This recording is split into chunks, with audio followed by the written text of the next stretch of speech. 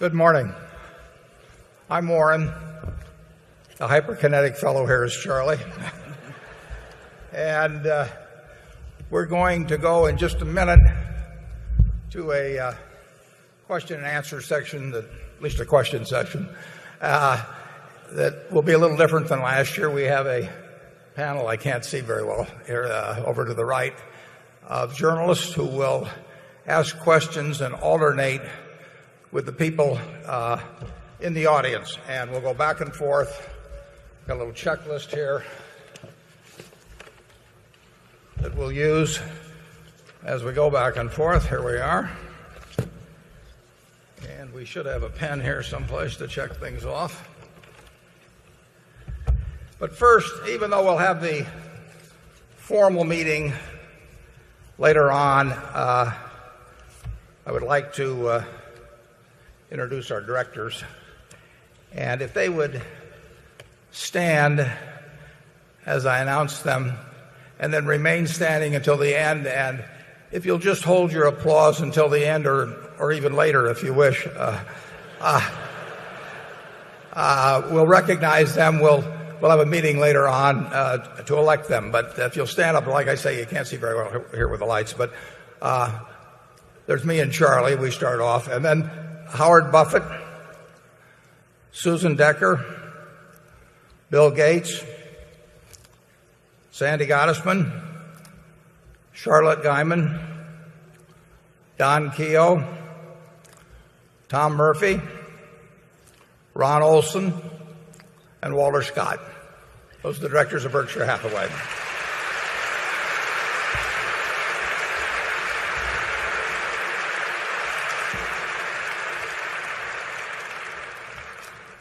Now, we only have one slide, which actually is more than we would usually have. And but it does tell you something about what happened last year, and it also acts as a commercial for our Nervous Nelly mattress with the famous night depository feature. Last year, and we got that up on the slide, last year we wrote a ticket on December 19th, and we sold 5 million of Treasury bills. I hope you can see that. We've got the December 19th circled up there. And those Treasury bills came due, or were to come due, on April 29th of this year. So they were going to come due over 4 months later.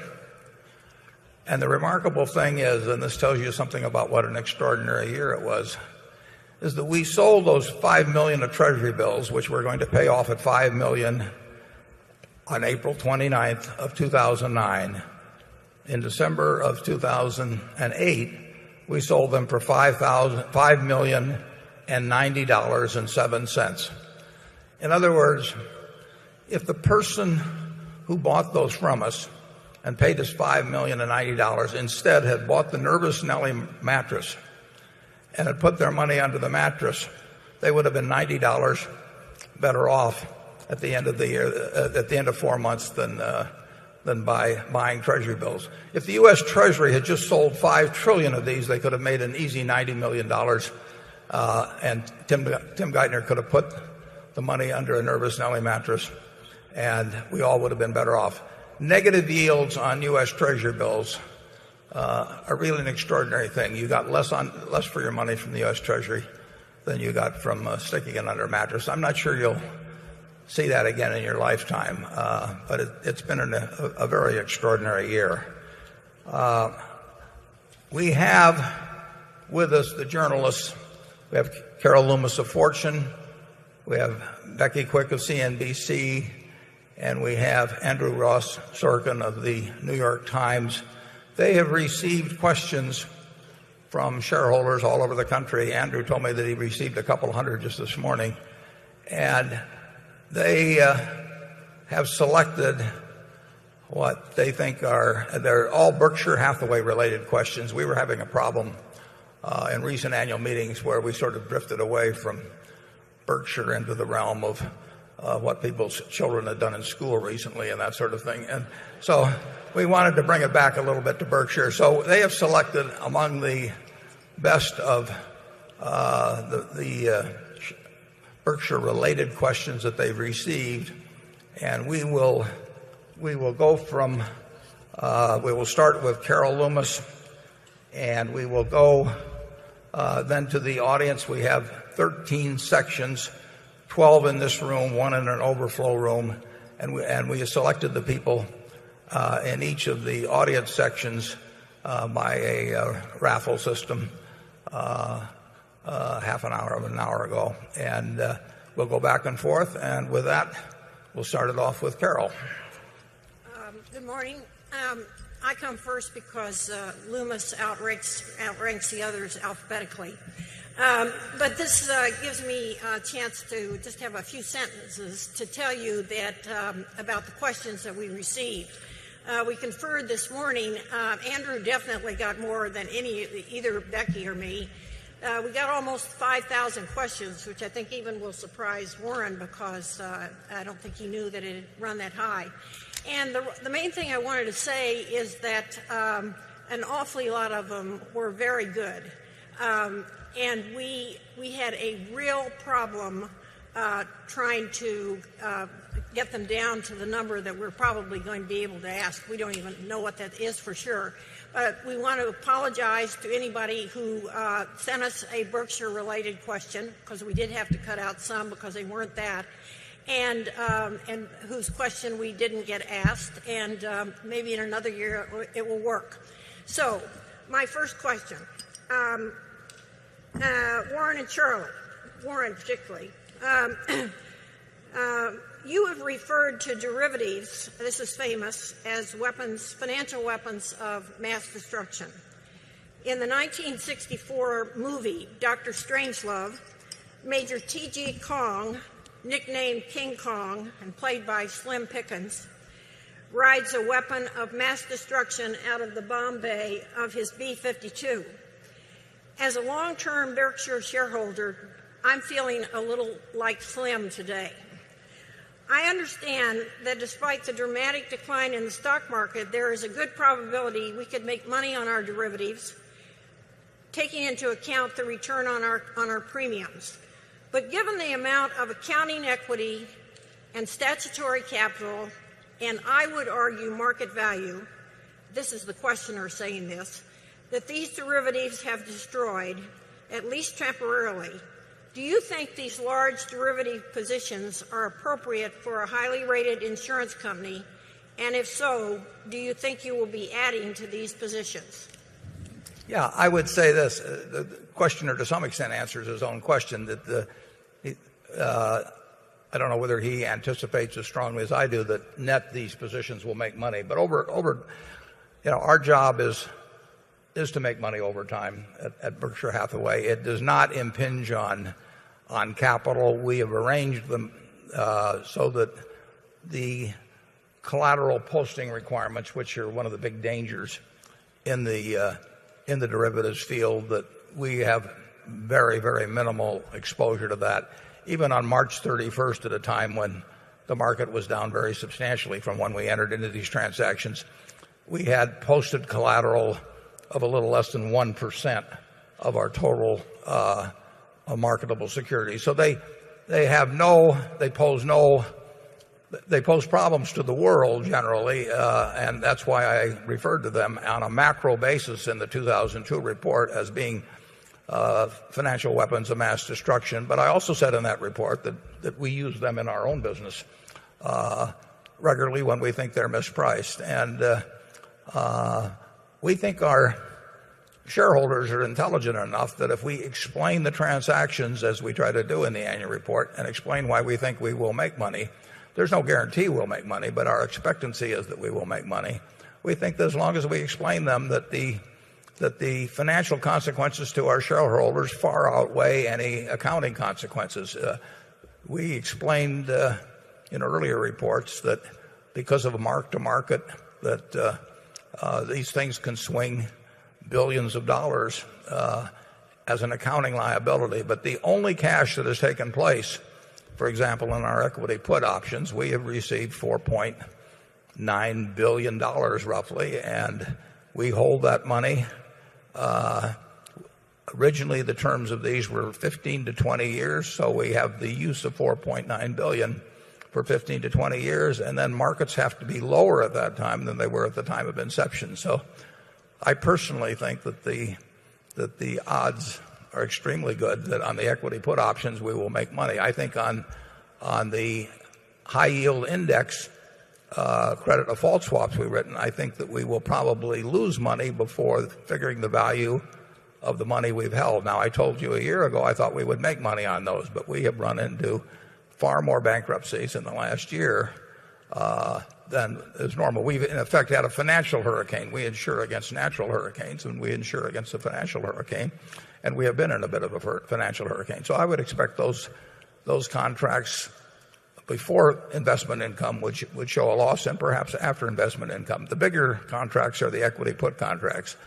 And I think the odds are very high that we make money on those. Now, it would be nice if we were writing them at current prices, but we probably couldn't write them without getting into collateral posting requirements now. So we have a very favorable position on those.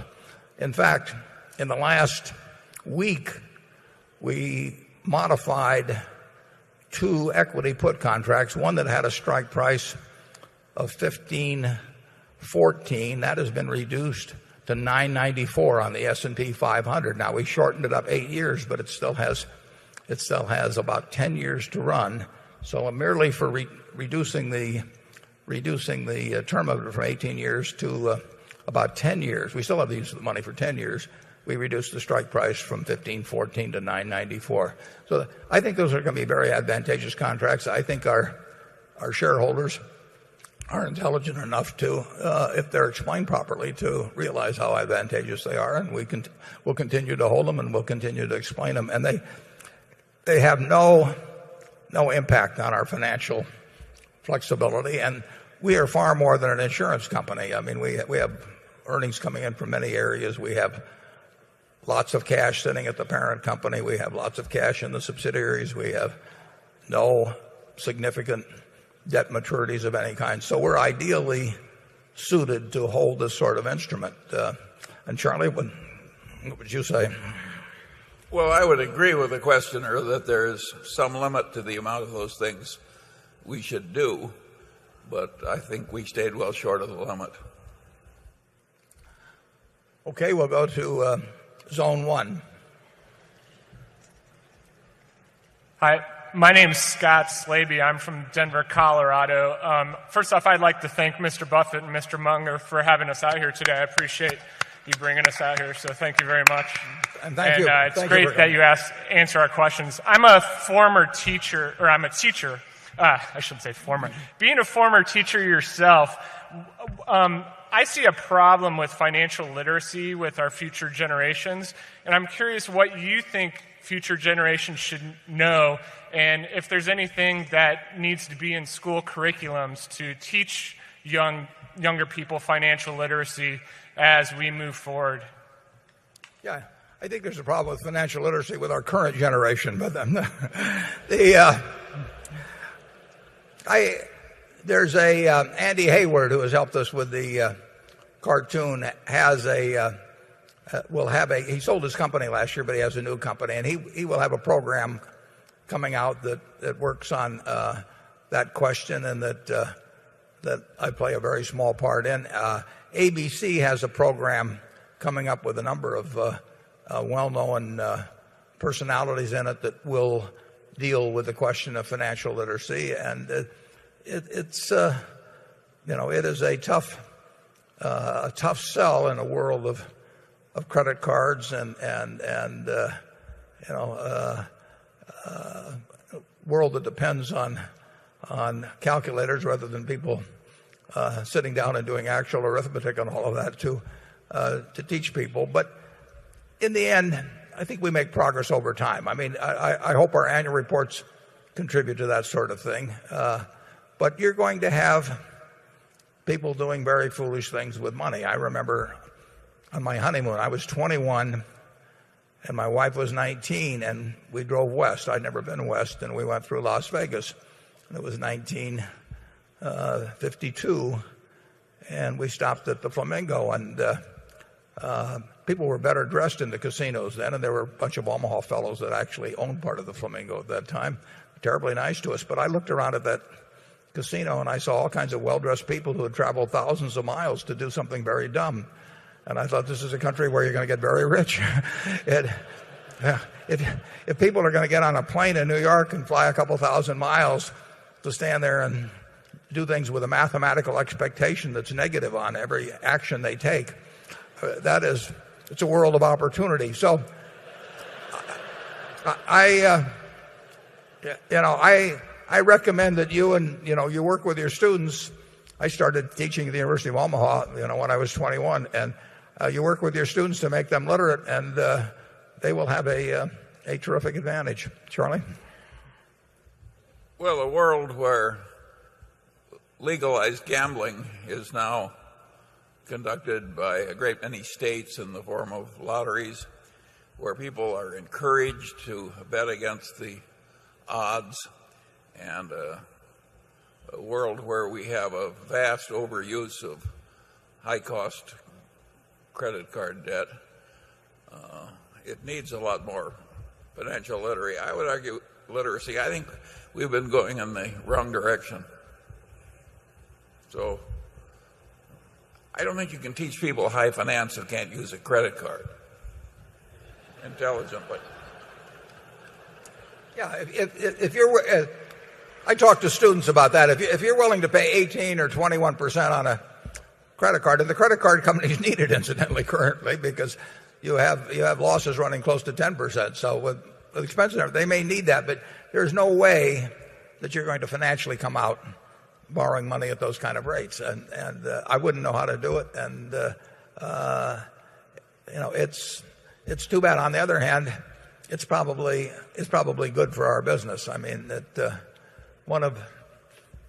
we are looking for things that are mispriced, and the more people think that borrowing money on credit cards is intelligent, they probably will not think that doing long-term equity put contracts is intelligent. And we'll go our way and they'll go their way. Becky? Warren, first of all, we've been asked to pass on a message that the attendance today is 35,000. Good.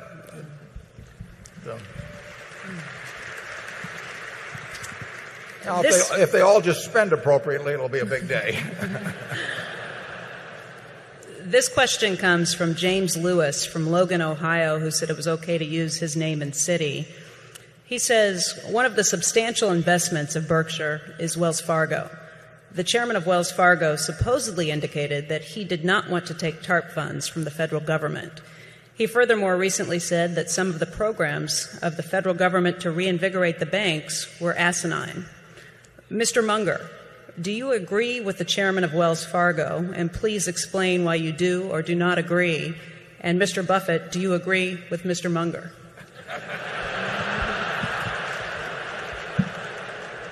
Yes.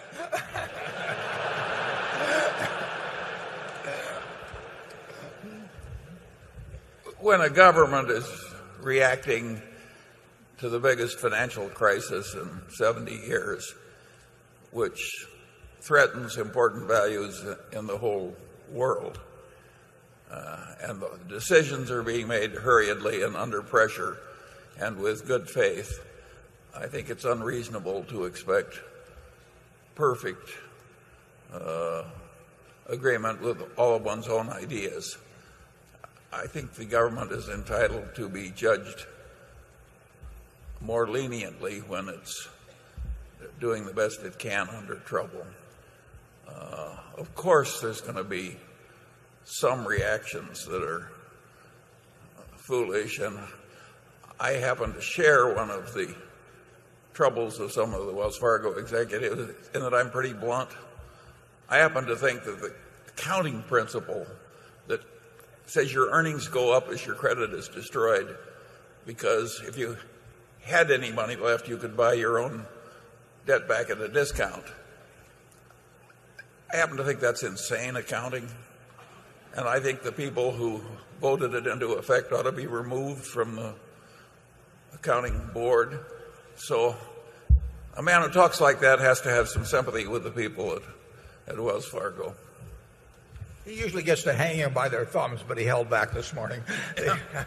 The government in September, mid-September last year, really did. They were facing a situation that was as close to a total meltdown throughout the financial system as I think you can imagine. You had a couple $100 billion move out of money market funds in a couple of days. You had the commercial paper market freeze up, which meant that companies all over the country that had nothing to do with the financial world basically were going to have trouble meeting payrolls. We really were looking into the abyss at that time, and a lot of action was taken very promptly. And overall, I commend the actions that were taken. So as Charlie says, to expect perfection out of people that are working 20-hour days and are getting hit from all sides by new information, bad information. That one weekend with Lehman going, AIG going, Merrill would have gone, in my view, unless the B of A had bought it. I mean, it was when you're getting punched from all sides and you have to make policy and you have to think about congressional reaction and the American people's reaction, you're not going to do everything perfectly. But I think overall they did a very, very good job. I'm sympathetic. That remark was made by Dick Kovacevich, who came in second last year to Charlie in the plain speaking contest around the world.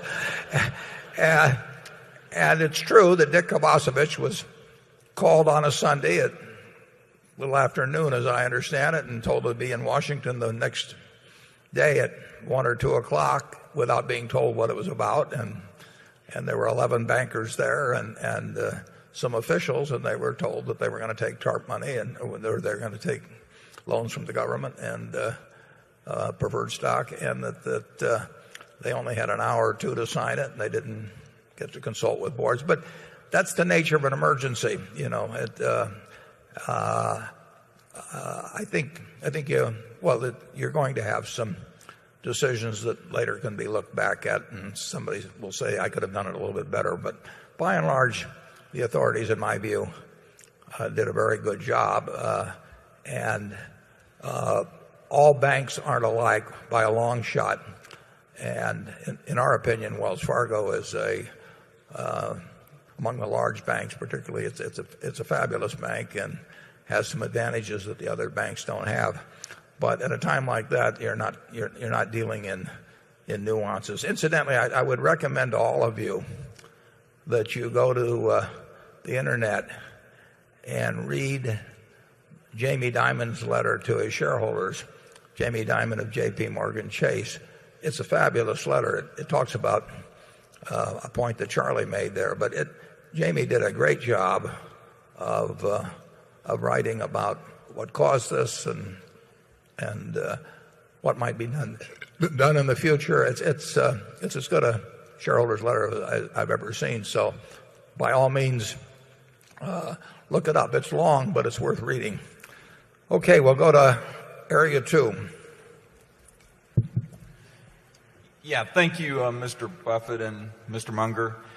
My name's Rick Franklin. I'm from St. Louis, Missouri. I'd like to follow up on the microphone one's question on financial literacy and my own question from 2 years ago on your discount rate. But before I do that, I hope you'll indulge me. Tor Stoll's wife, Rosemary Coons, if you could come to section 222, I found your husband. You can come to microphone 2 if that's easier.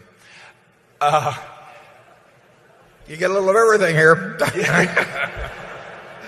So my question is free cash flow. Sell-side analysts like to do a 10-year discounted cash flow analysis with the terminal value. Even some of the books written about your style, the Warren Buffett way, Buffettology, imply that you go through that exercise. But I know you're famous for not using computers or calculators. I'm wondering if those type of exercises fall into the too hard file, and you just do a simple free cash flow, normalized free cash flow over a discount rate. And if you care to augment the answer with your numerical analysis of Coke, I'd appreciate that.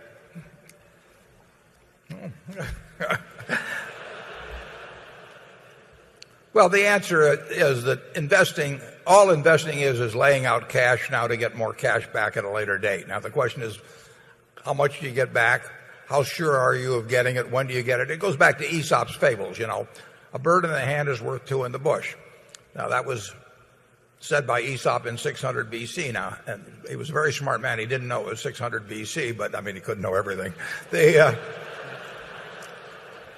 But that's what's being taught in the finance. You get a PhD now, and you do it more complicated, and you don't say a bird in the hand's worth two in the bush, because you can't really impress the laity with that sort of thing. But the real question is, how many birds are in the bush? You're laying out a bird today, the dollar. And then how many birds are in the bush? How sure are you in the bush? How many birds are in other bushes? What's the discount rate? In other words, if interest rates are 20%, you got to get those two birds faster than if interest rates are 5%, and so on. That's what we do. We are looking at putting out cash now to get back more cash later on. You mentioned that I don't use a computer or calculator. If you need to use a computer or calculator to make the calculation, you shouldn't buy it. It should be so obvious that you don't have to carry it out to tenths of a percent or hundredths of a percent. It should scream at you. So if you really need a calculator to figure out that the discount rate is 9.6% instead of 9.8%, forget about the whole exercise. Just go on to something that shouts at you. And essentially, we look at every business that way. But you're right. We do not sit down with spreadsheets and do all that sort of thing. We just see something that obviously is better than anything else around that we understand, and then we act. And Charlie, you want to add to that? Well, I'd go further. I'd say some of the worst business decisions I've ever seen are those that have done with a lot of formal projections and discounts back. Shell Oil Company did that when they bought the Belridge Oil Company, and they had all these engineers make all these elaborate figures. And the trouble with that is you get to believe the figures, and it seems that the higher mathematics with more false precision should help you, but it doesn't. The effects averaged out are negative when you try and formalize it to the degree you're talking about it. They do that in business schools because, well, they've got to do something.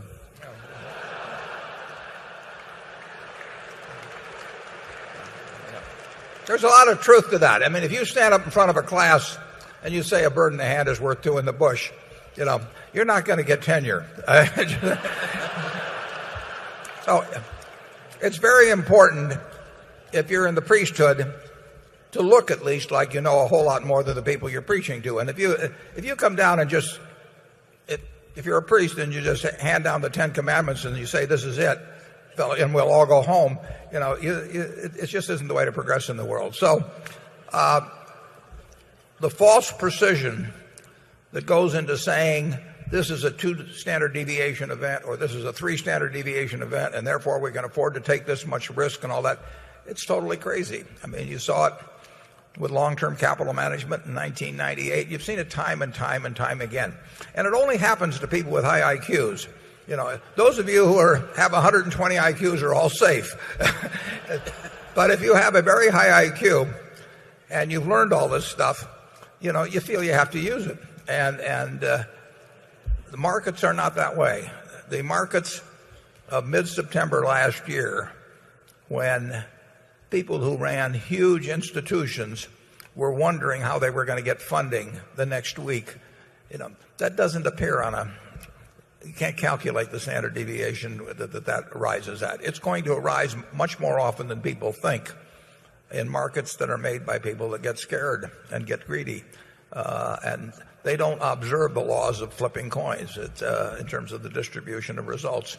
And it's a terrible mistake to think that mathematics will take you a long place in investing. You have to understand certain aspects of mathematics, but you don't have to understand higher mathematics. And higher mathematics may actually be dangerous, and it will lead you down pathways that are better left untrod. Okay. Andrew, one of those 200 questions from this morning or what? This one's not from this morning, but it relates to Moody's, and we probably received about 300 questions at least on this topic. This question, which is representative of many, comes from Aaron Goldsmiser, and the question is the following. Given the role of rating agencies in the current economic crisis, their conflict of interests, their reliance on, quote, flawed history-based models, as you describe in this year's letter to shareholders, and the likelihood that a loss of credibility and or regulatory reforms could force drastic changes in their business models or earning streams, why do you retain such a large holding in Moody's?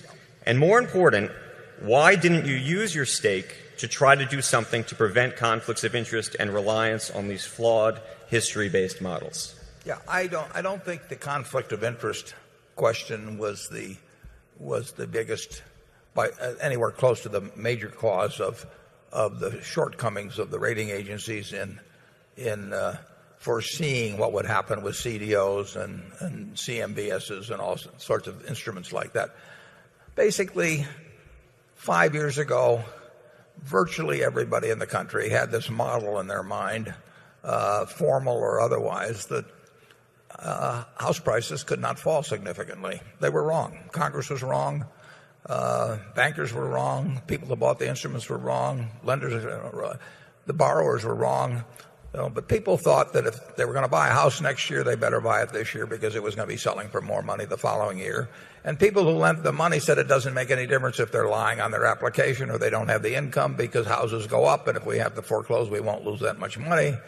And besides, they can probably refinance next year and pay. So there was a almost total belief, and there was always a few people that disagree, but there was almost a total belief throughout the country that house prices would certainly not fall significantly and that they would probably keep rising. And the people that the rating agencies, one way or another, built that into their system. And I really don't think it was primarily the payment system that created the problem. I think they just didn't understand the various possibilities of what could happen in a market or in a bubble, really, where people leveraged up enormously on the biggest asset that most Americans possess, their house. And so you had a $20 trillion asset class in a $50 trillion of total assets of American families, of $50 trillion that got leveraged up very high. And then once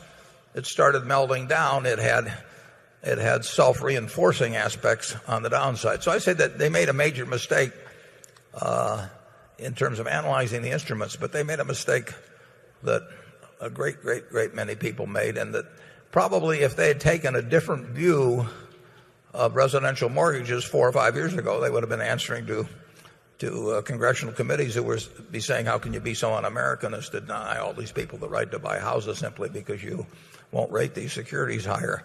So they made a huge mistake. But the American people made a huge mistake.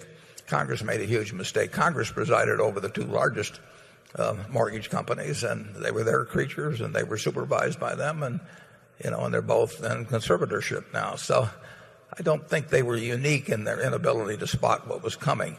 In terms of us influencing their behavior, I don't think I've ever made a call to Moody's, but it's also true that I haven't made it to maybe made one or two to other companies in which we're involved. I mean, we don't tell the Burlington Northern what safety procedures to put in. We don't tell American Express who to cut off on credit cards and who they should lend to and who they shouldn't. We are when we own stock, we are not there to try and change people. Our luck in changing them is very low anyway. In fact, Charlie and I have been on boards of directors where we're the largest shareholders, and we've had very little luck in changing behavior. So we think that if you buy stock in a company, you better not count on the fact that you're going to change their course of action. And in terms of selling the stock, the odds are that the rating agency business is probably still a good business. It is subject to attack, and who knows where that leads, and who knows what Congress does about it. But it's a business with very few people in it. It's a business that affects a large segment of the economy. I mean, the capital markets are huge. I think there will probably be rating agencies in the future, and I think that it's a business that doesn't require capital. So it has the fundamentals of a pretty good business. It won't be doing the volume in the next, probably for a long time, in certain areas of the capital markets, but capital markets are going to grow over time. We have said in this meeting in the past many times that Charlie and I don't pay any attention to ratings. I mean, we don't believe in outsourcing investment decisions. So if we buy a bond, the rating is immaterial to us except to the extent that if we think that it's rated more poorly than it should, it may help us buy it at an attractive price. But we do not think that the people at Moody's or Standard & Poor's or Fitch or anyplace else should be telling us the credit rating of a company. We figure that out for ourselves, and sometimes we disagree with the market in a major way, and we've made some money that way. Charlie?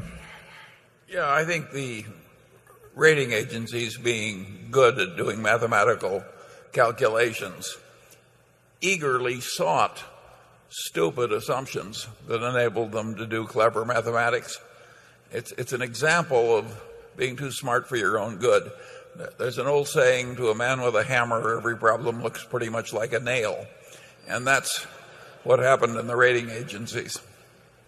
Yeah, the interesting thing is about a lot of those AAAs is the people that created them ended up owning a lot of them. So they believe their own baloney themselves. The belief was enormous. So you had these people stirring up the Kool-Aid, and then they drank it themselves, and they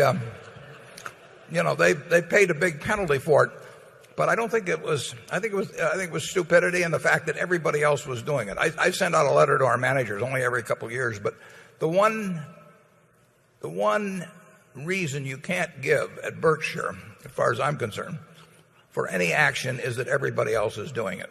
And if that's the best you can come up with, something's wrong. And so, but that happens in security markets all the time. And of course, when Charlie and I were at Solomon or someplace like that, it's very difficult to tell a huge organization that you shouldn't be doing something that people, well-regarded competitors, are doing, and particularly when there's a lot of money in it. So it's very hard to stop these things once you get sort of an industry acceptance of behavior. And we were very unsuccessful, Charlie and I, at a Solomon, in saying, well, we just don't want to do this sort of thing. We couldn't even get them initially. When we got in there at first, they were doing business with Mark Rich, and we said, let's stop doing business with Mark Rich. That's like saying in the 30s, let's stop doing business with Al Capone or something. And they said, but it's good business. If he doesn't do it with us, he'll do it with somebody else. And they felt that way. I think we won that one, but it wasn't easy. Do you remember that, Charlie? I certainly do. Yeah. Okay, we'll go to Area 3.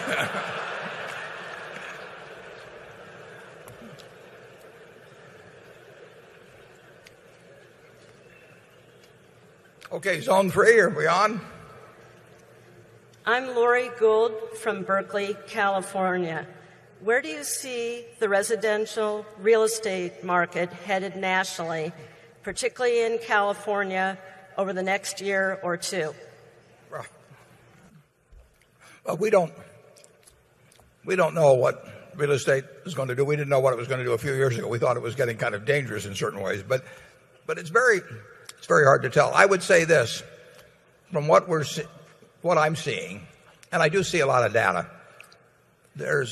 And California, incidentally, is a very big. I mean, there are many markets within California. Stockton is going to be different than San Francisco and so on. But in the last few months, you've seen a real pickup in activity, although at much lower prices. But I think you've seen something in the medium to lower price houses, and medium means a different thing in California, it does in Nebraska, but you've seen in maybe $750,000 and under houses, you've seen a real pickup in activity, many more bidders. You haven't seen you haven't seen a bounce back in price. Prices are down significantly and it varies by the area. But it looks as if you had a foreclosure moratorium for a while, and so you get into distortions because of that. But what it looks like, looking at our real estate brokerage data, and we have the largest real estate brokerage firm in Southern California, in Orange County, Los Angeles County, and San Diego County, and Prudential of California, that's owned by Mid-America. We see something close, I would say, to stability at these much reduced prices in the medium to lower group. If you got a $5 million house or $3 million house, that still looks like a very erratic. It's a market in which there still isn't a lot of activity. But in the lower levels, there's plenty of activity now. Houses are moving. Interest rates, of course, are down, so it's much easier to make the payments. The mortgages being put on the books every day in California are much better than the mix that you had a few years earlier. So it's improving, and I don't know what it'll do next month or 3 months from now. The housing situation is pretty much this way. You can look at it this way. We create about 1,300,000 or so households a year. It bounces around some, and it tends to, in a recession, it tends to be fewer because people postpone matrimony and so on to some extent. But if there's 1,300,000 households created in a year and you create 2 million housing starts annually, you are going to run into trouble. And that's what we did. We just created more houses than the fundamental demand was going to absorb. So we created an excess of houses. How much excess is there now? Perhaps 1.5 million units. We were building 2 million units a year. That's down to 500,000 units a year. Now, if you create 500,000 units a year and you have 1,300,000 households created, you are going to absorb the excess supply. It will be very uneven around the country. South Florida is going to be tough for a long, long time. So it isn't like you can move a house from one place to another if there's demand in one place and not another. But we are eating up an excess inventory now, and we're probably eating it up at the rate of 700,000 or 800,000 units a year. And if we have 1.5 million excess, that takes a couple of years. There's no getting away from it. You have three choices. You could blow up 1.5 million houses, and if they do that, I hope they blow up yours and not mine, but that's it. We could get rid of it. We could try to create more households. We could have 14-year-olds start getting married and having kids, or we can produce less than the natural demand increase. And that's what we're doing now. And we're going to eat up the inventory. And you can't do it in a day and you can't do it in a week, but it will get done. And when it gets done, then you will have a stabilization in prices, and then you will create the demand for more housing starts. I mean, then you can go back up to 1.25 million, and then our insulation business and our carpet business and our brick business will all get better. Exactly when that happens, nobody knows, but it will happen. Charlie? Well, I think in a place like Omaha, which never had a really crazy boom in terms of housing prices, with interest rates so low if you've got good credit, that if I were a young person wanting a house in Omaha, I would buy it tomorrow.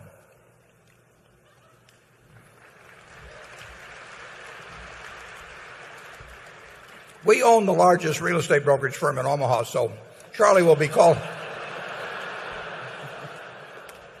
If he qualifies, we will give him a mortgage application. It is true that 4.5 million houses will change hands this year. There's about 80 million houses in the country. 25 million of those do not have a mortgage. About a third of the houses in the country do not have a mortgage. You got about 55 million or a little less that have a mortgage. And 5 or 6 million of those are in trouble one way or another. But we're selling 4.5 million houses every day. And by and large, they're going into stronger hands. The mortgages are more affordable. The down payments are higher. The situation is getting corrected. But it wasn't created in a day or a week or a month. It's not going to get solved in a day or a week or a month. We are on the road to solution. Okay, Carol? Perhaps I should have said one other thing at the beginning. Those of you who read the annual report carefully know that Charlie and Warren were to be given no clue as to what any of the three of us were going to ask, so don't think that they have gotten a little list. They've seen nothing. This question, I got many versions of this question. This one happened to come from Jonathan Brandt of New York City. It concerns the 4 investment managers you have said are in the wings as possible successors to you. Can you please tell us, without naming names, but preferably in both quantitative and qualitative terms, how each of the 4 did in 2008 with the money they were managing for their clients? You said you hoped to pick people who would be able to anticipate things that had never occurred before. While the world has seen credit crises before, there were a lot of things that happened in 2008, especially in the last few months of the year, that few were predicting and that you yourself have described as almost unprecedented. How would you rate the way that these 4 managers, did in managing against these low probability risks? Are all 4 still on the list? Well, the answer is all 4 are still on the list. And let me just make one point first, too, because it got misreported a little bit. We have 3 candidates for the CEO position, and this is always a major subject of discussion at our directors' meetings. All of them are internal candidates. You should know that. That's been said before, but it got misreported here once or twice. And it got confused, I think, because of the 4 possibilities for the investment job. And you could have all 4 come to work for us in that case. We won't have 3 CEOs or 2 CEOs, but we might have multiple investment managers after I'm not around, or we might just have 1. That would be up to the board at that time. They are both inside and outside the organization, and we don't preclude anything in terms of where they come from. So we could have a whole big list from outside the organization. That will not be true about the CEO position. The person that follows me will come from within Berkshire Hathaway. The 4, I don't have precise figures from them, although I've got a fair amount of information on some of them. I would say they did no better than matched the S&P last year, which was minus 37 after adding back dividends. So I would say that in terms of 2008 by itself,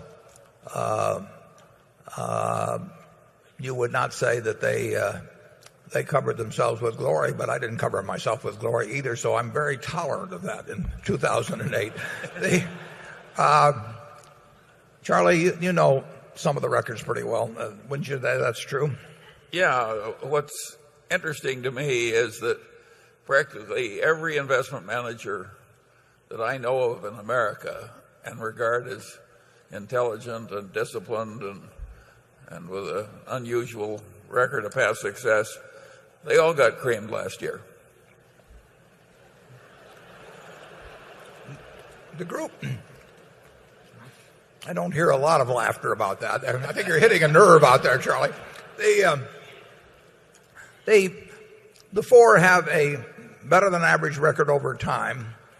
If you'd asked me at the start of the year, if you'd said there's going to be a minus 37% year, will this group do better than average? I would have said yes, but I think I would have been wrong. And like I say, I haven't gotten audit returns from every one of them, but I would say I would be wrong. I would say that their record over 10 years has been, in each case, has been anywhere from modestly to significantly better than average, and I'd be willing to bet that would be the case over the next 10 years. But certainly last year, there were a lot of things that didn't work, and our group was not exempt from them. I have not changed the list. That doesn't mean that we're always looking with the idea of finding more people to add to it. And as opposed to the CEO job, if I drop dead tonight, the board needs to put somebody in as a CEO tomorrow morning, and they will do so, and they know who it is, and they feel very good about it. Not too good, I hope, but on the investment officers, 1 or more, and it could easily be more, they don't need to do something the next day or the next week. I mean, the portfolio everything doesn't stop because of that. So that can be a somewhat more leisurely decision they'll have, and it will be made in an important way in consultation and agreement with the new CEO. So that is something that you shouldn't expect the next day to hear an announcement on the investment managers, but you should expect to hear, within a month or something like that. I don't think we would want a manager who thought he could just go to cash based on macroeconomic notions and then hop back in when it was no longer advantageous to be in cash. Since we can't do that ourselves. Yeah, we think it's impossible if we can't do it ourselves. Yeah, right. So we're not looking for a type who went to cash totally. No, in fact, we would leave out anybody that did that. Yeah, we would exclude them. Yeah, they're not dumb enough for us.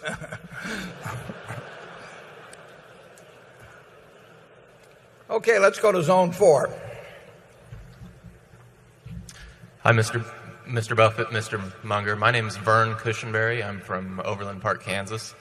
I wonder if you might share your thoughts on the likelihood of a nationalized healthcare system, what that might look like, and the effects on your portfolio. Well, I'm going to let Charlie answer that one since I don't know how to. Yeah. Personally, I think something more like Europe will come to the United States in due course. And I think it'll be supplemented by a private system, which is the equivalent of private school competition for public education. And although I'm a Republican, I'm not horrified by that probable development. Personally, I wish they'd put it off for a year while we solve the economic problems.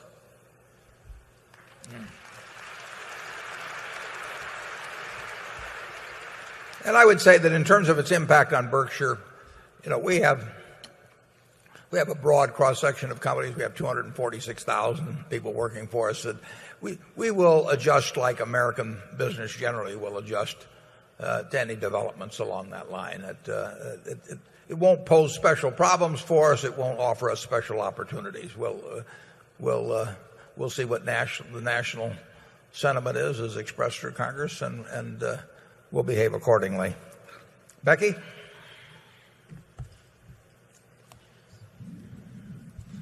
This is a question that follows up on the succession question. This one is in particular, though, addressed to the 3 candidates for CEO. It comes from Irving Fenster, who writes, running Berkshire is very complex and complicated. Give us some insight for your reluctance to bring in your replacement to give him the benefit of your training instead of his having to tackle the myriad of problems of the transition on his own. The benefits for Berkshire, your replacement, and you are so compelling, your reluctance is puzzling. Having him on board may relieve some of the stress on you and help add many, many more years of good health for you.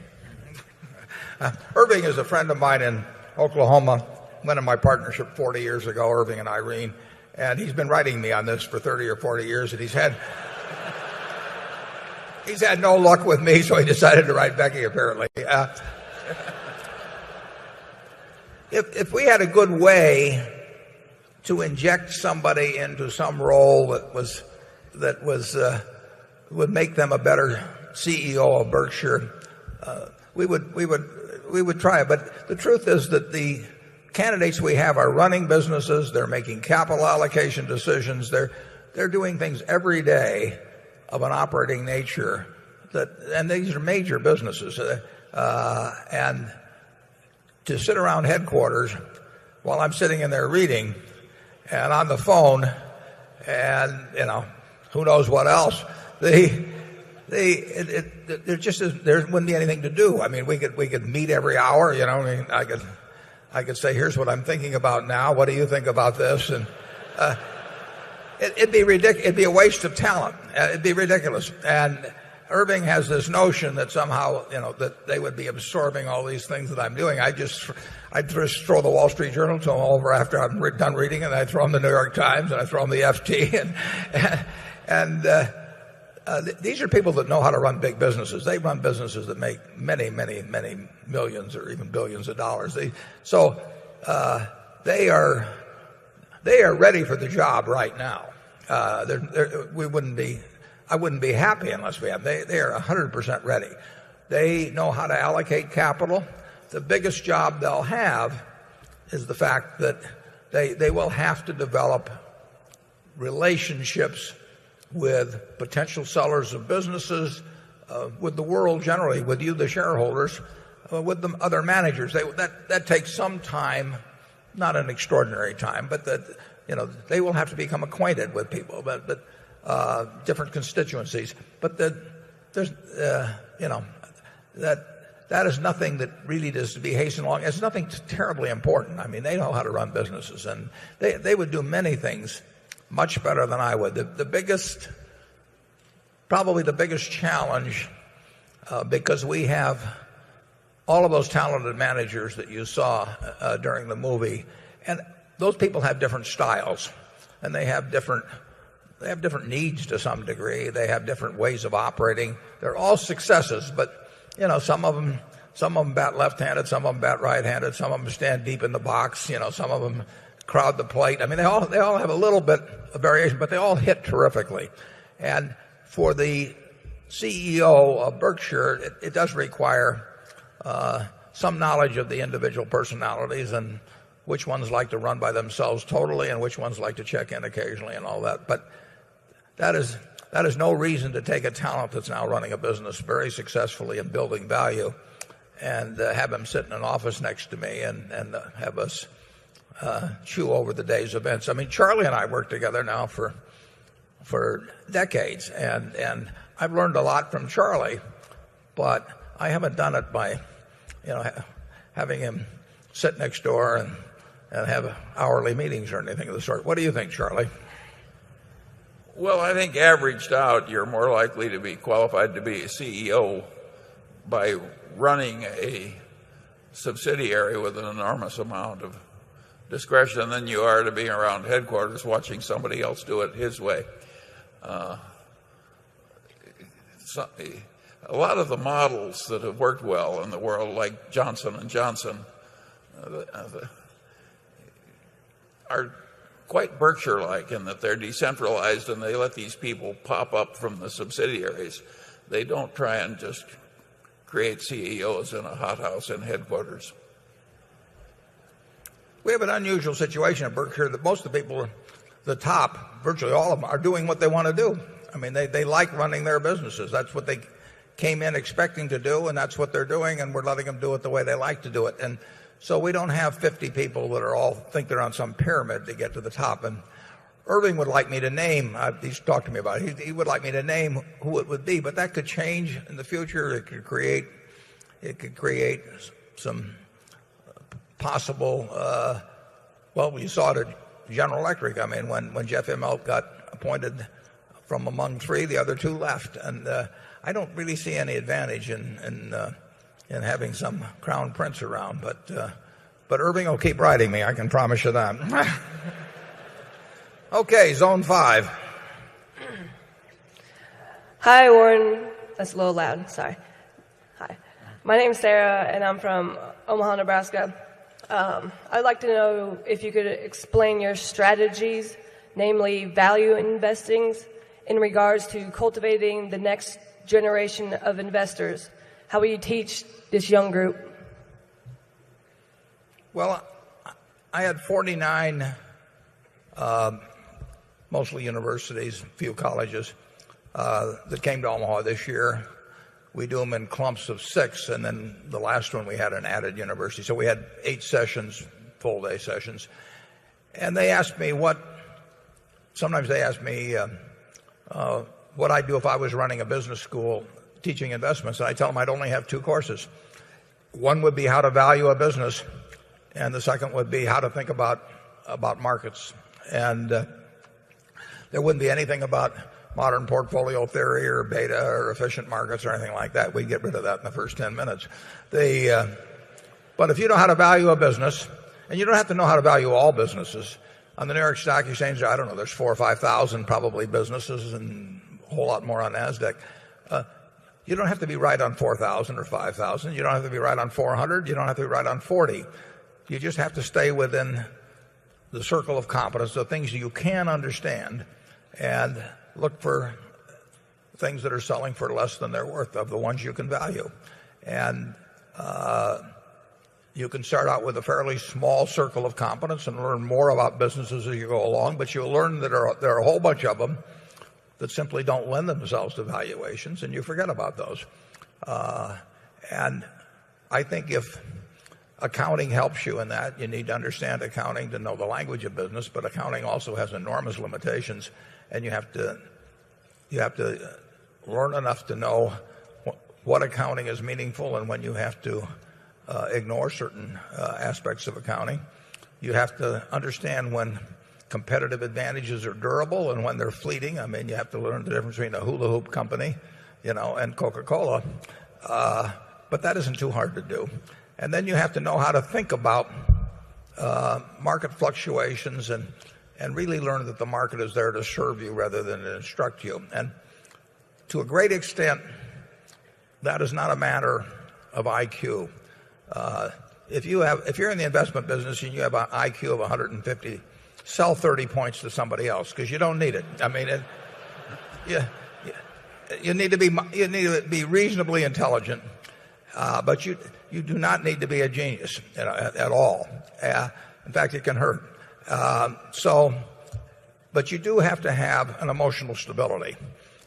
You have to have sort of an inner peace about your decisions, because it is a game where you get subjected to minute-by-minute stimuli where people are offering opinions all the time. You have to be able to think for yourself. And I don't know how much of that's innate and how much can be taught. But if you have that quality, you'll do very well in investing if you spend some time at it, learn something about valuing businesses.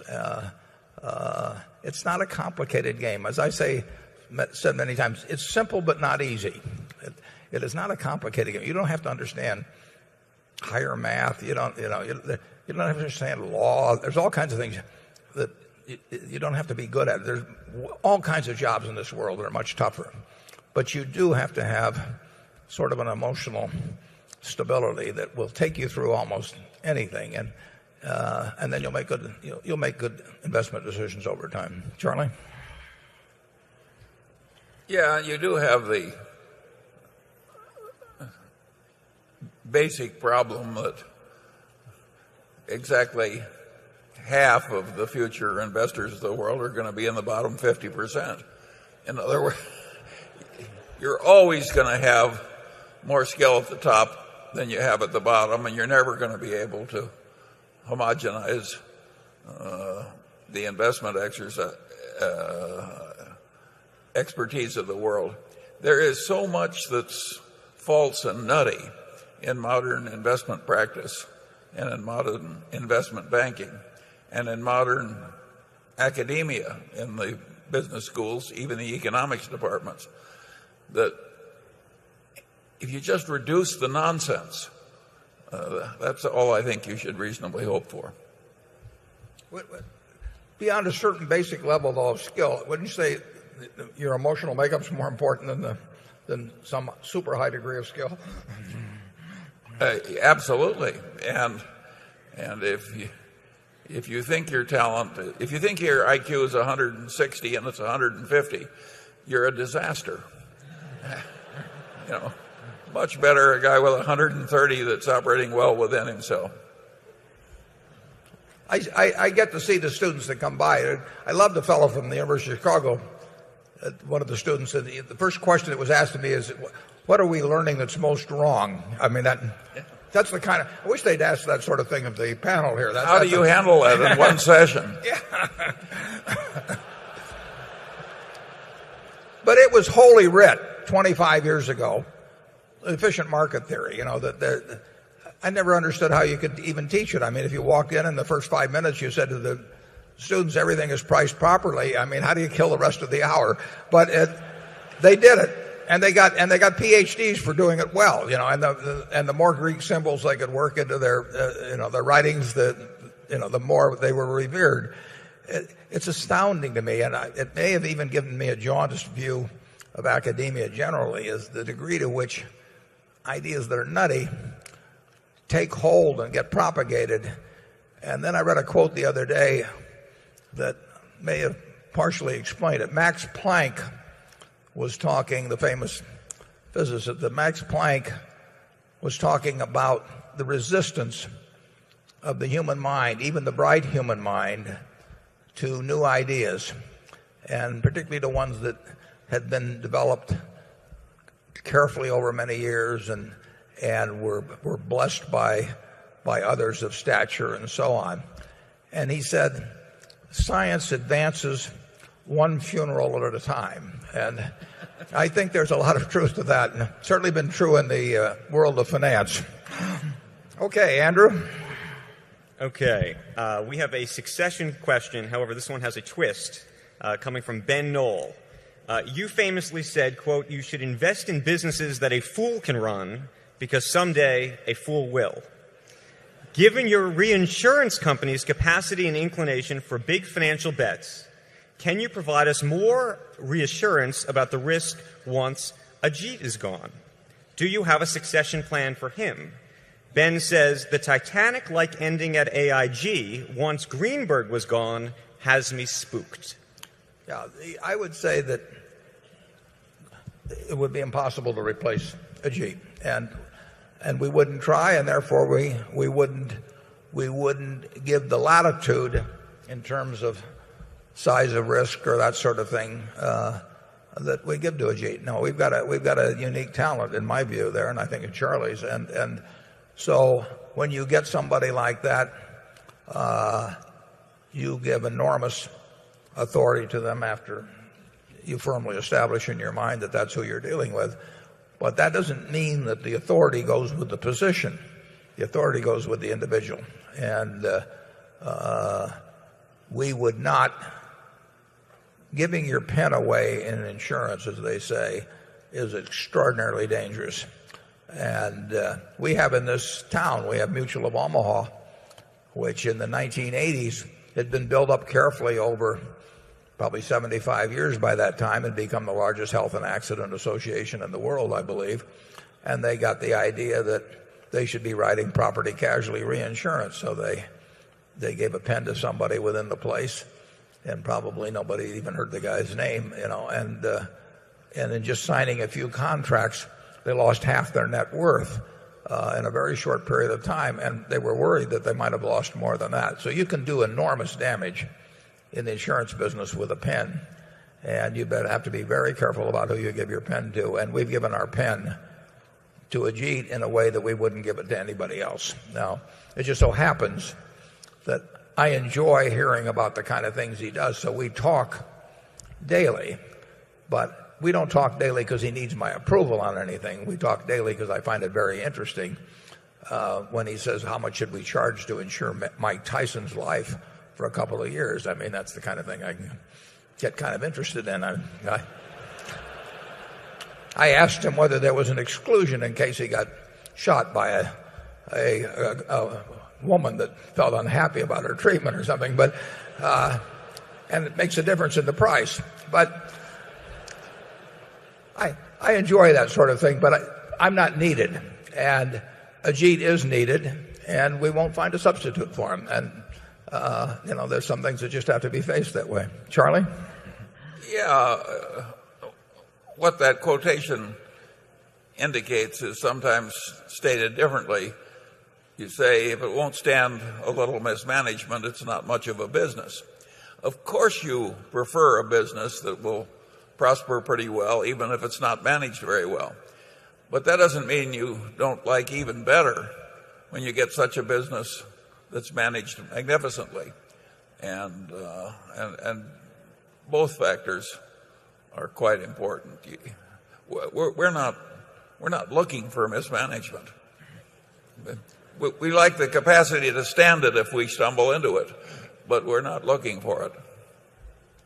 Yeah, we will not do things that we think we will not assign tasks to people that we think are beyond their capabilities. And it just so happens that Ajit has enormous capabilities. So he gets assigned some very unusual things. But you don't see that prevailing throughout our insurance operation. And our managers don't expect to operate that way. That's a one-off situation with Ajit, and he's in good health, and we send him all the cherry coke or fudge that he wants. Okay, Area 6.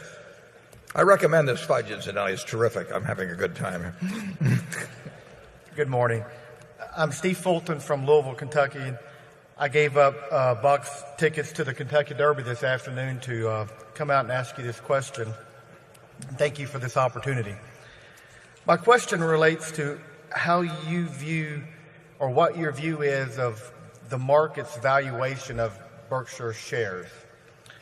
You commonly comment that Berkshire has two primary components of value, the investments that they own, the stocks, the bonds, and similar, and the earnings from the non-insurance operating companies that you've got. And when you compare 2007 to 2008, the investments were down about 13%, and the earnings were down about 4%, but the value that the market was placing on the shares was down about 31%. And I was curious as to your comments on that valuation. Yeah, well, I think you put your finger on something. We do think that we think obviously the investments are worth what they're carried for, or we wouldn't own them. In fact, we think they're worth more money than they're carried for at any given time, because we think on balance they're underpriced. So we have no problem with that number. We define our earning power. We leave out insurance underwriting profit or loss on the theory that insurance is, if it breaks even, will give us float, which we will invest. And on balance, I actually think that insurance probably will produce some underwriting profit. So I think we even understated a little bit on that, in that respect. But we think the earning power of those businesses was not as good last year as normal. It won't be as good this year as normal. But we think those are pretty good businesses overall.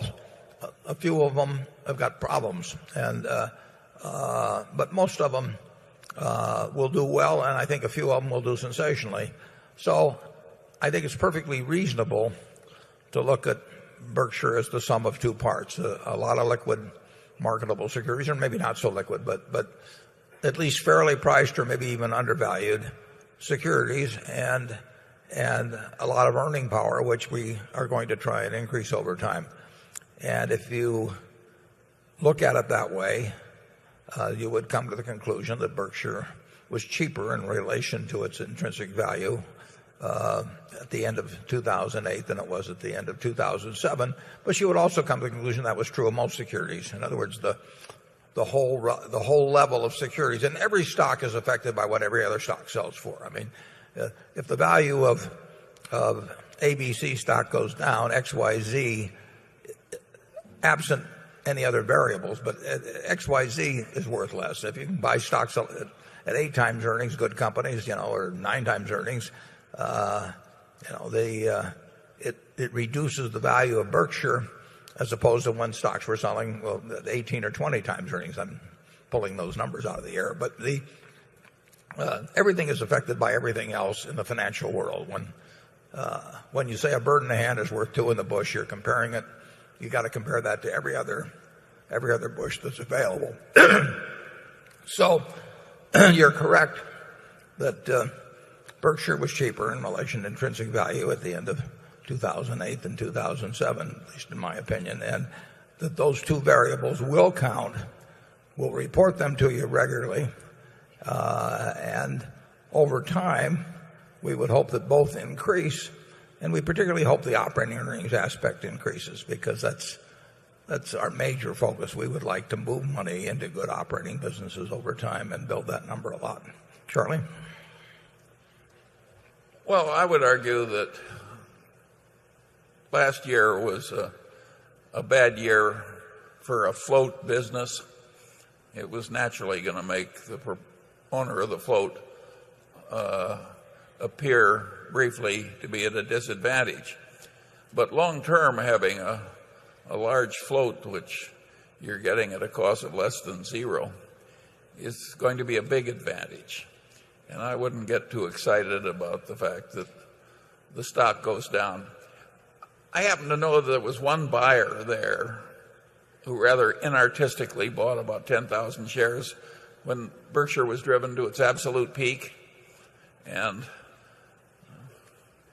how much significance does that have in the big scheme of things over the long term? What matters are things like this.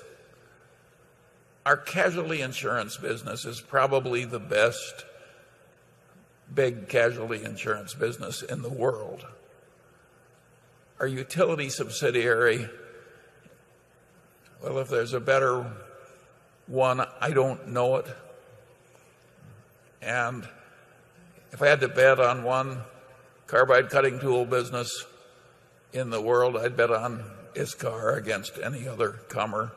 And I could go down the list a long way. I think those things are going to matter greatly over the long term. And if you think that it's easy to get in that kind of a position, the kind of position that Berkshire occupies, you are living in a different world from the one I inhabit. Yeah. Yeah, our insurance business now, it is a remarkable business, and it's got some remarkable managers. There's one interesting thing that's happened. In September, when we had a financial meltdown, and really almost the ultimate, it was almost the China syndrome type thing, Americans started behaving differently. Probably people around the world, but I certainly know in terms of our businesses, it was like a bell had been rung. And one manifestation of it was kind of interesting. Whereas it hurt very much our jewelry business, our carpet business, it hurt NetJets, it hurt all the businesses. Hurt American Express, for example. The average ticket went down almost 10%. I mean, it just was like that people's behavior changed. But one of the things it did was it also caused the phones to start ringing even more at GEICO. And we didn't change our advertising particularly. Our price advantage relative to other companies didn't change that much. But all of a sudden, it was remarkable. Thousands and thousands and thousands of more people came to our website or phoned us every week. So all of a sudden, saving $100 or $150 or whatever it might be became important. Not only the people that were watching our ads that day, but just with the people who was lurking in the back of their minds. They went to geico.com. So in the first 4 months of this year, last year, we added about 665,000 policyholders. That's a lot of people. It made us by far the fastest growing auto insurer among the big companies. First 4 months of this year, we've added 505,000 in 4 months. I mean, it's the behavioral changes. And that franchise, that competitive advantage has been built up over decades. And Tony Nicely has nurtured it like nobody else could, just day after day, office after office, associate after associate. But then it just pays off huge when the time comes, because we are the low-cost producer among big auto insurance companies. That means we could offer the best value, and now people are value conscious. So these things are going on all the time with our subsidiaries, with those managers, and it builds a lot of value over time. I mean, every GEICO policyholder is a real asset to the company. I could give you an estimate of value, but I don't think it necessarily be smart. But they're worth real money, and we are now the third largest auto insurer in the country. I think we'll end up the year maybe at 8.5% of the market, and it was 2 and a small fraction percent back in 1993 when Tony took charge of the business. And the fundamentals are in place to take us much higher. Carol? Can you reach that peanut brittle? I promise you that this question did not come from Susan Lucci. However, it does concern dividend policy. It came from Peter Sargent of Yardley, Pennsylvania. And to ask it, he quotes from principle number 9 of the owner's manual. And Warren wrote there, quote, "We feel noble intentions should be checked periodically against results. We test the wisdom of retaining earnings by assessing whether retention over time delivers shareholders at least $1 of market value for each $1 retained. To date, this test has been met." Now, this was written some time ago. We will continue to apply it on a 5-year rolling basis. As our net worth grows, it is more difficult to use retained earnings wisely. So I'm now quoting the questioner here. "The recent annual report made me think about the performance of both the company and the stock price. Berkshire seems to have done quite well in the past few years, but the stock price seems to have not quite kept pace. So I looked at the last 5 years of earnings per share. They're on page 26 of the annual report, and they add up in total to $29,207. As you probably know, the closing price of Berkshire on December 31st, 2008 was $84,250. If you add the $29,207 per share of retained earnings to this, you come up with a, quote, minimum market value of $113,457. Since Berkshire closed on 12/31/2008 at $96,600, I've read something wrong here. The closing price of Berkshire on 12/31/2003 was $84,250. And since Berkshire closed on 12/31/2008 at $96,600 and has been lower than that since and is now around that now, it would seem that the market value has not increased for each $1 retained. Assuming my analysis is correct, it raises the question of whether or not Berkshire will pay a dividend in the coming year or not." Well, we'll now have a short quiz on that program, on the question. The earnings, incidentally, of the 5-year period would include gains from things that were listed in unrealized appreciation at the end of the period. In other words, some of those were actually built into the asset value at the time, but then become realized. But the truth is, if you take all of the money we earned in the 5 years and the stocks, bonds, businesses purchased, and you sold them for cash on December 31st, 2008, we would have had a loss on that. I mean, under the conditions that existed on December 31st, 2008. I think that's probably true of almost all capital programs that were followed. If you really measured it by what you could have sold the businesses we bought, we love those businesses, but there was no market to speak of for many businesses at that time, and security values were down significantly. So I would say that he's absolutely right that measured on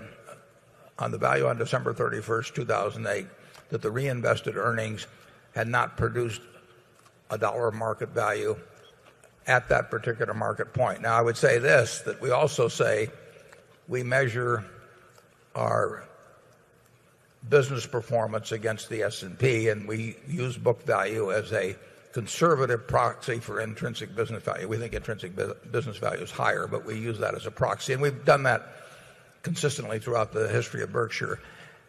And during that 5-year period, or during we've never had a 5-year period when we've underperformed the S&P in terms of what I would call the intrinsic value measure of Berkshire. And as I said a few years ago, as we get larger, it's much harder to do that, and we'll settle for a couple of points better.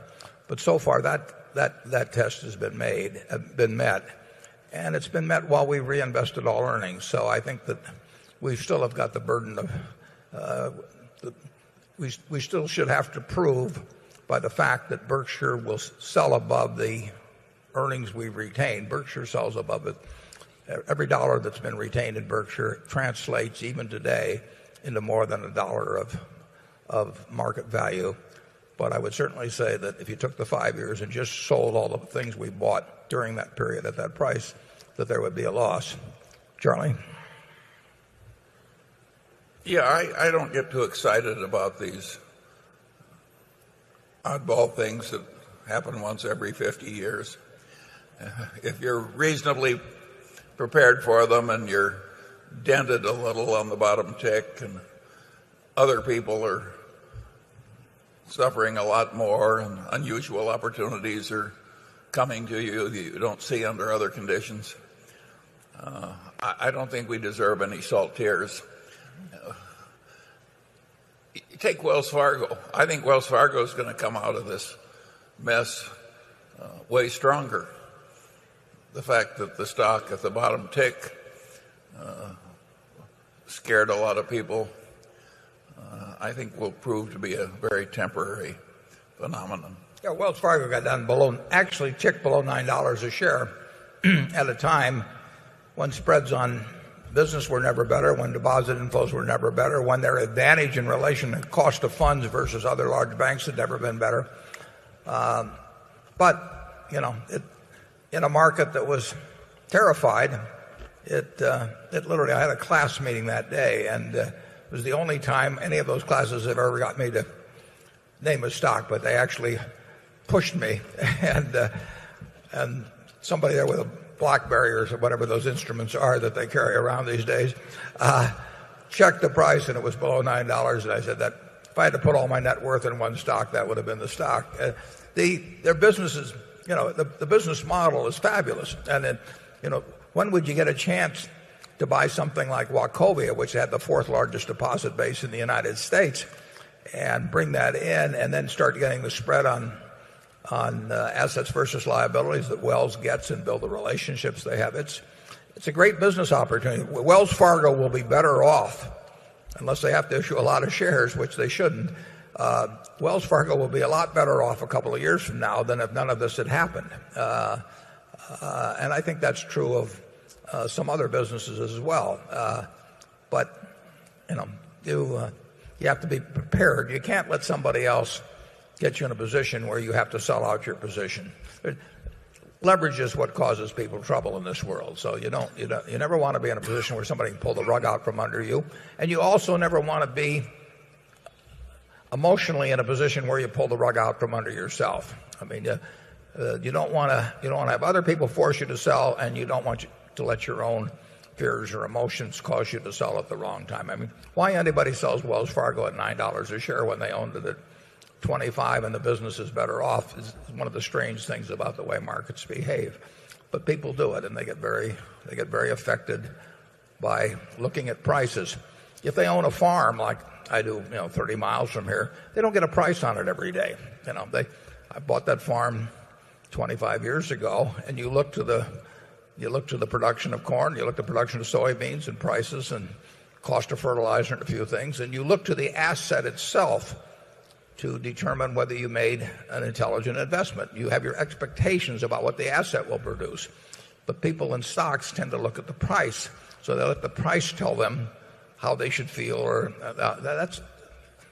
that's kind of crazy in our view. We think you should look at the business just like you'd look at the apartment house that you bought or the farm you bought. They let the fact that a quote is available every day turn into a liability rather than an asset. And all I would say there is you better go back and read Chapter 8 of The Intelligent Investor, where it tells you how to think about the market, and it will do you more good than learning what modern portfolio theory is all about. Okay, number 7. My name is Jim Powers. I'm from West Newton, Massachusetts. My question has to do with the stimulus bill by the federal government. I've read that only 8% of the money is intended to go to infrastructure. When you invest money, you normally look at the asset you're getting for the money. With the country going into so much debt, don't you think it would be better if a great percentage of the money invested by the federal government go to solid assets, as it did during the Great Depression with the Tennessee Valley Authority, Hoover Dam, other facilities that are still making money today and paying back the original investment by the government many times over, while putting numerous people to work? Let me answer that one. Yes.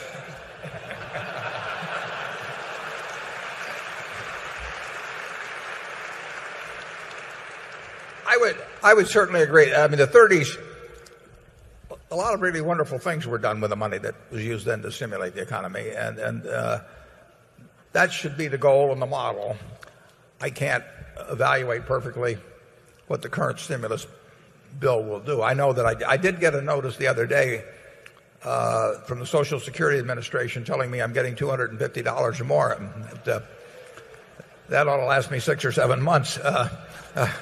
Charlie will make his last longer, I'm sure.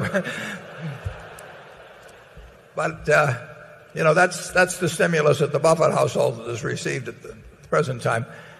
Obviously, you want to use the money as intelligently as possible. Obviously, also, anytime the federal government does anything on a massive scale, anytime any big organization, a church, a business, or anything, throws all kinds of resources at something, usually there's a fair amount of slop. And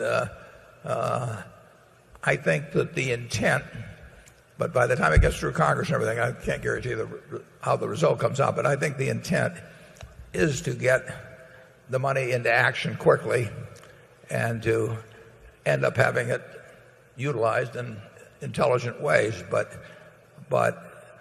if the day after Pearl Harbor happened, if you'd attached 5,000 or 6,000 earmarks to the declaration of war, it would not have been a pretty sight. I mean, we have a system now that doesn't seem to be perfectly effective, I would say, in detaching the interests of particular legislators away from the common goal. I mean, I get distressed when I look at what gets attached to some of these bills, and that certainly was the case in point. So I'll go along with Charlie on the answer, but I think the intent of the administration is the right thing. When the American public pulls back like they have, government does need to step in. It will have consequences. We are doing things on a scale. We're doing the conventional things, but we're doing them in unconventional amounts. And we will see consequences from what we are doing now. I think we should be doing it, but I don't think we should think it's a free ride. Yeah, we have one big no-brainer on the list of infrastructure investments that can be made, and that is a hugely improved nationwide electricity grid. The chances that won't help us are zero, and that, when it happens, will enormously benefit Berkshire's utility subsidiary, but that isn't the reason I'm raising it. I would be making this argument if we didn't have a utility subsidiary. We might make it a little more strongly if we have the utility subsidiary, however. Becky? This question comes from Rita Addison, who says, how does Berkshire's strong balance sheet and credit rating help take advantage of buying opportunities when even weak financial companies can now borrow more cheaply than Berkshire by using U.S. government guarantees of their debt? Yeah, well, as I pointed out in the annual report, we are at a significant disadvantage in any financing type business where we are competing against people who are getting their funding and their financing with a government guarantee. Our raw material costs us a lot more money, and that's particularly applicable at Clayton, where we have $10 or $11 billion of really mortgage paper on mostly manufactured homes, and it's exceptionally good quality portfolio. Kevin Clayton and the people of Clayton Homes have done a great job in terms of lending responsibly. Our borrowers have behaved very well, but the raw material to fund that portfolio, money, costs us a whole lot more than some bank that's in trouble. And that's a real problem for us, and it's forcing us to try to come up with various other sources of funding that portfolio where one way or another we get people with government guarantees involved in the program. That's just a fact of life with us now. There are the blessed who have government guarantees, and they're the ones that aren't. And, of course, you see that dramatically in the case of some companies that have a government guarantee for part of their money and then sell other bonds that aren't guaranteed. I mean, just the other day, as I remember, I may be wrong on this, but I think Goldman Sachs sold something with a 400 basis point spread that wasn't guaranteed, whereas their guaranteed paper would be hundreds of basis points underneath that. General Electric sold something earlier this year that wasn't guaranteed, and the spread between the guaranteed and the unguaranteed was huge. We don't have anything guaranteed to sell, so we are not in that favored class in any way, and we can't become a bank holding company. So as long as the situation goes on, we have to figure out ways that we adjust. We only really use borrowed money. We use it in our utility business, but other utilities are not in this favored class. I mean, the utility industry generally. So our utility borrows money quite well compared to most utilities. Mid-American's credit is regarded as very good. And generally speaking, we've raised our money at a lower rate, which benefits our customers in the utility business. We don't use much money in the rest of our businesses except for the financing at Clayton, and we won't use much money. So we get our money by float, basically, and our float is it was $58 billion. I mentioned a little while ago that Wells Fargo raises its money in the first quarter at, I think, 1.12%, 112 basis points, which is very cheap. But our money's cheaper. We can't get as much of it as Wells does, but we do have $58 billion. In fact, we have more now that you would think will cost us less than zero over time, although there will be given periods when we have a cost to it. But we don't have an answer for going head-to-head against a government sponsored business that can raise money with a government guarantee. We do not have a way of going head-to-head with them in any business, no matter how prudently we conduct our operations. Charlie? Well, of course we're at a funding disadvantage, but on the other hand, we aren't regulated like a bank or a bank holding company. I think we'd be pretty ungrateful if we took this one disadvantage that has come to us and obsessed on it. I get those kind of lectures all the time. Okay, number 8. Hi, Mr. Buffett. Hi, Mr. Munger. My name is Mary Kimball from New York City. In getting back to basics, what do you think Ben Graham would have said about derivatives? He would not have liked them. I think he probably would have said pretty much what I said back in 2002, that they pose a real risk to the system. They cause leverage to run wild. They cause counterparties to sign up for things that may be difficult to achieve under certain circumstances. That they place an already fragile economic system, added strains on them which can pop up in unpredictable ways. But he would probably also say if he saw something that were mispriced, he would act accordingly. But he wouldn't get himself in a position where the problems of the people who didn't act prudently could cause him any problems. And I think that probably would be the answer. One basic problem about derivatives, there's several problems. I mean,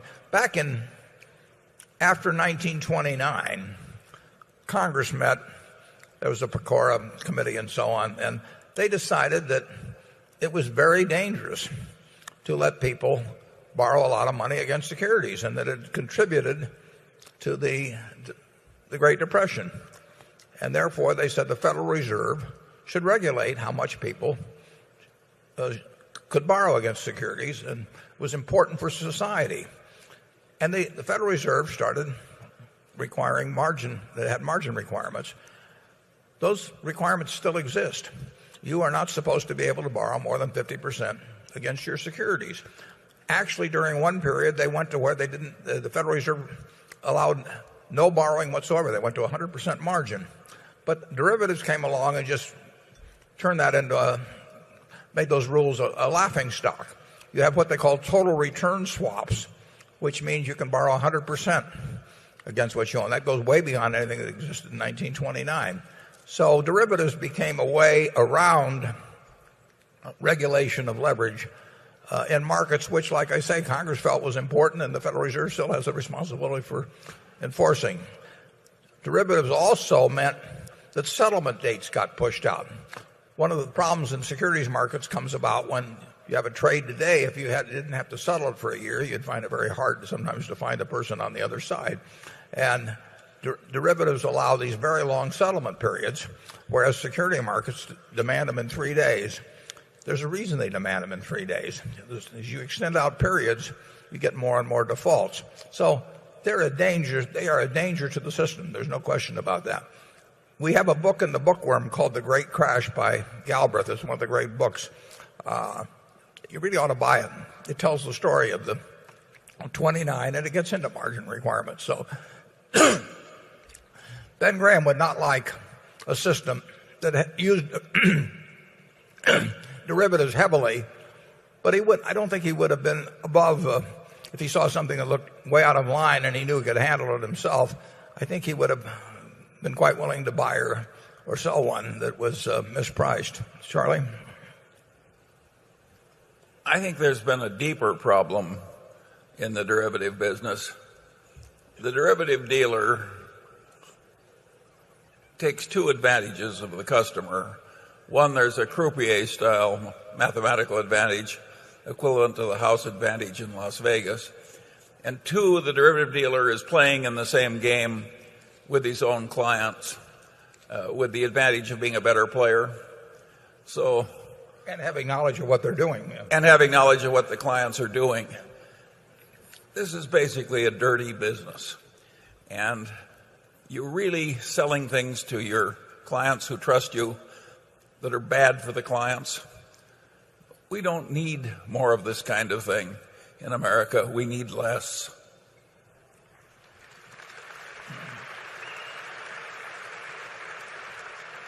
Andrew?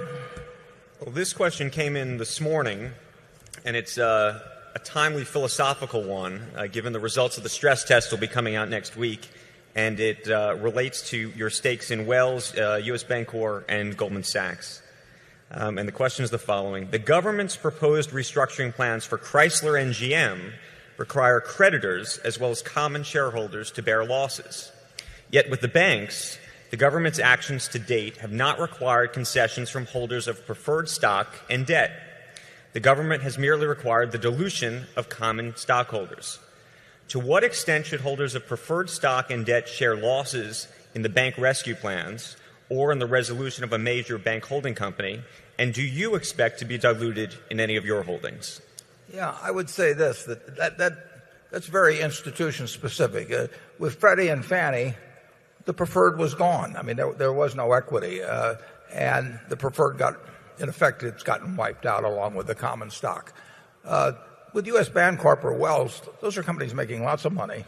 There's lots of equity there, so there's no reason to go up to senior securities and say that they should give up anything when there's lots of common equity underneath. It'd be like if I have a mortgage on my house and it's 70% against its current value, saying just because other people are having trouble in the neighborhood paying their mortgages because they got much higher mortgages or something, saying my mortgage holder with 70% mortgage that he should give up something and increase my equity even further. There's lots of equity there, which there is at Goldman, U.S. Bank, Wells Fargo. There's lots of equity, lots of earning power. There's really no reason for senior debt to give up anything. You can make an argument at Freddie and Fannie about the subordinated debt, whether they should have suffered as well as the preferred stock and the common. But I don't see it as applying to earning institutions with lots of future earning power. I would love to buy all of U.S. Bancorp, or I'd love to buy all of Wells if we could do it. We're not allowed to do it because it makes us a bank holding company. But those businesses, there's no reason for the creditors to suffer. Now you get into Chrysler or something of that sort, there is no, they're losing money all of the time, and they have they do not have a competitive advantage. Whether they've got a sustainable business model under any circumstances is open to question. Whether there's any common equity there is not open to question. There isn't any common equity. Nobody would pay $1, if they had to take on Chrysler and all its debts. Lots of people would pay billions of dollars to take on U.S. Bancorp or Goldman Sachs, with all their debts. So those are different situations. If you get into a situation where the common equity is wiped out, then you get into a question of, then you get into the proper allocation of things within the capital structure, who gives up so much, and the senior debt may give up something, and so on. But I don't see it as applying at all to businesses that are worth a lot of money, where the equity is worth a lot of money. Charlie? I have nothing to add. Okay, number 9. Hello, Mr. Buffett. Sorry about that. Mr. Buffett and Mr. Munger. My name is Kelly Cardwell from Warrenville, Illinois. Guys, if either of you were starting a smaller investment fund today, let's say in Warrenville, Illinois, $26 million fund called Central Square Capital, hypothetically. Well, you'll get billed for a commercial later on. With the smaller asset base, what would you do differently, both in terms of the number of positions and frequency of turnover? For example, if you owned a portfolio of 10 stocks and 5 of them doubled in a short time period, would it make sense to actively manage the portfolio and take profits in the 5 that had doubled and redeploy the proceeds into your positions into the ones that had not moved higher, where presumably more upside exists and the odds are more dramatically stacked in your favor? Or would you favor the strategy of sitting on your hands in the name of long-term investing? We would own the half a dozen or so stocks we like best, and we wouldn't have anything to do with what our cost on them was. It would only have to do with our evaluation of their price versus value, and it doesn't make any difference what the cost is.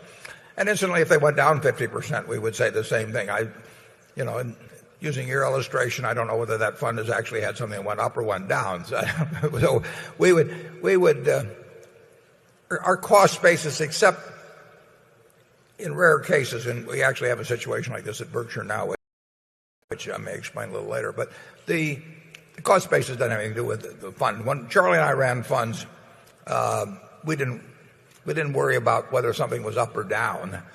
We worried about what it was worth compared to what it was selling for, and we tried to have most of our money in relatively very few positions which we thought we knew very well. We do the same thing now. We do the same thing 100 years from now. Charlie? Yes, he's tactfully suggesting that you adopt a different way of thinking. No.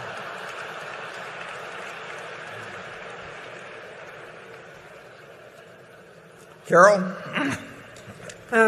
This question is from Michael Welter of Portland, Oregon. You've often said that 2 things you look for in an investment are a sustainable competitive advantage and a simple, easy-to-grasp business model. Berkshire's sustainable competitive advantage is arguably you, Warren and Charlie.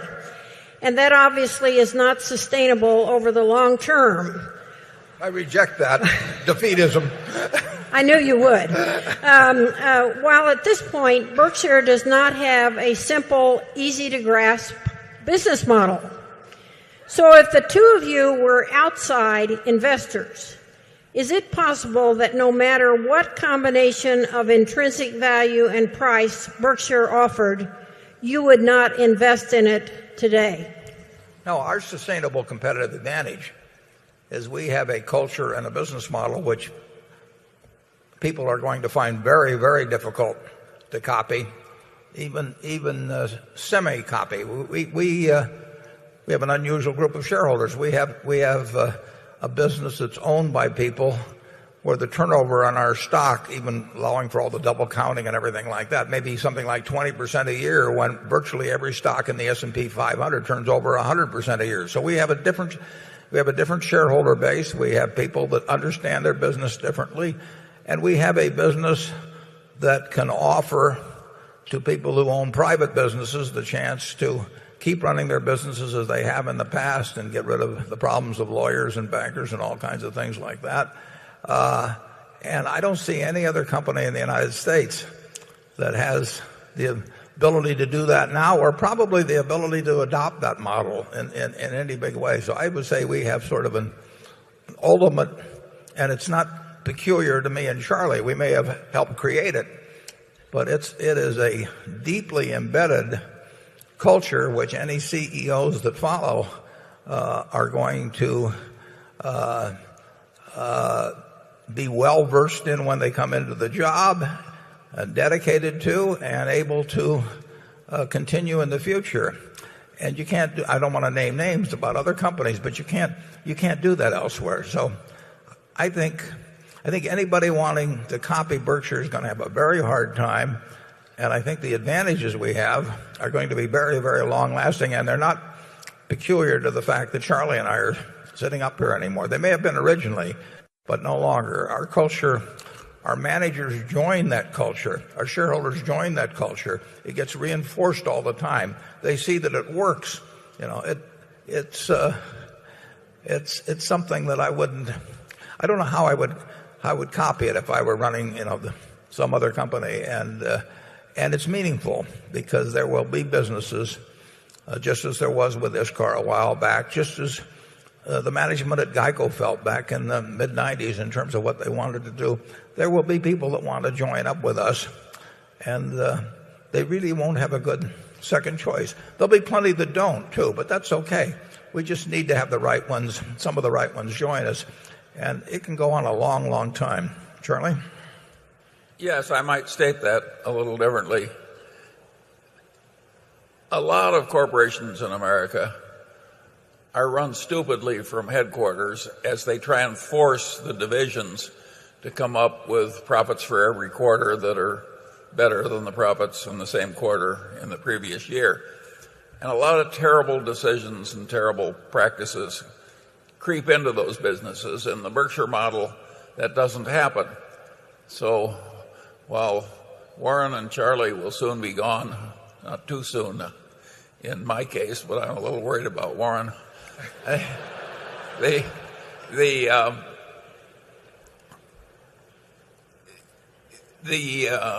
stupidity of management practice in the rest of the corporate world will likely remain ample enough to give this company some comparative advantage way into the future.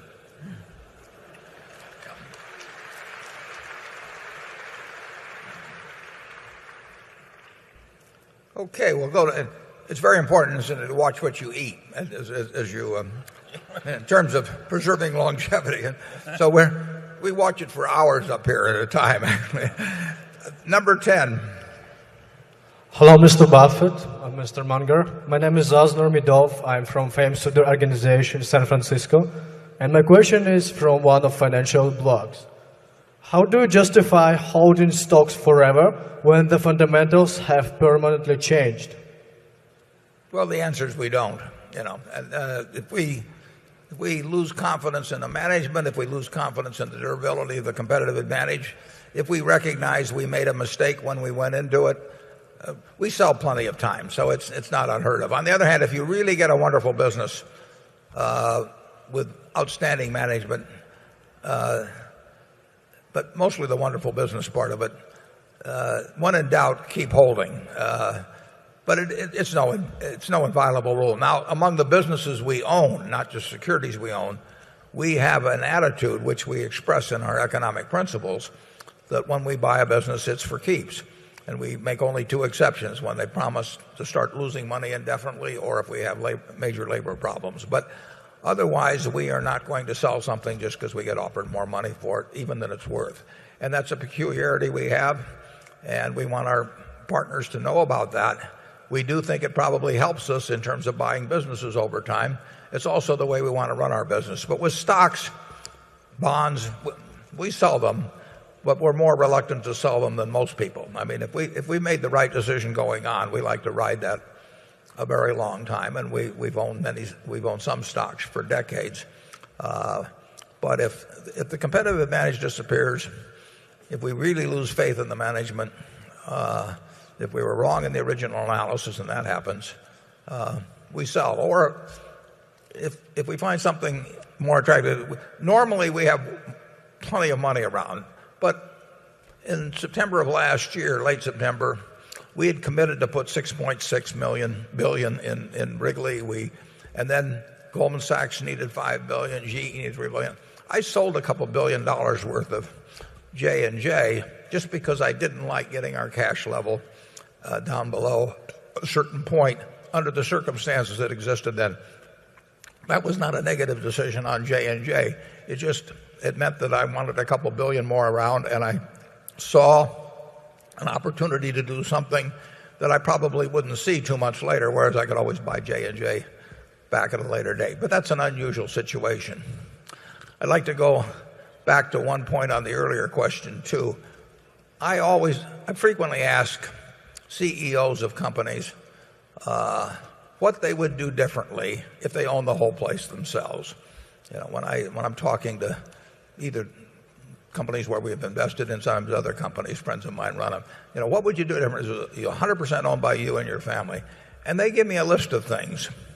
There is no list at Berkshire. We basically run this place the same way we'd run it if we owned 100% of it. And that is a difference, that in terms of people joining in with us, they don't have to adjust their lives to a bunch of rules that are kind of self-imposed in terms of how people think about public companies, in terms of earnings predictions and all of that sort of thing. And there are certain people that would prefer to be associated with an enterprise like that, and also, following through on this rule I just explained, know that they've made one decision on where that business that they built up over decades and cherish and everything, they make one decision on where it's going to go, and they're not going to get surprised later on. They're not going to get some management consultant come in and say, you ought to have a pure play, or Wall Street saying, so you ought to spin this off or sell it or anything like that. And they know we're not going to leverage it up. So they know they're really going to get to do what they love the most, which is to continue to run their business, not bothered by bankers or lawyers or public expectancies or anything of the sort. And that isn't, like I said earlier, that's a real advantage. Charlie? Yeah, in the show business, they say the show has legs if it's going to last a long time. I think Berkshire Hathaway's system has legs. Okay, with that, we'll go to Becky. This is a question from Human to Madden in Seattle, Washington. He's got a two-part question, but he says, from time to time, you purchase shares of public companies. Presumably, you feel that those shares are a better investment than Berkshire shares at the time, since you never buy back Berkshire shares. If Berkshire shareholders can purchase shares in the same companies for the same price as you, why shouldn't they sell their Berkshire shares and buy what you are buying? And secondly, he wants to know why, because he, like thousands of other shareholders, is unable to attend the annual meeting. How come Berkshire does not webcast the meeting? I am aware of the irony that I will not hear your answer. Yeah. Well, our meeting does get written up, at least it gets written up a lot with various blogs and everything else. It gets written up pretty well in its entirety by Outstanding Investor Digest. And there are others that prepare extensive reports on it, and they pop up on the internet. So he will, in all likelihood, find out the answer. We could webcast. I get asked the same question about webcasting the meetings I have with students. Why not do that? It's so much easier and everything. I think there is something gained by personal contact. I certainly know that when I was studying and all of that, I gained a lot by personal contact, even though I'd read Ben Graham's books, just going and being with him. And I follow that practice in teaching, and I think that I like the turnout we get. I like our partners to show up and see the products we sell and all of that. This is not something where we're going to go and hide and hold our meeting, in some hamlet, in western Nebraska or something, to discourage attendance. We've got a different attitude, and I think that I hope that comes across. And I think that if we webcast it, it was something like turning on a television show, I don't think it would be quite the same. In terms of the first part of the question about buying the securities we buy, plenty of people do that, and some of them. But they incidentally, they're not buying it with free float that's available from insurance. So So if they have $58 billion that they can get interest free, they will be in the same position we are in buying those securities. But they are, on the other hand, they have some tax advantages we don't have. So I don't quarrel with people to do that. We have to publicize to some extent what we own. Some things they wouldn't be able to buy because we make direct purchases. They wouldn't be able to buy into the businesses we own.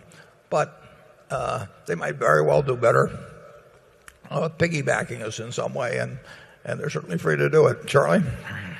Yeah, generally, I think it's quite smart to do what you're talking about, is to identify some investors you regard as very skilled and carefully examine everything they're buying and copy what you please. I think you have a very good idea. Yeah, when I was 21 years old, I had to mail away to the SEC in those days. You got these crummy copies about a week later and paid a lot per page to get them. But I used to get the semi-annual reports of Graham Newman Corp before I went to work there, and I would look at every security that was listed there, and I got some of my ideas that way. So it's there's nothing wrong with that. Number 11. My name is Sam Alter. I'm 11 years old, and I'm from West Windsor, New Jersey. My question is, how will inflation affect my generation, and how is Berkshire investing to prepare for this time? Well, that was about inflation. Right? How inflation was going to affect you? Yeah, how is inflation? Yeah, well, inflation is going to affect you. It's certain we will have inflation over time. Paul Volcker got very upset the other day and spoke out about 3 weeks ago, I guess, when he read that a majority of the Federal Open Market Committee had sort of targeted 2% inflation as the number, and Volcker, who came in when inflation was raging and saw the problems of stopping it when it got on momentum of its own, said, 2% sounds great, but in a generation it cuts away purchasing power by 50%. He got kind of a long generation there, but he was right in that once you start thinking about a couple percent, you are on something of a slippery slope. And we are following policies in this country now to stimulate things, which stimulate business, which are bound to have some inflationary consequences.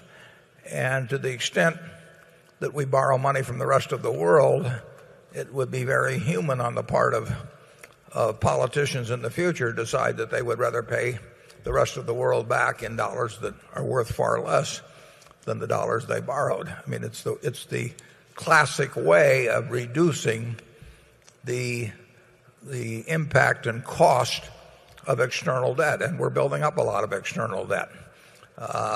I always find it interesting when politicians now talk about using the taxpayers' money to do this and the taxpayers' money to do that, and how the taxpayers are paying the bonuses at AIG. We haven't raised taxes at all in this country. I mean, taxpayers are paying nothing beyond what they were paying a couple of years ago. As a matter of fact, the federal revenues this year, which were close to $2.6 trillion a couple of years ago, maybe more like $2.3 trillion. So we are taking less money from the taxpayers. The people who are really paying for the things we're doing now will probably be the people who are buying fixed dollar investments, much of it from the U.S. government, and who will find the purchasing power when they go to redeem those investments to be far less. So you might say that the AIG bonus is probably the Chinese are the people that are ultimately paying the most in terms of the loss of purchasing power they will have with their holdings of government bonds, U.S. government bonds, many years down the road. But it sounds better to say the taxpayer than to say the Chinese are paying for it. It's an interesting situation. I read that comment every day about how the taxpayers are doing this and that. And I haven't had my taxes raised. You haven't had your taxes raised. They're giving me $250 back here pretty soon. Yet the taxpayers haven't paid anything so far. And my guess is that the ultimate price of much of this will be paid by a shrinkage in the real value of fixed dollar investments down the road. And that will be the easiest thing to do. And if it's the easiest thing to do, it's the most likely thing to have happen. So you will see plenty of inflation. Now, the best protection against inflation is your own earning power. If you're the best teacher, if you're the best surgeon, if you're the best lawyer, whatever it may be, you will command a given part of other people's production of goods and services, no matter what the currency is, whether it's seashells or Reichsmarks or dollars. So your own earning power is the best by far. If you're the best journalist, whatever it may be, you will get your share of the national economic pie, regardless of the value of whatever the currency may be as measured against some earlier standard. The second best protection is a wonderful business. If you own the Coca-Cola trademark company, you will get a given portion of people's labor 20 years from now and 50 years from now for your product, and it doesn't make any difference what's happened to the price level generally, because people will give up 3 minutes of labor, 5, whatever it may be, to enjoy, 12 ounces of a product they like. So those are the great assets, your own earning power first, and then the earning power of a wonderful business that does not require heavy capital investment. If it requires heavy capital investment, you get killed in inflation. And with those guidelines, I would tell you the best thing to do is invest in yourself. Charlie? Yes, the young man should become a brain surgeon and invest in Coca-Cola instead of government bonds.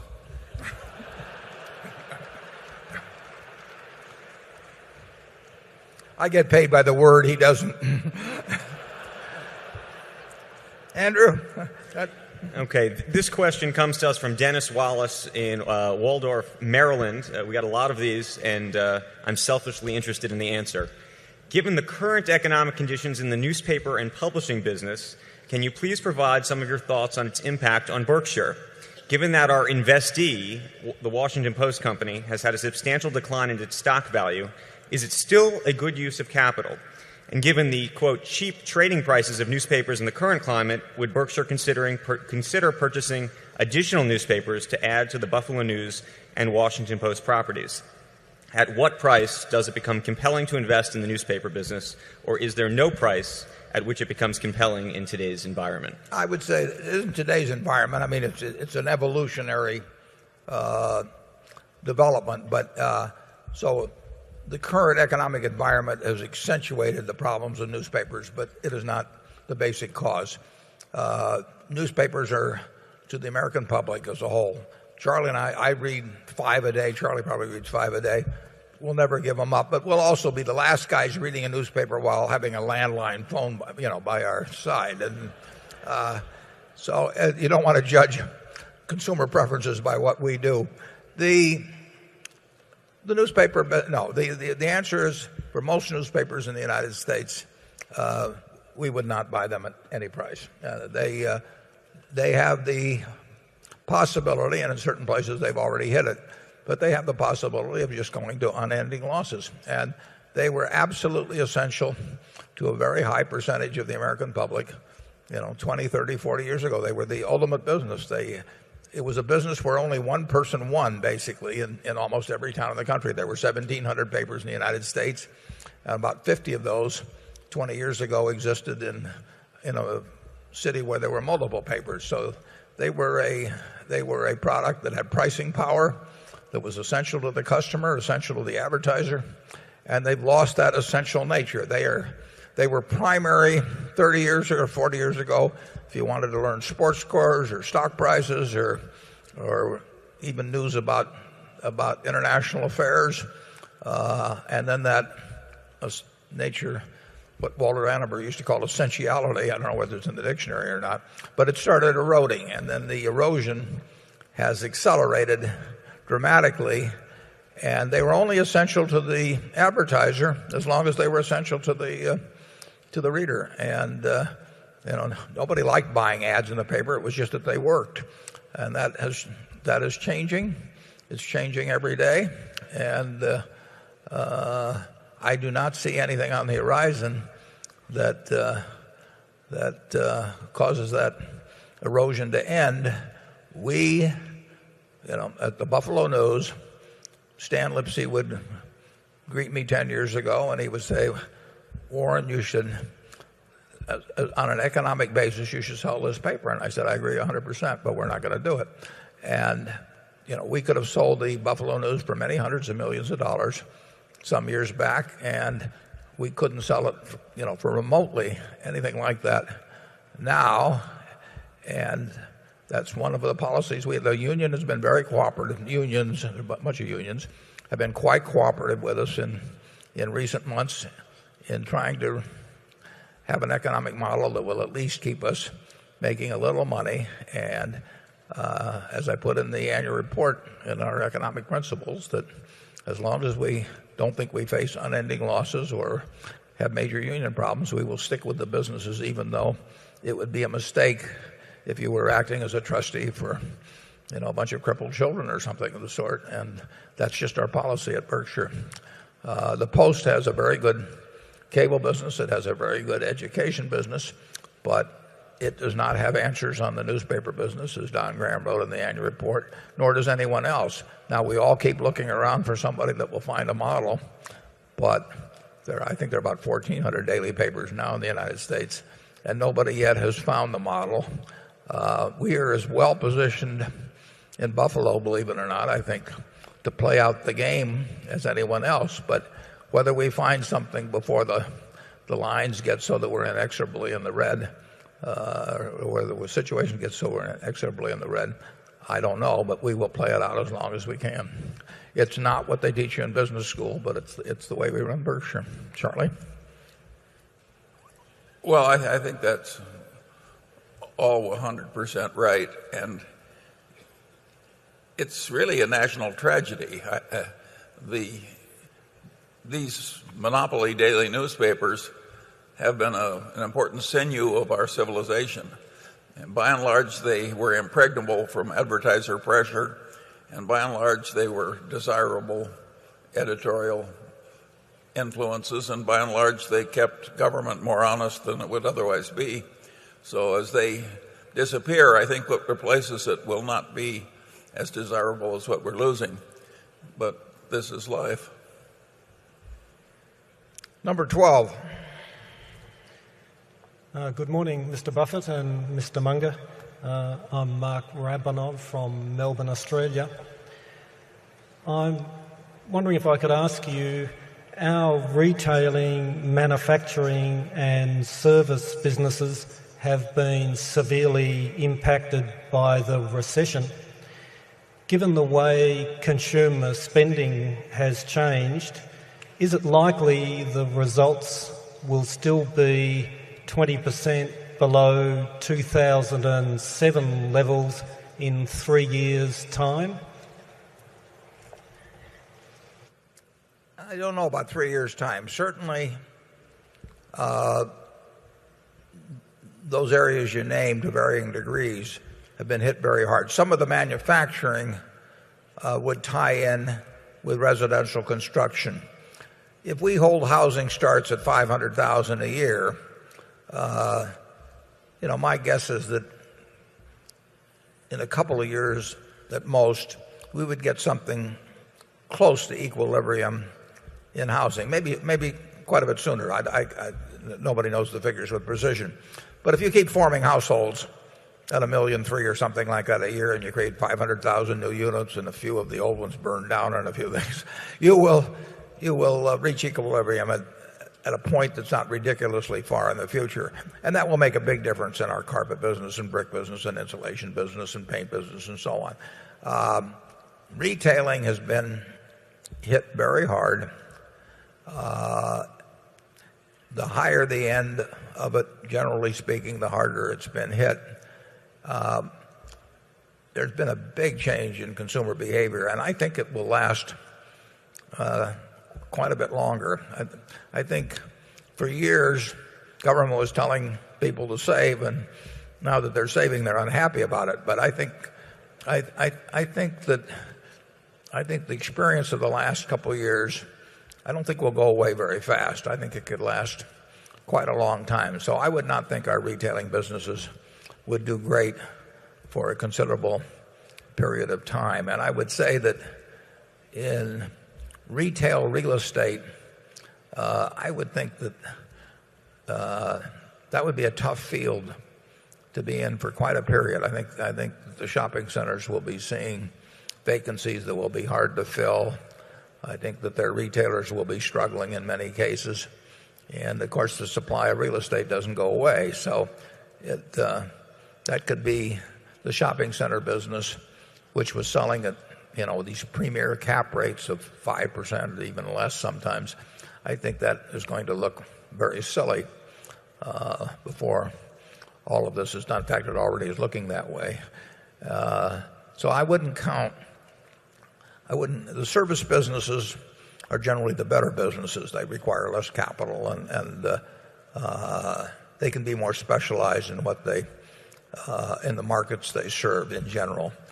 But I would not look for any quick rebound in the retail, manufacturing, and service businesses. We've got a ways to go on that, and we've got a ways to go on the ones that are construction related. But at least there you can sort of see the math of when it'll work out, and you can get a lot of information on what's going on in real estate markets. South Florida, I think, will be, for example, I think that's going to be a problem for a long, long time. I hope it isn't, but I just think the math of it is pretty devastating in terms of the number of units you have and net household formation down there. You've got a lot to wade through. Charlie? I've got nothing to add. Okay. Let's go to Carol. I got lots of questions sent in to me about the possibility of Berkshire buying its own shares. And here's what one said.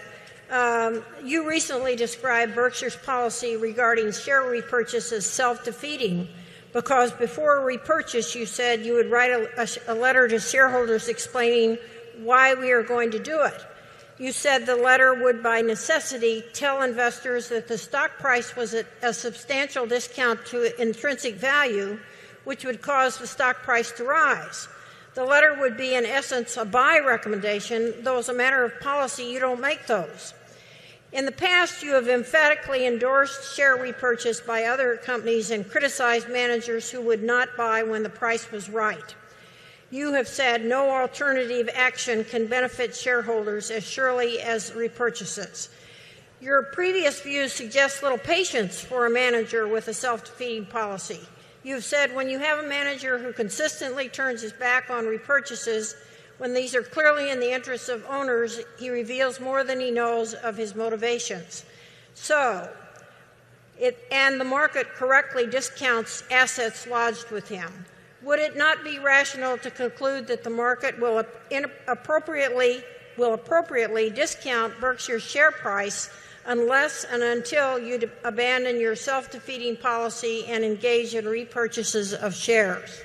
Yeah, incidentally, and this is important actually, the comments I made about repurchasing overwhelmingly, those go back a lot of years when stocks generally were, or frequently were cheap in relation to intrinsic value. I did not make that.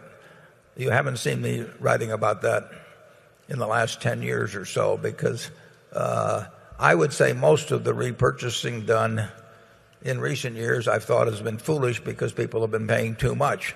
And companies got, in many cases, they would never acknowledge this, but they were buying because they basically liked they were trying to give out buy recommendations when buy recommendation when it wasn't justified. In the 70s and early 80s, Charlie and I would frequently urge people to repurchase shares because it was so much more attractive than other things they could do with their money.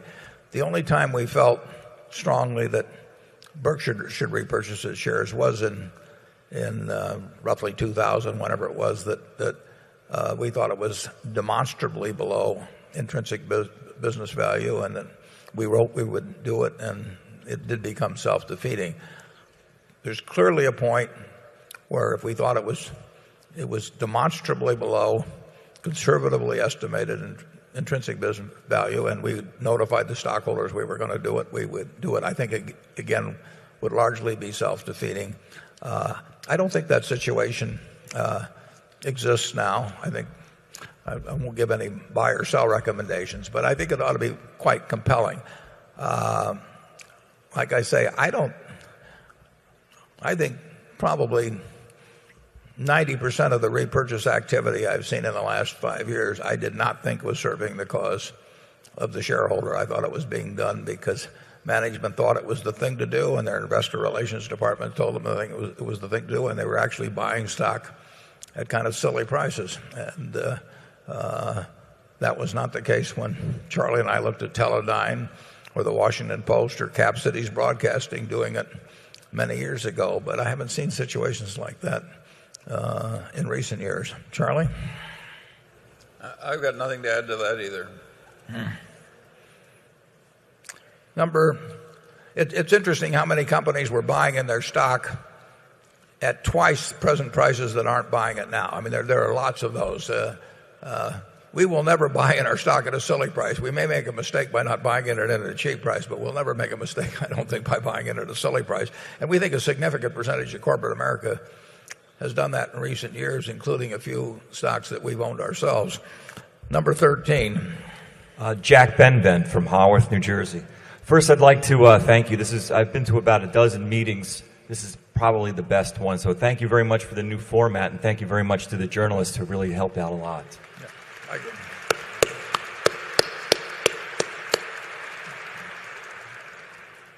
At past meetings, you and Mr. Munger have talked at great length about opportunity cost. Excuse me. The past year has presented you with many unusual opportunities. Can you discuss some of the more important opportunity cost decisions of the past year, and were those decisions at all affected by the macroeconomic picture? Thank you. Well, certainly opportunity cost has been much more in the forefront of mind in the last 18 months, when things are moving very fast, when both prices are moving and in certain cases intrinsic business value is moving at a pace that's far greater than we've seen for a long time. It means that in terms of calibrating A versus B versus C, it's tougher, it's more interesting, it's more challenging, but it can be way more profitable too. But it's a different task than when everything was moving at a more leisurely pace. And I described earlier, we face that problem, and it's a good problem to have. We face that problem in September and October because we want to always keep a lot of money around. We have all kinds of extra levels of safety that we follow at Berkshire, and we will never get so we're dependent on banks or other people's money or anything else. We're just not going to run the company that way. So we were seeing things happen. I mean, we got a call. We got lots of calls, but most of them we ignored. But the calls we got that we ignored helped us calibrate the calls that we paid attention to, too.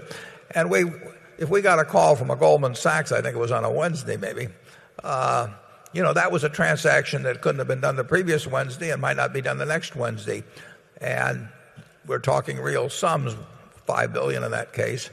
And we had certain commitments outstanding. We had a $3 billion commitment out on Dow Chemical.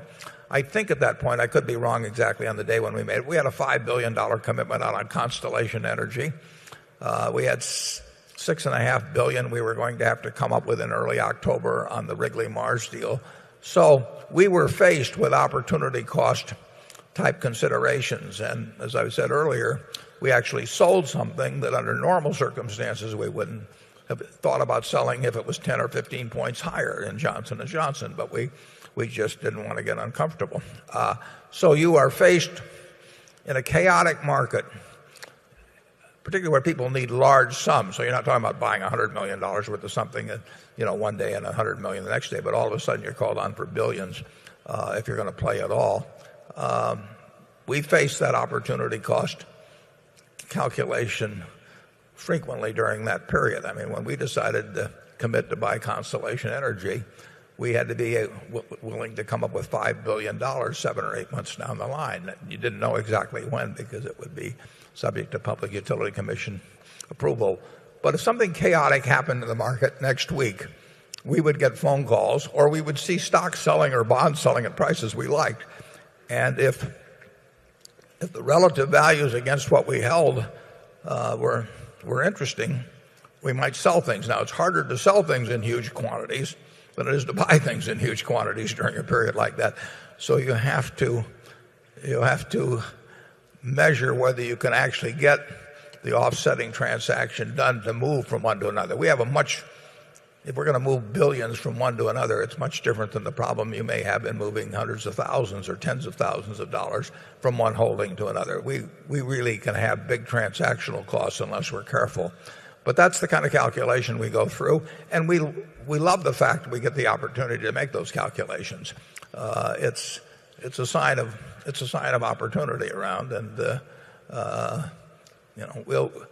we haven't had the flurry of activity like we had last year for a long time. So it was the first time we really faced the question, can we raise a couple $1 billion in a hurry to be sure that we've offset the cash needs of what we're committing to on the purchase side.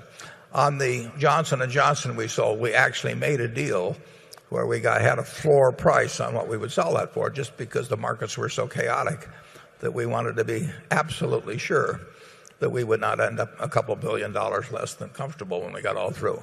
Our definition of comfortable is really comfortable. We want to have billions and billions and billions around, and then we'll think about what we do with the surplus. Charlie? Again, I've got nothing to add. Becky? This is a question from someone named Yim in Columbus, Ohio. That narrows it down. Yeah. Very company specific. It says Geico has been spending around $400 to $600 million on media advertising a year in the last few years. What are the deciding factors into how much to spend, and how could one estimate the net return on such spending? Well, that's a question people have been asking themselves since the beginning of advertising. And, I'm not sure whether it was Marshall Field or John Dorrance at Campbell Soup or something. One of those fellows said that, when I asked whether they didn't waste a lot of money on advertising, he said, yeah, we waste half of it, we don't know which half. And that is the nature of advertising. Although we can measure it better with Geico than most companies. We will spend about $800 million on advertising. We spend far more, even though we're the third largest company, we spend far more than State Farm or Allstate. And we will spend more and more and more. I mean, we will never stop. We were spending $20 million a year, a little over that, when we bought control of it in 1995. But we want everybody in the world everybody in the United States. We're not going to be selling insurance in China or someplace very soon. But we want everybody in the United States to have in their mind the fact that there's a good chance they can save money by picking up the phone or going to geico.com and checking it out. And important money.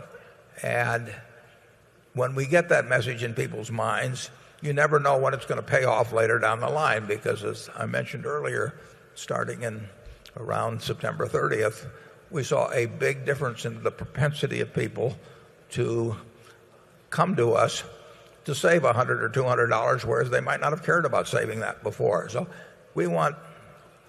here's auto insurance. Everybody has to buy it. Nobody likes to buy it, but they like to drive.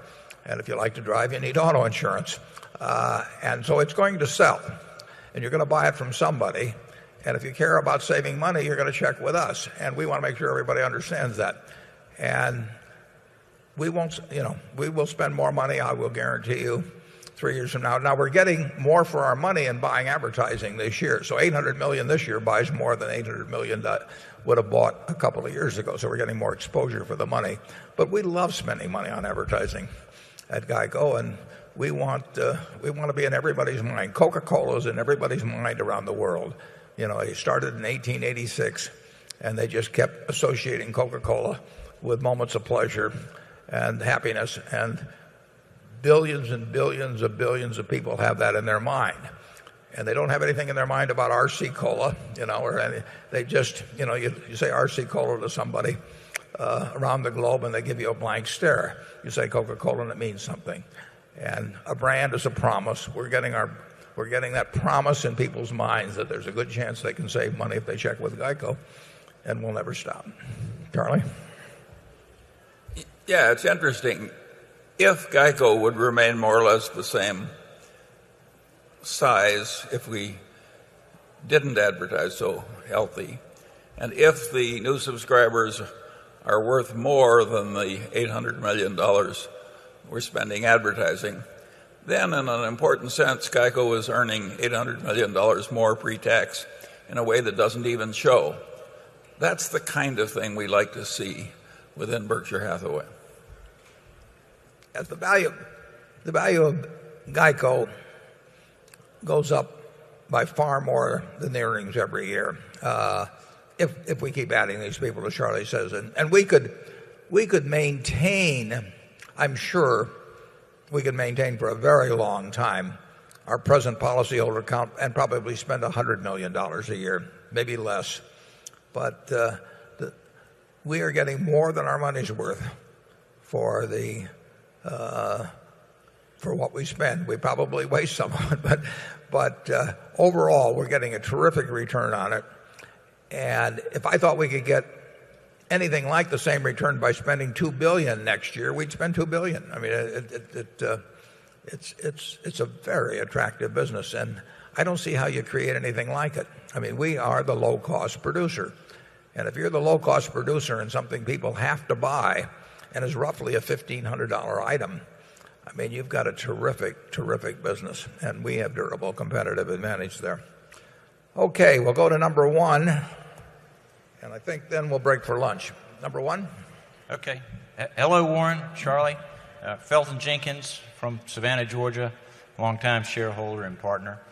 Just want to make a quick comment about something that was a big deal the last couple of years about Pacific Corp. There was some controversy, but I'm glad that Pacific Corp has agreed to work with the Native Americans and fishing communities on the West Coast to remove the uneconomic and harmful dams on the Klamath River. So I want to encourage Pacific Corp management to move quickly, close the deal, and open the river soon. But thanks for their improved efforts over the last year. My question is, you mentioned Wells Fargo got to $9, and that was a great deal, it looks like, at that price. But what about Washington Mutual, AIG, Wachovia, Citigroup, Fannie Mae, even some Irish banks that I think you were involved with? Those went through $9, and probably a lot of people thought they were still good deals or mispriced at $9. And now you've got very expensive toilet paper, essentially, out of those stock certificates. So, I mean, how would you know on the way down? And looking at something like Bank of America that was on the 13F sometime recently, what's the likely outcome for Bank of America, and how would you analyze what might happen? Thanks. Well, there's something you can't analyze, and on the Irish banks, I couldn't have been more wrong. But it isn't a matter of whether they go through $9 or anything like that. It's really whether what their business model is and what kind of a competitive advantage they have. I would say that Wells, among the large banks, has by far the best competitive position, of any of the really large banks in the country. And they essentially, if you look at the four largest, they each have somewhat different models, but the model of Wells is more different from the other three than any one of the other three would be from the remaining group. But I was wrong on the Irish banks in a very big way. I simply didn't understand, and I should have understood, and it was available for me to understand the incredible exposure they'd gotten to more land development type loans, not property loans in terms of completed properties, but all kinds of land development loans. It was extraordinary for a country with 4 and a fraction million people. They had money lent for developing properties, homes that would extend just forever in the future. It was a terrible mistake by me. Nobody lied to me. Nobody gave me any bad information. I just plain wasn't paying attention. If you talk about the WAMUs, I don't want to go through all the names on them because it gets specific to some companies.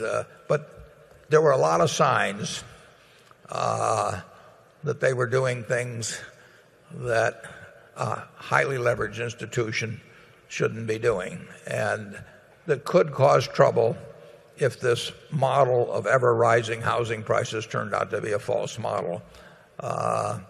You can get in a lot of trouble with leverage. I mean, you start creating $20 of assets or something like that for every dollar of equity, you better be right. And some of those big institutions did some very, what in retrospect for certainly were foolish things, which if they hadn't been so highly leveraged would not have hit them as badly. And I would say most of them, if you read the 10Ks and 10Qs and did some checking, you could spot differences in them. Certainly you can spot, there's no comparison if you take Wells Fargo versus Oamu or something like that. I mean, you don't have to have an advanced level of sophistication about banking to compare those two. They're two different kinds of businesses. It's like comparing a copper producer whose costs are $2.50 a pound with a copper producer whose costs are $1 a pound. Those are two different kinds of businesses. One is going to go broke at $1.50 a pound, and the other one's going to still be doing fine. And banking has real differences in it, but people don't seem to look at them. The figures are available, but they don't seem to look at them very carefully. When Wells reported the other day, they have an item of expense of over $600 million in a quarter for the amortization of core deposits. That is not a real expense. I mean, the core deposit figure will be up over time, and they are entitled under the tax law to put up, I don't know, $15 billion or so, and they get to amortize that, which is an advantage. But I didn't see one newspaper article or any commentator that mentioned that $600 million charge is in there, which is entirely different than looking at any other bank. But it goes unnoticed. So the figures are there, and the information's there. And I think with Freddie and Fannie, for example, I think it was pretty clear what was going to happen. Now, the interesting thing is the government was telling them to go out and raise some more money for investors. And if those investors had put the money in, it would have been gone. It was already gone, actually, within a month or two. So we had calls on that, people trying to, investment bankers trying to place billions of dollars with us on something, on those two institutions. And you just could take one look at them and you could tell they were in big trouble.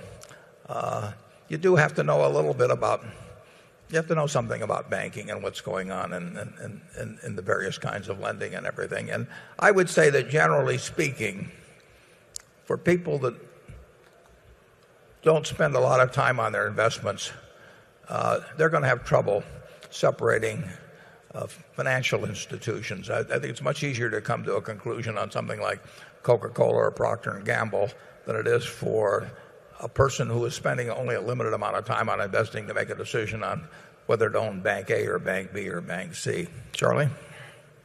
Yeah, there's another problem. Generally accepted accounting principles allow a conservative, sensible bank to show vastly increased earnings if it changes its practices to make a lot of extremely dumb loans in large volumes. Generally accepted accounting principles should not be constructed to allow this result. That's what seduces so many of these bankers into this ghastly decision making. Yeah, when we bought Gen Re, they had a financial products division. It was named similarly to the AIG when it was called Gen Re Financial Products, AIG Financial Products. And it produced numbers regularly that there were always satisfactory numbers, but when we looked at that, it looked like all kinds of trouble to us. It cost us over $400 million to get out of. And a black box like that can produce, that's why managements love them to some degree. They can produce numbers. They don't necessarily produce cash, and they sure as hell can produce all kinds of problems if you have to start posting collateral and doing things of that sort. And I would say it is tough for, you might say, the passive investor, the one who's not spending very much time on it. I would say it's difficult for them to discern when that's going on. So it's not a bad area to just say this one's too tough and go on to something else that's a lot easier. I think you can analyze a utility operation easier, or some premier consumer company or something of the sort. I don't think I would look for the tough situations to differentiate tough industries in which to differentiate things. But there are huge differentiations. And again, I urge you to read the J.P. Morgan Chase or Jamie Dimon's letter, because you'll learn a lot by reading that. But a lot of the new regulation that is coming wouldn't have even been needed if accounting had done a better job, particularly in banking. And yet I have yet to meet an accountant from any of the big firms who has said, I'm ashamed of my own profession. That's a mistake in accounting. If they don't have shame, they're not thinking right. Well, with that happy thought, we will go to lunch now. We'll reconvene about a 1:15. We'll start at that time with Andrew and move on to section 2 when we come back. And I hope to see you all then. And then we'll go till 3 o'clock, and at 3:15 we'll have the annual meeting. Thank you, and we'll be back at 1:15. Okay, let's get back to work. I should mention one thing, because it's appeared in the press recently a bit. Our goal is to issue every quarterly report on the last Friday after the close, prior to the expiration of the 40-day period after the end of a quarter that we have for reporting to the SEC.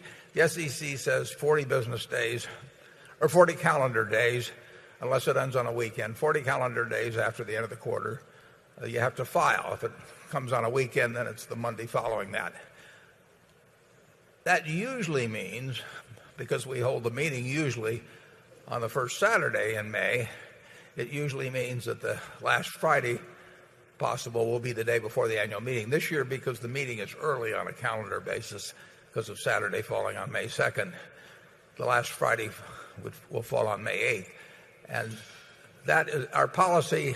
We like to get it out on a Friday afternoon if possible, because we want people to have the whole weekend to read it before the market opens. It takes time I think it takes time anyway, to digest the report. And we don't want some headline to determine market prices. We want, as much as possible, a thorough reading of the report. So we will always, unless something comes up makes it unfeasible, we will issue our quarterly reports on the last Friday before the expiration of the 40-day period, and that's what we'll do this quarter. And so we have not changed anything.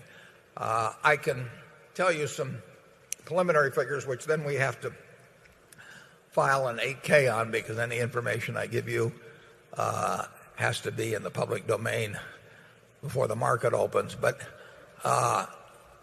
what I call our operating earnings, which would be the earnings before any gains or losses from securities or derivatives or any other transactions of that sort, the operating earnings will be about, after tax, about $1.7 billion against $1.9 billion last year. And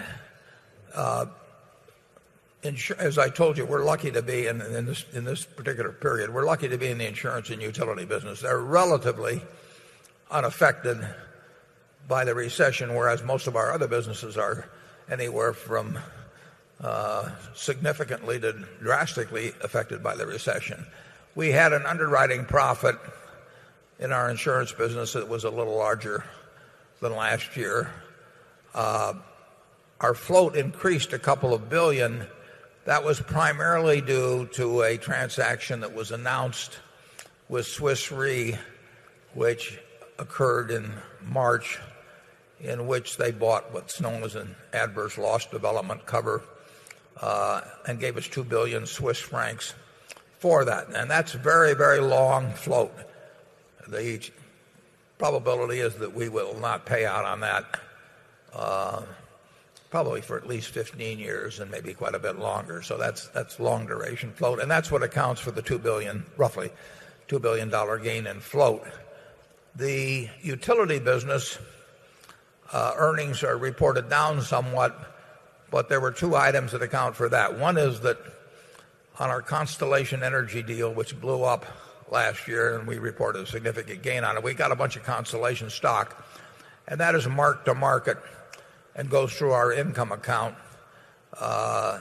every day in theory, but certainly every quarter. And Constellation was down somewhat during the quarter, so that got charged against the utility earnings. And then a larger item was a payment, and the final payment in terms of options that were issued 10 years ago, which had the effect of increasing Berkshire's interest in Mid-American, which we like. But we wrote a significant check with Mid-American to buy out the options. So, and that got recorded as an expense in the first quarter. But the utility earnings are more than satisfactory, but those two items hit it. Then when you get into all of our other businesses, with just a couple of exceptions, those businesses are basically down. I mean, they're all getting hit to varying degrees by the recession. So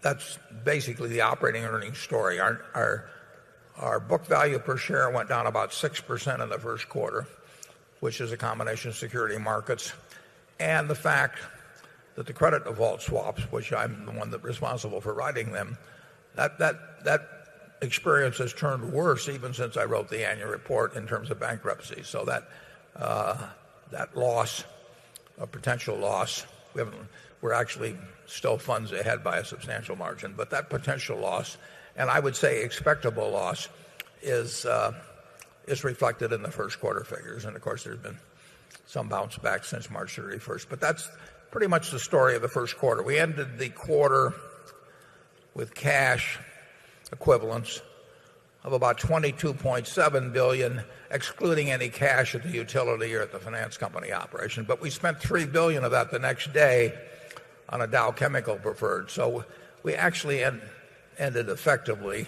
one day later the quarter with a little less than $20 billion in cash. We always keep a significant amount of cash at the parent company, not in the regulated subsidiaries, so that whatever comes along, we're prepared for. And that's pretty much the story of the first quarter. And I wouldn't be surprised.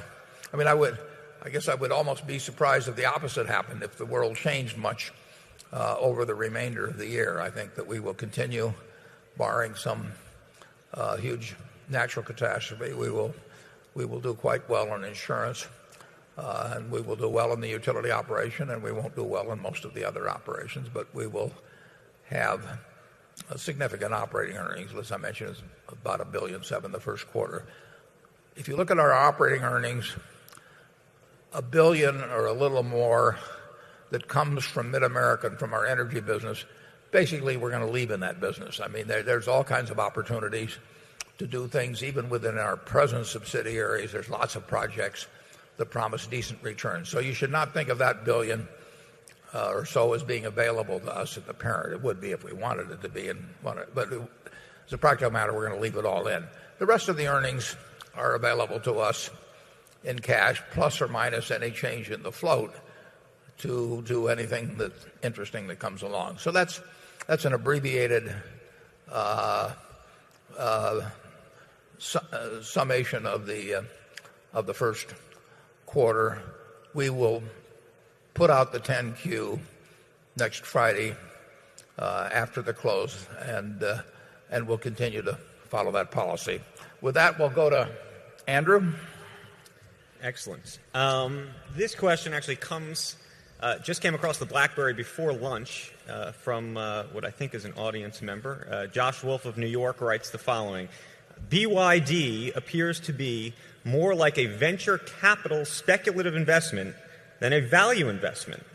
Would you both explain that investment, your logic behind it, and your expectations for it? Yeah. I'm going to turn that over to Charlie in just 1 second, but Charlie and I think there is no other kind of investment than a value investment. In other words, we don't know how anybody would invest in a non-value investment. And so we've always been puzzled by the term value and saying that contrasts with growth or anything. Value relates to getting a lot for the expectable flow of cash in the future in terms of what you're laying out today. So we always, every time somebody characterizes us as value investors, we always ask them what other kind can there be.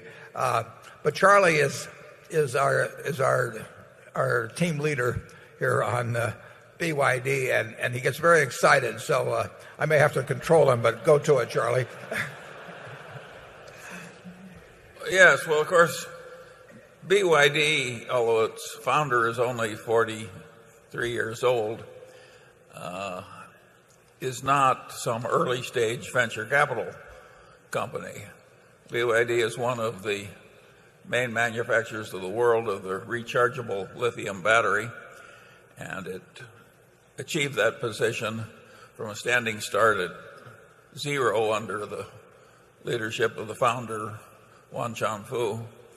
And they went on into cell phone components and developed a huge position. And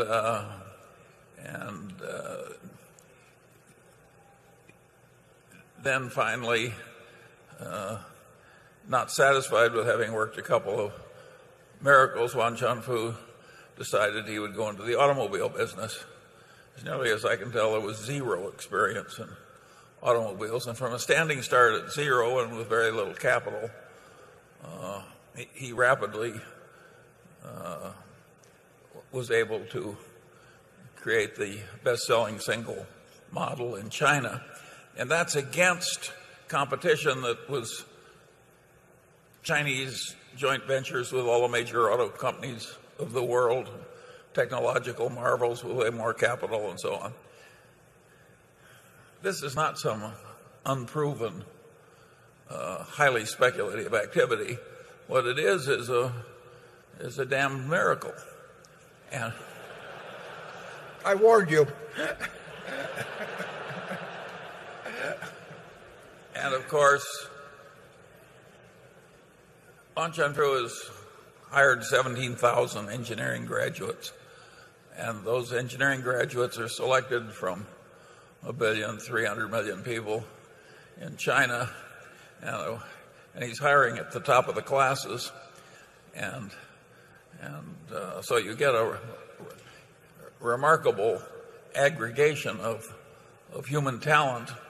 And then you've got the basic quality of the Chinese people, which, when unfettered from the wrong kind of government, for instance, the wrong kind of emperor, the Chinese people succeed mightily. When they came to this country as coolies, slaves,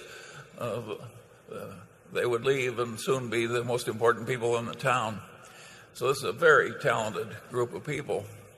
And in a sense, this particular period may be Chinese, the Chinese day. And of course, these batteries, these lithium batteries, are totally needed in the future of the world. And we need them in every utility company in America. We need them in every utility company of the world.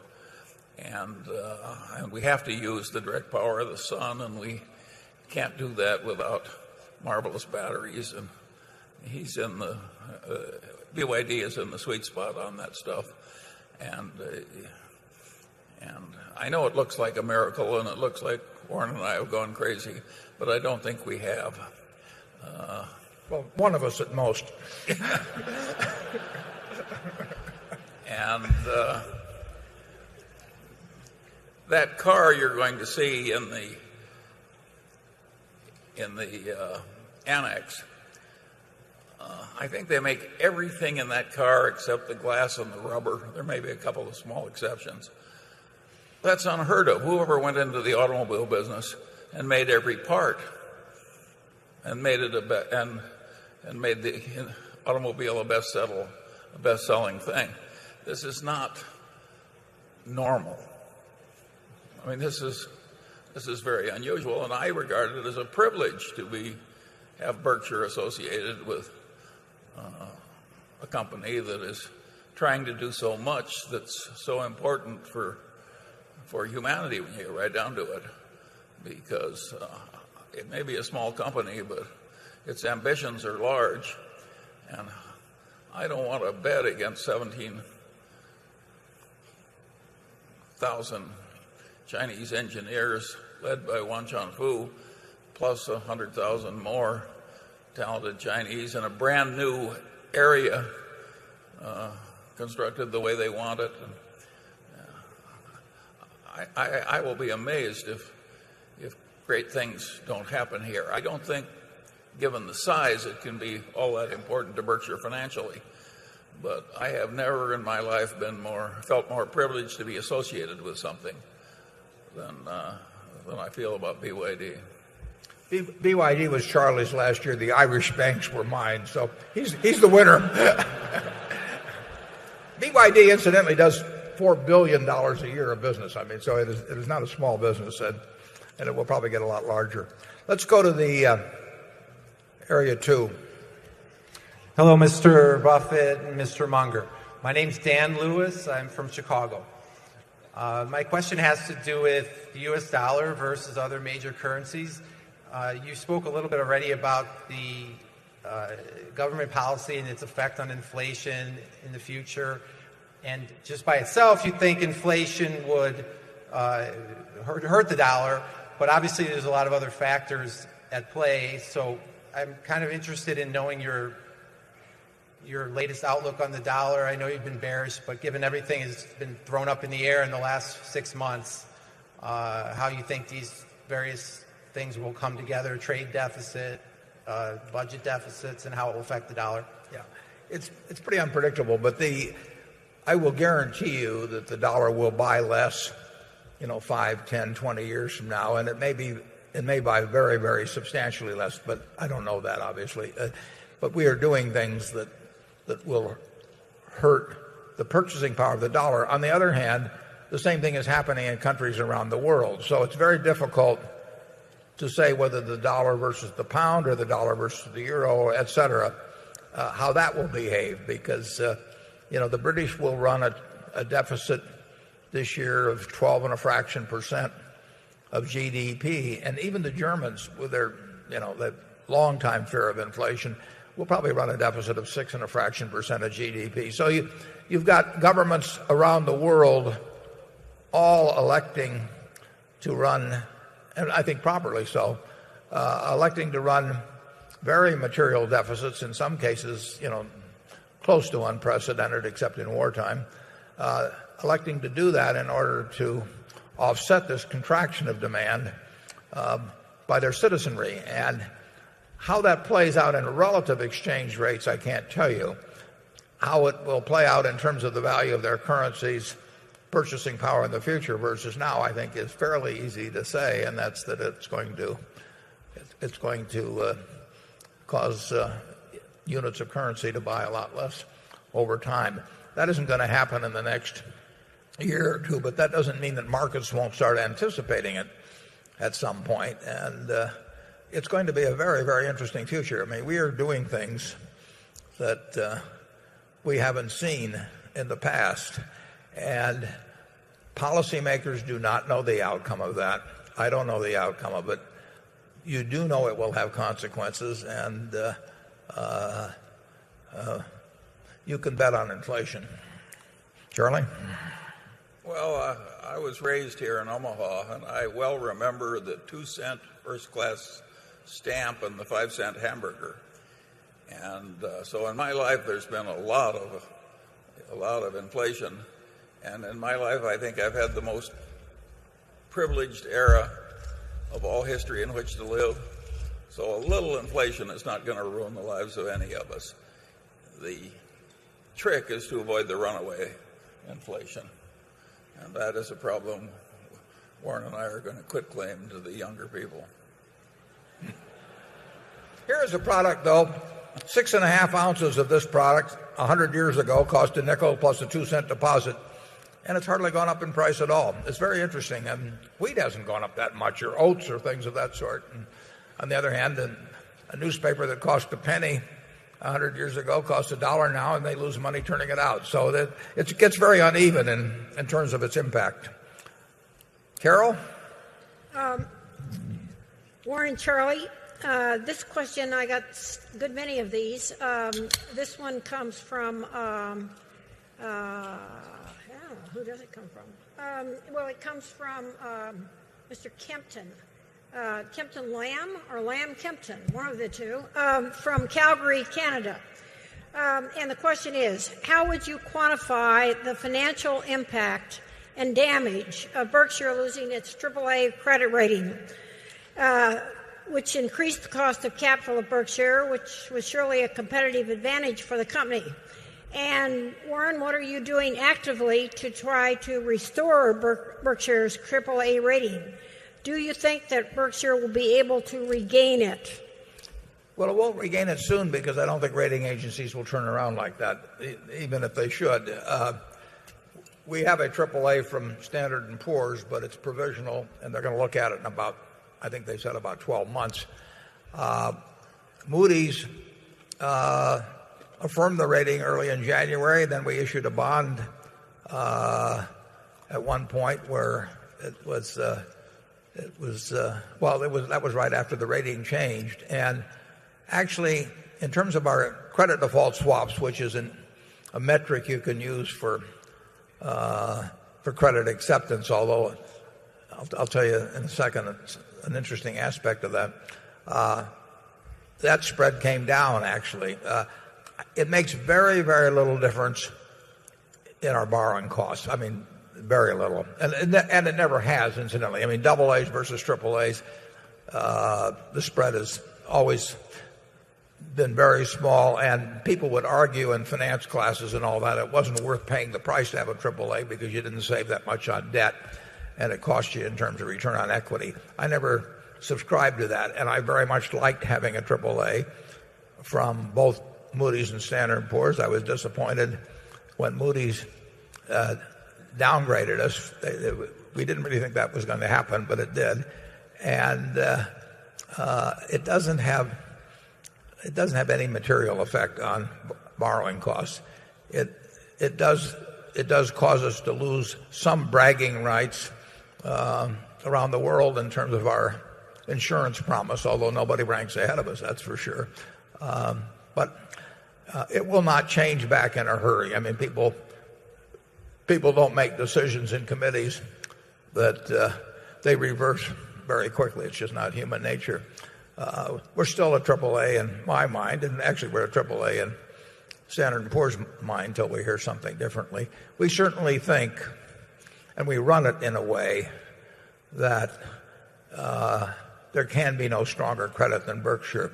It's difficult for a rating agency, if they have a checkbox system of ratios and such, to measure something like the attitude of management toward creditors. But I will assure you that Berkshire has a management that regards meeting its obligations as sacred and a lot more important than increasing earnings per share or anything of the sort. I mean, we have obligations to people in something like workers' compensation that go 50 years out in the future. I mean, this is somebody that's been injured severely, and they get a check every month from Berkshire, and that's a lot more important than whether we earn X or X plus a tenth or a couple of tenths% on equity. And we conduct ourselves, or we certainly try to conduct ourselves, so that not only will people get those checks, but they'll never have to even worry about getting those checks. And that's very difficult for a rating agency to quantify that attitude on the part of the management of Berkshire. But believe me, it exists. And I would say that the AAA change at Moody's is not going to be material in the future of Berkshire, but it still irritates me. Charlie? Well, at least they showed a considerable independence. Yeah. Who knows? That may have entered into it, too. Yeah. My attitude is quite philosophical. I think the next change at Moody's will be in the opposite direction. And I think that will happen because we deserve a higher rating and they're smart. When Charlie and I disagree, and we do disagree a lot, we never argue, but we disagree. And Charlie, when he gets to the point where he really wants me to do something, like buy the BYD interest or something, he always says to me, well, he says, in the end, you'll see it my way because you're smart and I'm right.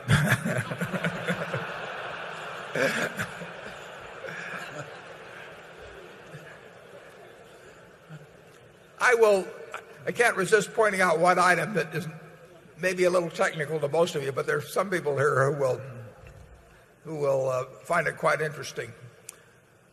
And it actually even enters into credit ratings to a degree, to the extent that credit default swaps enter into it. When we write let's take an equity put option, and we get paid for writing a $1 billion put, somebody pays us $150 million. We get the $150 million of cash that day, and we set up a liability for $150 million the first day for the value or our appraisal of what it's going to cost us to meet that obligation. I mean, that's the market price for it. The other guy takes $150 million out of his cash and sets up a $150 million receivable that day. Now, these receivables and payables change over time, but the first day, no profit, no loss, just cash changing hands. One guy sets up an asset, the other guy, we set up a liability. Now, as the world has developed in the last couple of years, the value of that asset to the other fellow has increased on a mark-to-market basis. And he reports that through earnings. So his asset goes up, our liability goes up, and we report that through earnings as a loss. But we've got the cash, and he's got an asset from us that comes due in 15 years or something like that. And in the last couple of years, his auditors, his credit department has said, gee, you've got a receivable from Berkshire that comes due in 15 years, and they don't have to post collateral, so you have to go out and buy a credit default swap to protect yourself against that receivable going bad. Now, that has two effects. A, he's laying out money every year to buy something that doesn't cost us anything, but costs him real money. And the more he shows as a profit, the more of the credit insurance he has to buy, so the more money it costs him every year. And that has driven up the demand for credit default swaps at Berkshire, which made for some crazy prices. So at one point, our credit default swaps were costing that guy 5% a year. So if he was showing, say, a $200 million asset, he was laying out $10 a year, and he's going to have to lay it out for 15 years just because of these of his credit department's requirements. And it's made it very unpleasant for the people on the other side of our transactions, even though they keep writing up the profits. It doesn't cost us anything, but it does result in a kind of a crazy market in the credit default swaps. I realize that has not been a burning issue with many of you, but it is an unusual, it's something I didn't anticipate. And it explains why, to some extent, people may want to modify their contracts with us, and if they want to modify them enough, we'll answer the phone. But in the meantime, we're sitting with the money. Let's go to Area 3. Jim Haddon, Cornhusker in Davenport, Iowa. On our drive over from Davenport, we noticed two rather large wind farms by Mid-America Energy. And my question is, when will be the return on investment of these wind farms? And are Berkshire Hathaway looking at any other alternative energies? Yeah, we're the largest in terms of owned capacity in wind in the country, I believe, of any utility. And Iowa has the greatest percentage of its electricity generated by wind. But, of course, the wind only blows about 35% of the time in Iowa, something like that. And we've got people here who can be more accurate than that. But so you can't count on it for your base load or anything of the sort. But Iowa has been very, very receptive, and I would argue progressive, in encouraging us, and we have encouraged them in return to bring in a lot of wind capacity. We are a net exporter of electricity in Iowa. Iowa is far more than self-sufficient in our service area in terms of electric generation, and I think that works to the benefit of the people of Iowa. And we have an arrangement with Iowa. As you may know, we have not increased our rates at all, but for more than a decade now. And that's been achieved by efficiencies. It's been achieved with wind generation. We have a return that's built in on that that's fair to us, fair to the people of Iowa. And part of that return comes in the form of a tax credit. I think it's 1.8 cents per kilowatt hour that is given to anybody in the United States that develops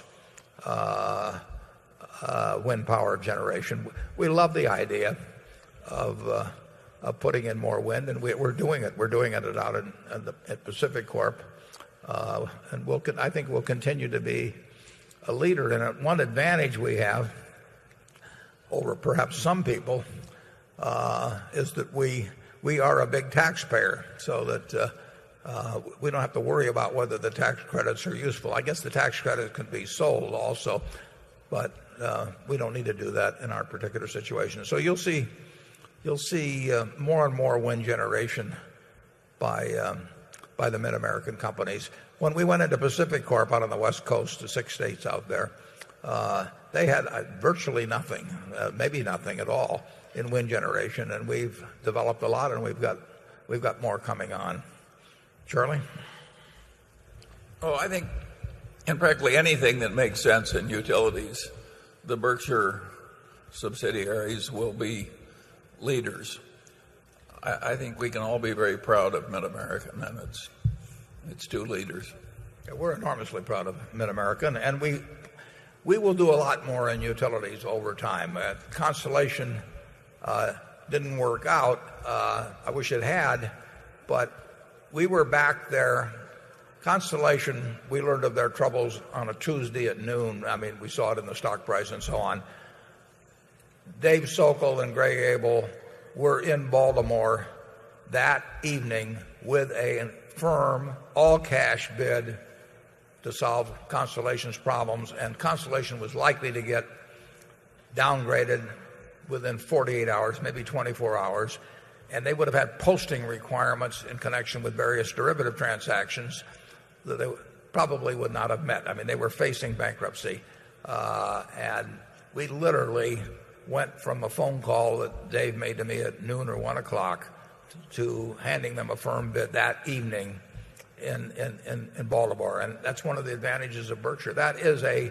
I think that's a durable competitive advantage. I think there are very few organizations that will act in that manner, and that where you have the talent there that you feel as a CEO you can back them up with that kind of money without worrying about it. So that is a plus for a Berkshire, even though it didn't work out in that case. We will do more in the utility business.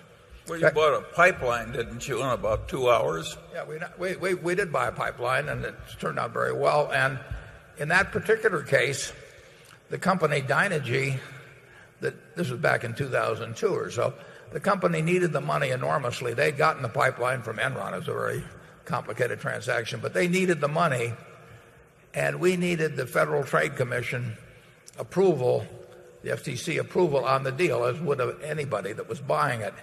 And we literally wrote a letter to the commission, and I said, these guys need the money. They need it before the 30-day period is up, and let us go through with this early, and we'll do any damn thing you tell us subsequently. And Berkshire can make that kind of a transaction. We don't ask the lawyers before we do it or anything. We just do it.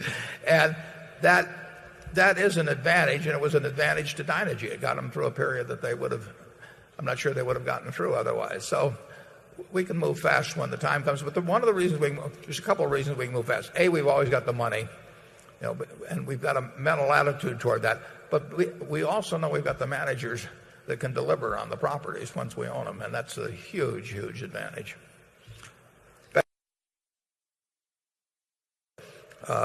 China, we would be restricted by that ownership limitation, but it's very hard to imagine that we won't find more things to do in China over time. I mean, it's a huge market. We do a lot of things, and some of those are exportable, and there will also perhaps be opportunities to buy more businesses there. We would have bought more than 10% of BYD if we could have, but that's all that they wish to sell us. So we hope that comes about. In terms of the Chinese dollar holdings, in a way they can't get rid of owning more dollar assets. I mean, the nature of it is, if we're going to run as we did a few years ago, or a year or two ago, if we're going to run a $250 billion trade deficit with China, I mean, if they're going to send us goods, and we want those goods, to the tune of $250 billion more than we sell to them, they end up with $250 billion of little pieces of paper. And they can convert those pieces of paper, called U.S. dollars, they can convert them into U.S. real estate, into U.S. stocks, U.S. government bonds. They can do all kinds of things. They can even trade them to the French, and get euros or something in exchange, but then the French have the problem. So the Chinese dollar assets are going to build as long as there's a significant trade surplus with China. And then they have the choice of what to put those dollars into. And they have elected so far to put a significant amount into U.S. government bonds. And I think a major official about a month ago or so in China said he wasn't too happy about the prospect of what's going to happen in terms of the purchasing power of that money that's been put in U.S. government bonds. And I would say he's right. I mean, anybody that owns dollar obligations outside of this country, if they hold them a long time, is going to get less back in the way of purchasing power than existed at the time that they took on those dollar obligations. And it's a major problem. Not the world's worst problem, but it's a major problem for a finance minister or a government in China to decide what to do with this buildup that comes about because they are running a trade surplus. And they've set up the Chinese Investment Corp, which has a couple $100 billion in it, in terms of deciding to make investments around the world. But it's an interesting question. If you made me the finance minister of China, what I would do with the trade surplus, the funds that came in because of the trade surplus. And I think I'll turn it over to Charlie and ask him what he would do if he were the finance minister of China. Well, I regard that as a very easy question. I would do exactly what they're doing. I think China has one of the most successful economic policies in the world. And China has advanced more rapidly than the rest of the world. And I would say their policies are exactly right. And their rate of advance is so great and so meaningful that if they lost a little bit of purchasing power on their dollar holdings, it's a trifle in the big scheme of things from the viewpoint of China. So I've got nothing but admiration for the way the Chinese have been running their own affairs. And they're going to be very hard to compete with all over the world. And that is exactly the correct policy for China. That's the way you get ahead fast, is to be very hard to compete with all over the world. So I think they're doing it exactly right. And I think that the United States and China should be very friendly nations because we're joined at the hip. So you'd suggest they keep buying U.S. Treasuries at probably no yield? Whatever they yield. They're not no yield because they can buy longer. Okay, we've got some advice for the Chinese government. Carol? In the past, you have stated that management should, this question comes from Ingrid Hendershot. In the past, you have stated that management should be required after several years to do a post-mortem on acquisitions it makes. Would you each provide us with your post-mortem on Berkshire's largest acquisition, General Re? Yeah, I don't think I'll comment on General Re, but I don't think we generally should make our postmortems public. I think that if we acquired, we do believe in postmortems, and we strongly believe in them, and we think they're conducted at far too few companies.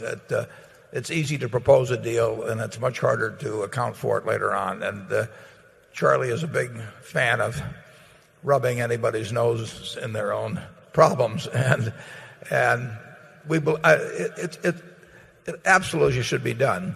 I don't think it necessarily should be made public. I don't think that you attract businesses and managers by pointing out, even though you were the one that made the mistake as the acquirer in your projections, pointing out the shortfalls that may have occurred with the managers that are maybe doing a very good job to try and overcome the fact that you made a mistake in buying it in the first place. So I wouldn't want to get into that. Gen Re has worked out well after a terrible start, and I was dead wrong in 1998 when I bought it in thinking that it was the Gen Re of 15 years earlier, which had absolutely the premier reputation in the insurance world, and some practices in terms of reserving and underwriting had changed somewhat. But I'm happy to say that thanks to the combined work of Tad Montross, who is with us here today, and Joe, Joe Brandon. Yeah, Joe Brandon, of course. But Joe and Tad, when they took over in September of 2001, actually, right about the time of the World Trade Center problem, they took after all of the problems. They went right after them, reserving, underwriting, whatever it might be.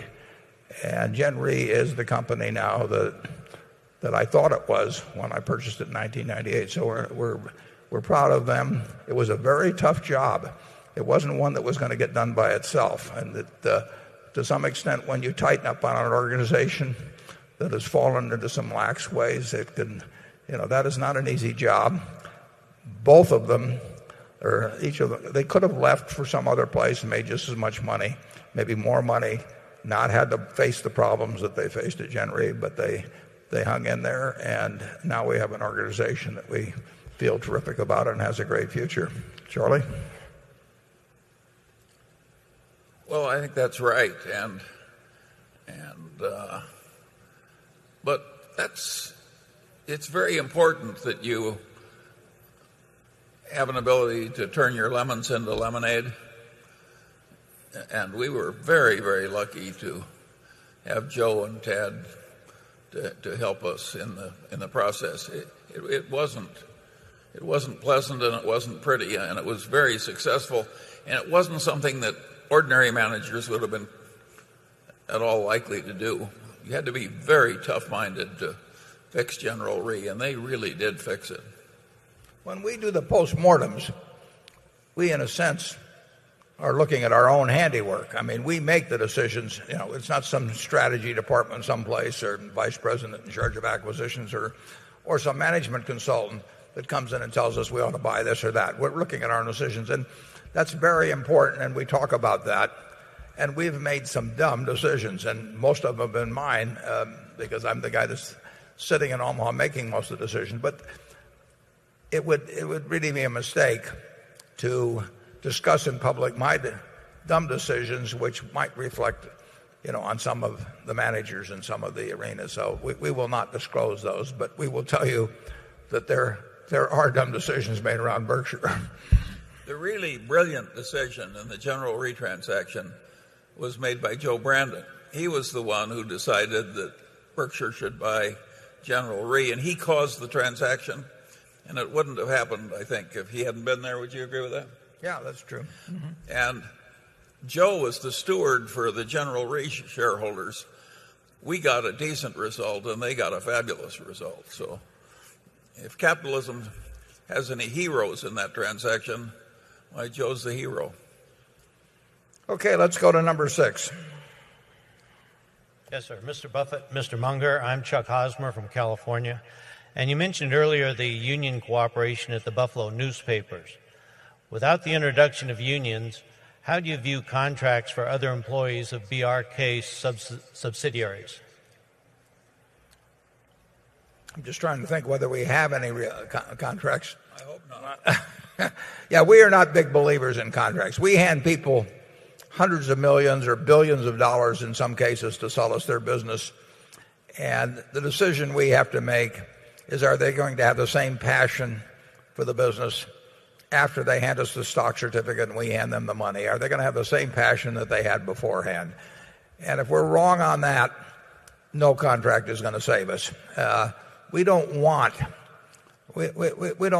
relationships that are based on contracts. So I can't really think of a formal contract that we have. We have understandings about bonus arrangements and that sort of thing, and that's not that complicated with various managers. I mean, we have the comp of the top person at each company is basically my responsibility, and we have all kinds of different arrangements because we have all kinds of different businesses. Some of our businesses, capital is an important factor, and so you have to put that in the comp arrangement. Some of it, capital doesn't mean a thing. Some of our businesses are very easy and very profitable. Some of them are very tough, and it takes a genius to get a so-so result. So we have a whole bunch of different arrangements on that, but we don't try to hold people by contracts, and it wouldn't work. And we basically don't like engaging in them. So you're looking at a company that. Can you think of any contracts we have, Charlie? No. Our model is a seamless web of trust that's deserved on both sides. That's what we're aiming for. The Hollywood model, where everyone has a contract and no trust is deserved on either side, is not what we want at all. Yeah, we do not want to negotiate the size of the executive bathroom. I mean, that is not our game. Becky?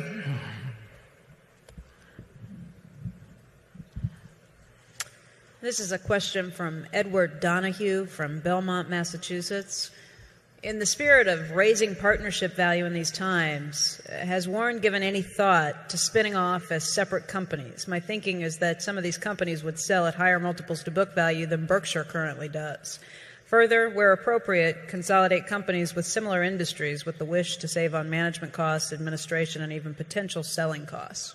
Yeah, we will not be spinning off any companies. We had to. We were a bank holding company, believe it or not, at one time. We became one in 1969, and we were given 10 years to dispose of our bank, which was in Rockford, Illinois, and we did have in effect, a spin-off of that.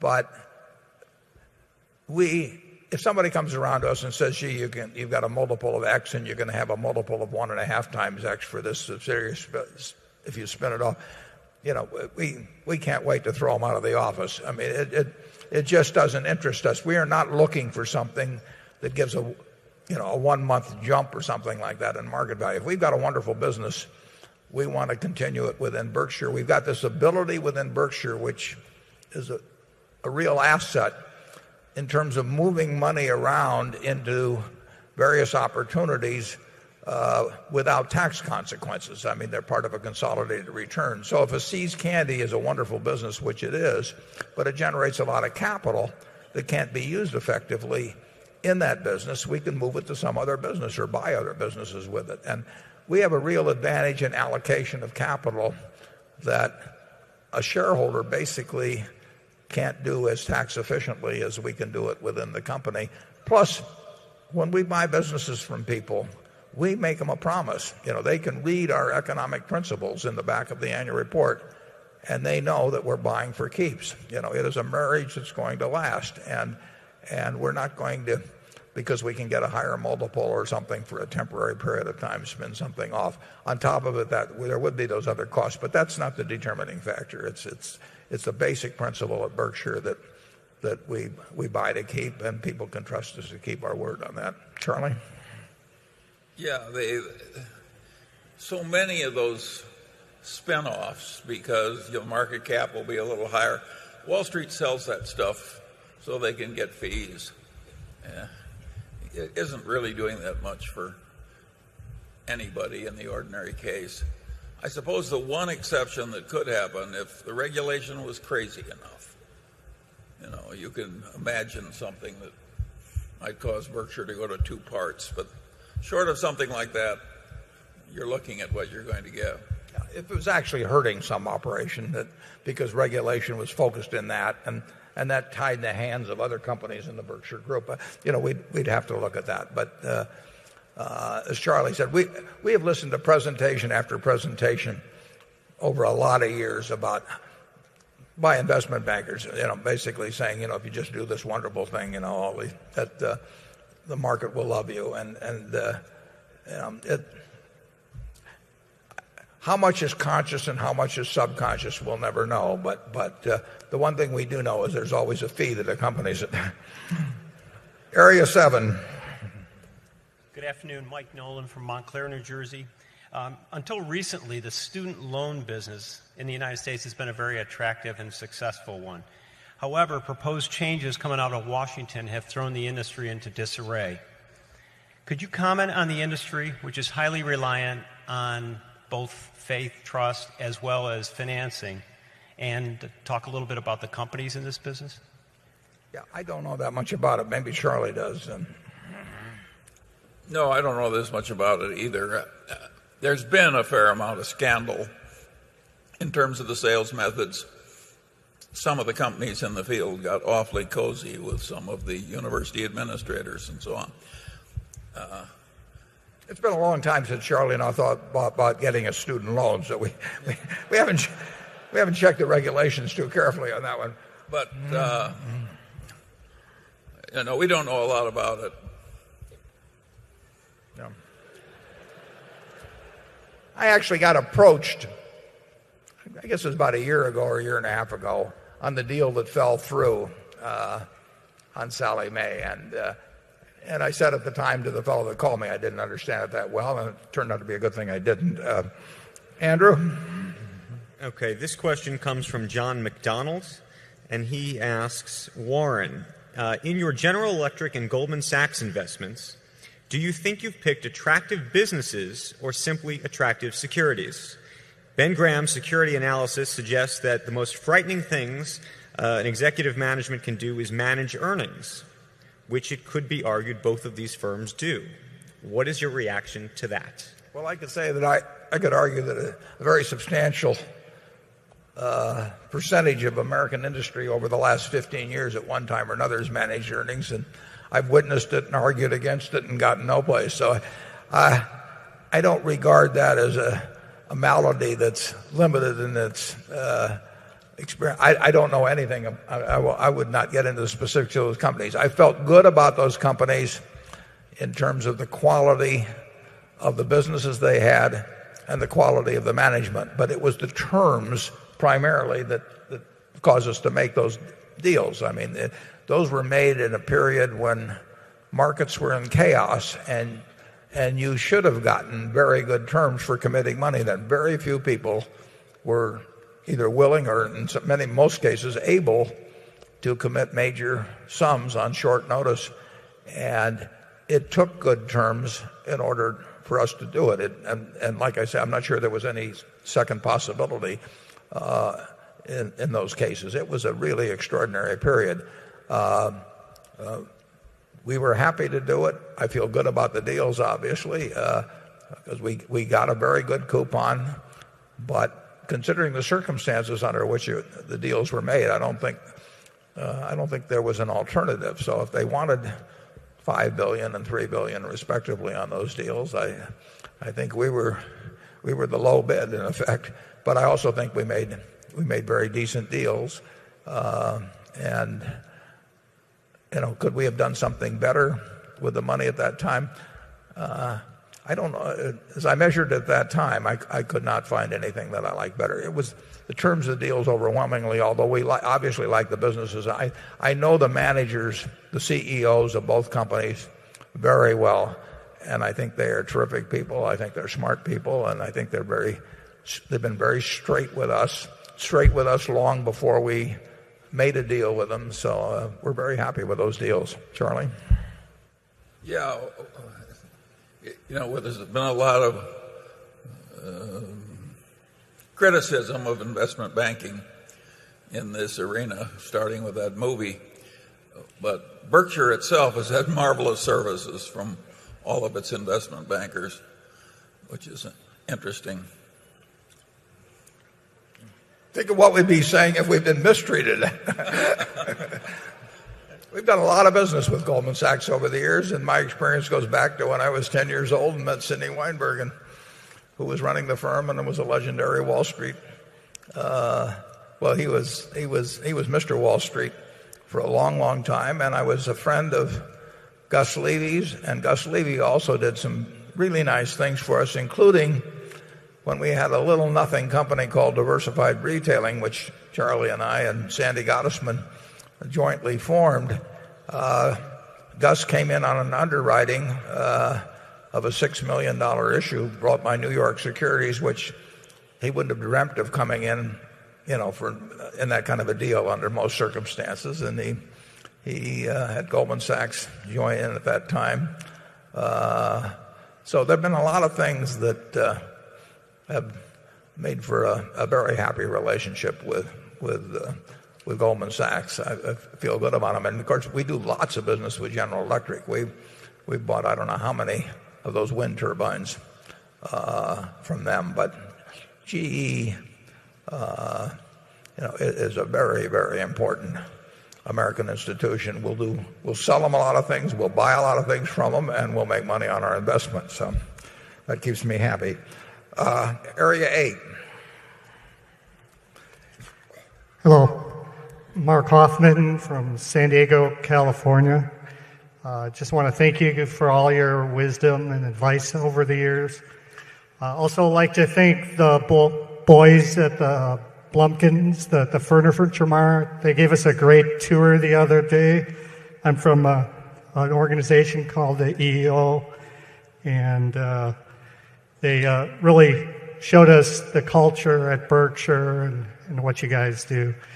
My question is, looking at the overall world economy, the Berkshire businesses are great, but my question is there underlying issues you see in the world economy, like going off the gold standard 40 years ago and fiat currency and countries making money like crazy? If the Berkshire businesses are great, but the underlying economy is a problem, where do we go from there? What are the questions you're asking yourself about the world economy? Thanks. Yeah, there's always a lot of things wrong with the world. Unfortunately, it's the only world we've got. I mean, so we live with it and we deal with it. But the beauty of it is this system works very well. I don't have the faintest idea what's going to happen in business or markets in the next year or 2 years.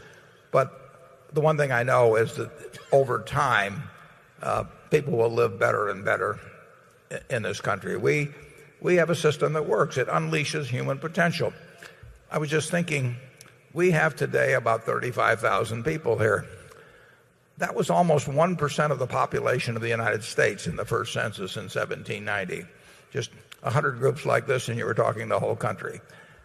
If you look at if we'd had this room filled back in 1790 with 35,000 citizens of the United States, then they would have been just as smart as we were natively, their intelligence. They would have lived in a country with resources that obviously same fertile soil, the same temperature, the same minerals, all of that. So they were just as able as we are, but they weren't turning out anything like we turn out today. I mean, just look at how we live compared to those people several hundred years ago. So we have had a system that works. It unleashes human potential. And China went for a long time without a system that unleashed potential. Now they've got a system that's unleashing human potential. We haven't reached the end of that road by a long shot. I mean, we're just starting, basically. We will have bad years in capitalism. I mean, it overshoots in markets.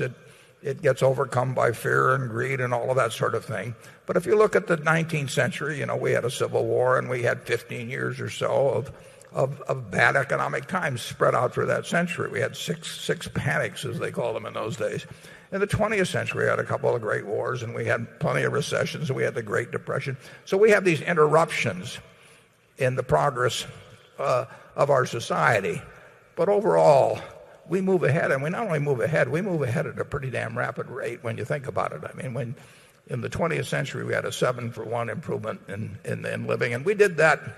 You know, we had slavery for a long time. We had blacks counted as 3/5 of a person. We didn't let women vote for 130 years or thereabouts. I mean, we were wasting human potential, and we still are, but we were doing it more so for centuries.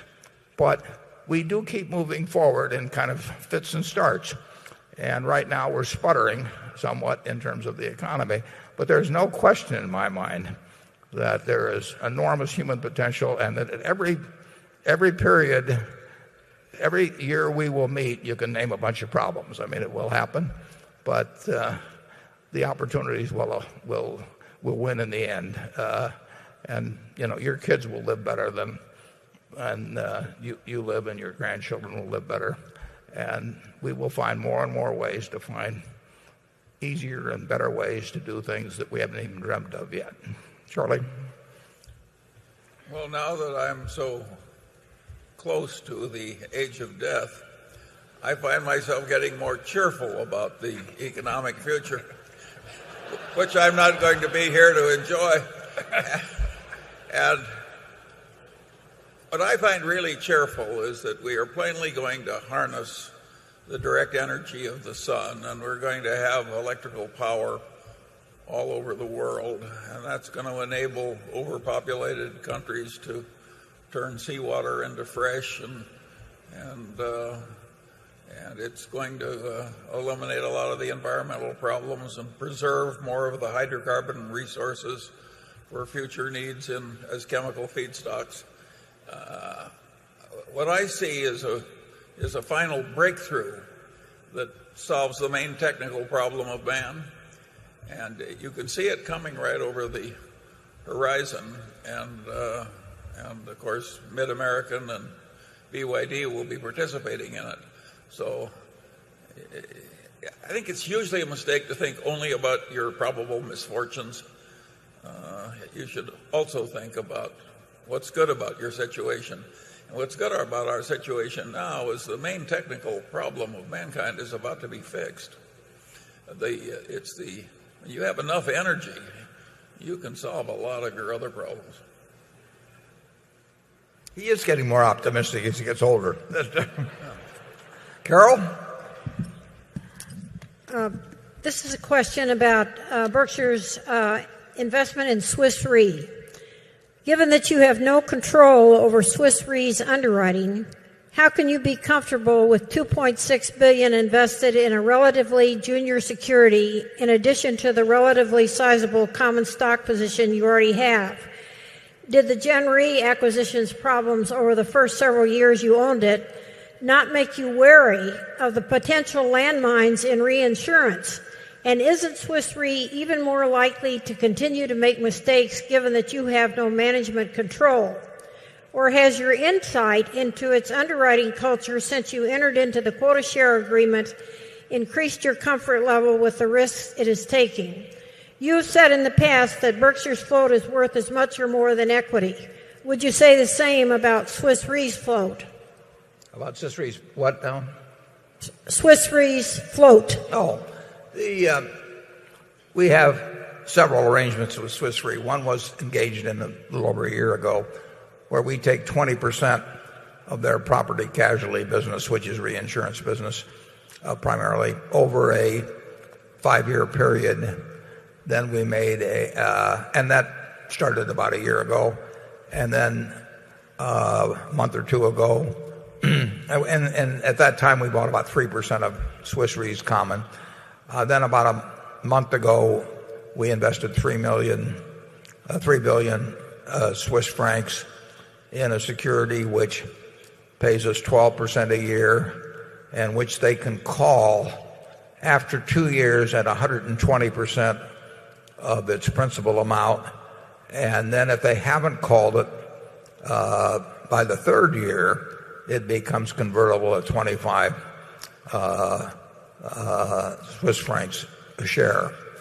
The odds are probably pretty good that it will get called. And if it gets called, we'll be unhappy because the only reason they'll call it is if it's advantageous to them to call it and disadvantageous to us. But if it does get called, we will get 120% of par plus 12% a year for it. We are senior, actually, to the Swiss Re equity of roughly 20 billion Swiss francs. So I would not regard it as a junior security. Swiss Re's problems of the last year or so have not come about in any way through their insurance underwriting. Their insurance underwriting has been fine over the years. And we feel fine about having a 20% quota share in that. And we feel fine about our investment. So I would regard they develop a large amount, as many reinsurance companies do. They develop a large amount of float per dollar of premium volume. So we would expect that this 20% quota share that we've had for a year will develop a very significant amount of float relative to the $3 billion or so of premiums that it represents. And I think it will turn out to be attractive float. It will be attractive for us, and it will even be a little more attractive for Swiss Re, because in effect they get the commission we pay them gives them a little override on that. I think, like I say, that the most likely thing is that our $3 billion position gets called. We also have that $2 billion or 2 billion Swiss franc. If I've said dollar, I meant Swiss franc. $2 billion Swiss franc adverse loss cover. And what that says essentially is that if their reserves, will say, in the property casualty business at the end of 2008 were roughly 60 billion francs, but once they paid out, these are not precise figures, but once they paid out 58 billion, 2 billion less than their carried reserves, that we pay the next 5 billion. And like I say, it's very unlikely we would be paying out money before 15 years on that. And if their reserves are accurate, we will pay out only the 2 billion. So that was a transaction, again, that was made at a time when Swiss Re was under considerable pressure. They were under threat of downgrade in terms of ratings. And I met with the CEO, the then CEO of Swiss Re, on a Sunday in Washington, D.C., along with his investment advisor. And we arranged a transaction which their shareholders and their directors later approved. And I think we met their needs, and I think we've got an attractive transaction. There's nothing wrong. We may prefer Gen Re, but there's nothing wrong with Swiss Re's underwriting. It did not cause any of the problems that they have now. That arose from something akin to the problems of AIG, although not remotely on the scale of AIG, but both somewhat in financial products and somewhat on the asset side. It did not arise from underwriting. Charlie? Yes, if that's a terrible problem, we wish we had more of it. Area 9, please. I'm Vishali from the Philippines. My question is about compensation in a capital-intensive subsidiary. Now, I'm going to take the liberty to assume that the large number of bank failures were caused in a large part by incentive bias. If a board of directors makes a mistake with compensation, then the board introduces incentive bias towards earnings manipulation.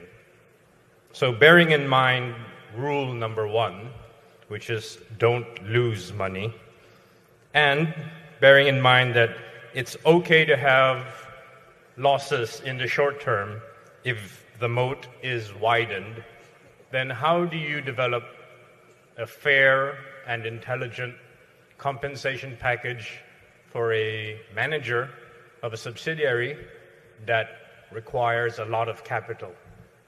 Well, it's a very, very good question. It's one that Charlie and I have both thought about, and we've been around so many crazy compensation systems that we spent a lot of time thinking about it and talking about it. In a capital-intensive business, you have to have something that you have to have a factor in the compensation arrangement that includes a capital cost element. We have dozens and dozens of subsidiaries, and we have different arrangements for different businesses because, as you point out, an arrangement for a business that needs no capital, like a See's Candy or a Business Wire or something of that sort, has to be materially different than something that requires a lot of capital. We think we've got rational compensation systems. We agree with you that incentives are very important. I would say that I think your question implied a little bit that the board sets these things. The truth of the matter is, at least over 40 years of experience and 19 boards that I've been on and observing behavior a lot of other places, basically the board has had relatively little effect on it. The CEO has managed in most cases, in a great many cases, to be an important determinant of his own or her own, usually his own compensation arrangement. The human relations, first of all, they pick the comp committee, So I have been on one comp committee out of 19 boards. I mean, people are not looking for Dobermans, they're looking for Cocker Spaniels, and they're looking for Cocker Spaniels that are wagging their tails very friendly. CEOs spend a lot of time thinking about who's on their comp committee. The audit committee is less important, but the comp committee they think about plenty.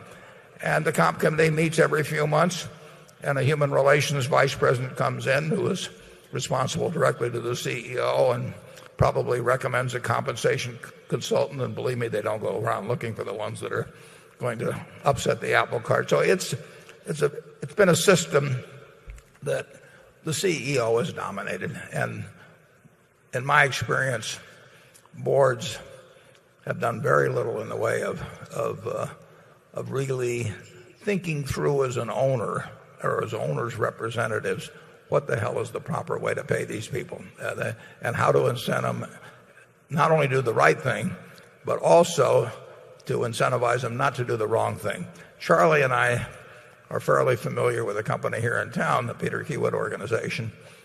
Pete Kiewit, 50 years ago or more, figured out a very, very logical way to pay people in his business. And it wasn't rocket scientists, and I'll guarantee he didn't consult with any compensation consultant on the subject. He just figured it out.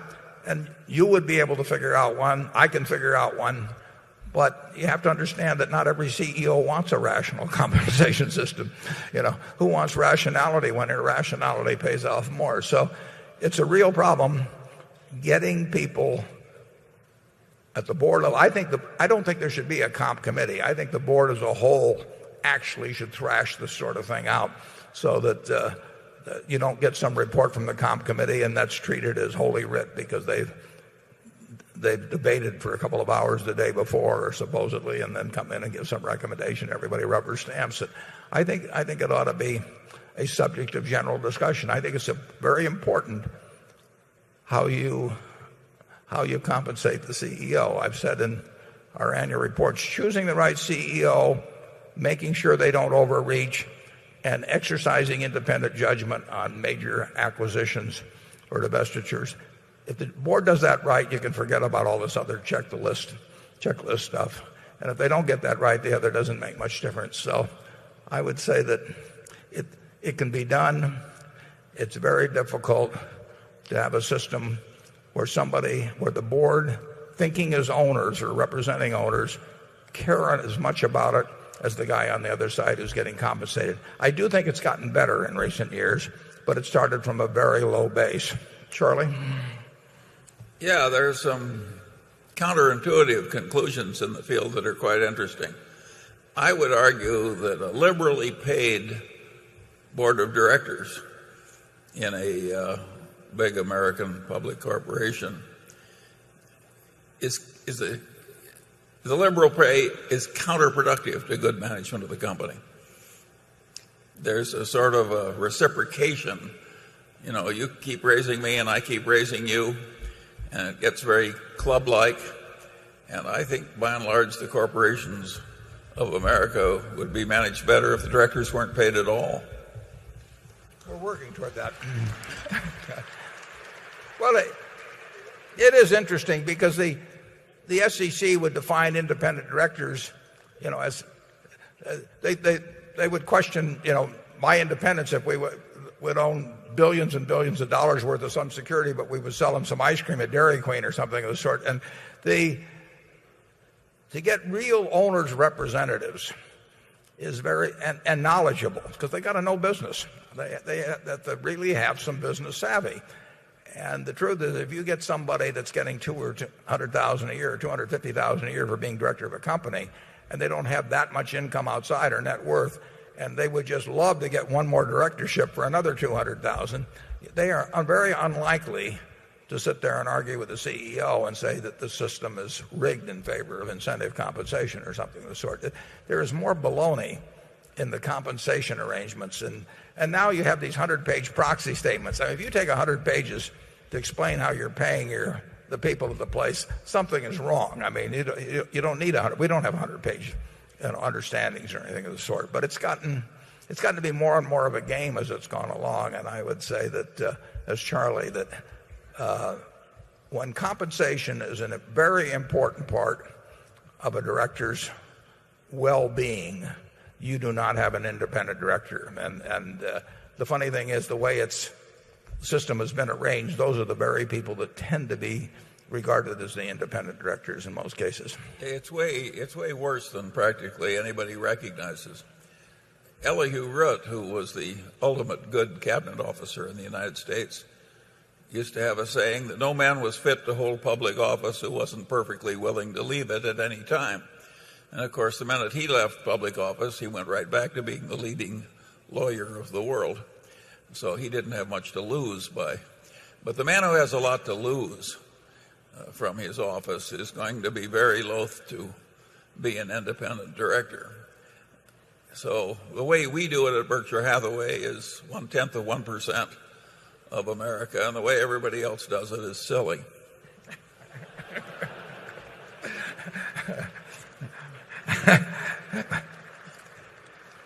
I love being up here with him. Becky. This is a question from Paula Sauer. And since Charlie seems to be getting more optimistic, maybe we should ask him this question first, and then Warren, you can try and top it. But Paula writes in, what's the worst case scenario you can imagine with respect to the insurance business? You mean ours or generally? I believe she means yours in particular. Yeah. Well, the very worst case is some catastrophe where we lose quite a few billions of dollars pre-tax. Even that, I don't think, significantly impairs the basic business in place. So I think we have a marvelous insurance business. And I don't want to trade it for any other that I know. How about you, Warren? Yeah, no, it is a fabulous business. The worst, I used to say we would probably pay 4 to 5% of the industry loss from any mega catastrophe. I'm not sure where Katrina finally came in. I don't know whether it was 60 billion or something in that area, and we probably did play close to, we were in that 4 to 5% range. We're lower than that probably right now. We're not necessarily way lower, but if we had a $100 billion catastrophe, we would probably pay 3 to 4% of that currently, so that you'd be talking 3 to 4 billion. The worst, I think the worst situation that could occur is if we ran into so much inflation that people got very, very unhappy with anything that they had to buy in their daily life. This applies in the utility business too, but certainly like auto insurance.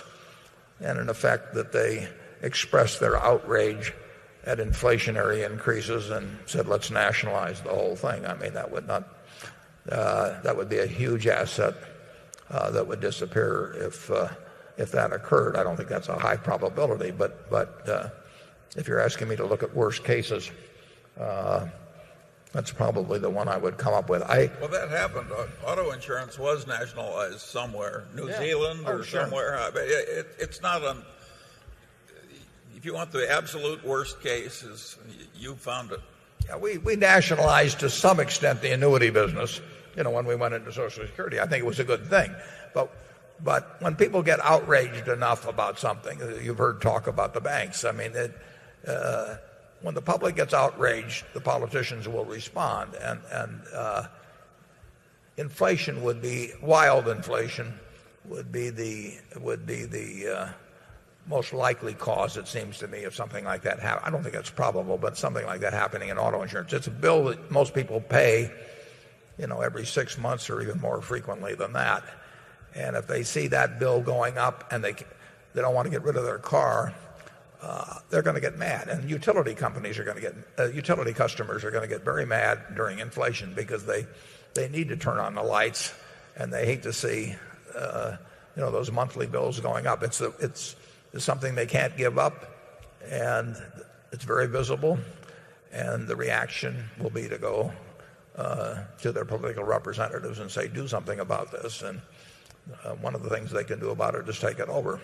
So very low probability event, but it's not non-existent. Area 10. Gentlemen, Patrick O'Donoghue from Cork in Ireland. So I suppose I should start by saying I'm sorry you've had such a tough time in my otherwise wonderful little country. I love the Irish. We've had great luck with the Irish. It was my mistake. Okay. Now, I'd like to grow my investment in Berkshire Hathaway, and I think we've established it's a wonderful company. So I'm left with a couple of other issues which for a foreigner are maybe a little different for people domestically. The first of which is that any gains in Berkshire Hathaway may be wiped out by a slide in the dollar versus the euro. And we're talking a long-term investment here, obviously. The second is perhaps you could discuss your global acquisitions, which will reduce your dollar dependence and increase your foreign source income. I've lost the third. If you could discuss those. Sure, yeah, and if it comes to you, it'll be fine. Predicting the euro versus the dollar, I'm no good at. You did pretty well. Yeah, we did make a couple billion. But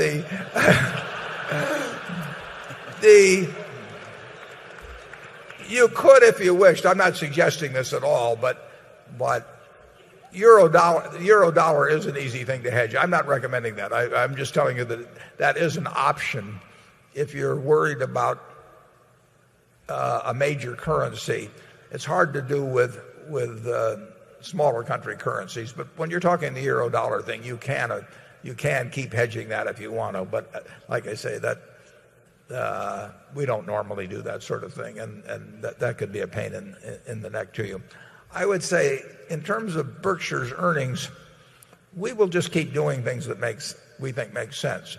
Now, if we own over 8%, for example, of Coca-Cola. Coca-Cola, makes 80% or more of its money outside the United States. We own a lot of Procter & Gamble. They make a lot of their money outside of the United States. Or Kraft makes a lot of money out of the United States. So we have a lot of indirect sources of earnings, and then we have a lot of direct sources of earnings outside the United States. ISCAR makes most of its money. It makes money in the United States, but it makes a lot of money elsewhere. And we have other businesses like that. We do not have a predetermined or goal at all of developing X percentage of our earnings here or there or that place. We just keep, every day we go to work and we don't know whether the phone call will come from Israel or from Indiana in terms of a chance to invest some money. We want all of our subsidiaries to be looking at opportunities every place, and some of them will find them abroad and some of them won't. So we are not heading any place in terms of sources of earnings. There are a lot of countries we feel comfortable with, and we would be happy to put money into those countries, but we don't wake up in the morning saying that we would like to have more money in Germany or Spain or whatever, or that we would want to take money out of those countries. And Charlie, have any more? Yeah, people look at a modern liberal democracy, and it's very easy to conclude that it's messy and full of defects. And I think that's a correct view. But it's not at all clear to me that the messy defects that we have are worse than the messy defects of Europe. I am an agnostic about these things. I think there's plenty wrong and plenty right on both sides of the Atlantic. Okay. Andrew? So this question comes from 3 shareholders who happen to be employees of Berkshire portfolio companies. They've asked not to be named, and they ask the following question. They say, "We are concerned with both the financial condition of the company and the stability of our jobs. Could you discuss your attitude towards the use of layoffs as a means of responding to short-term downturns in company profits?" Yeah, these are investee companies or these are I imagine they are investee companies. Yeah. And they're shareholders and employees. Yeah, I wouldn't have a different attitude. I was just clarifying it. There's no question that business conditions can change such as to necessitate temporary or permanent layoffs. I mean, there's scales of businesses change. We're fortunate in a place like GEICO where our business is expanding, so we'll probably add at least, I would guess, 1,000 jobs net at a GEICO. But at the same time, we probably have close to half of our brick plants closed in the Southwest because people just aren't building houses now. Now that business will come back and we'll rehire people. On the other hand, our textile business never came back, and we employ fewer people at the Buffalo News than we did a year ago, and we are not going to regain those or get back to previous levels. So there are some businesses that may permanently contract, and you have to face up to that in terms of layoffs. There's other businesses that have severe cyclical type contractions, and they are going to face significant layoffs. There are other businesses that are suffering a little bit during a period like this, but very little, and we will resist the idea of having layoffs. Nobody gets any joy out of it, and generally you do it probably a little too late even, because you keep hoping the business will bounce back up or something of the sort. But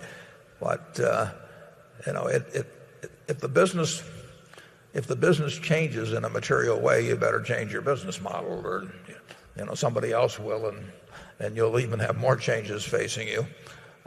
On balance, we hope we get into businesses that don't face those kind of problems. But certainly in our construction-related businesses, we've had layoffs at Shaw, we've had layoffs at Johns Manville, we've had layoffs at Benjamin Moore, we've had layoffs at Acme Brick, and there's really no alternative. I mean, and our competitors all have had also. And in the textile business, but we got into it in 1965. In the end, we laid off everybody. I mean, it had contracted enormously before we got there. We tried all kinds of things, and we finally gave up. Their capitalism, is creative destruction, and sometimes you're on the short end of that.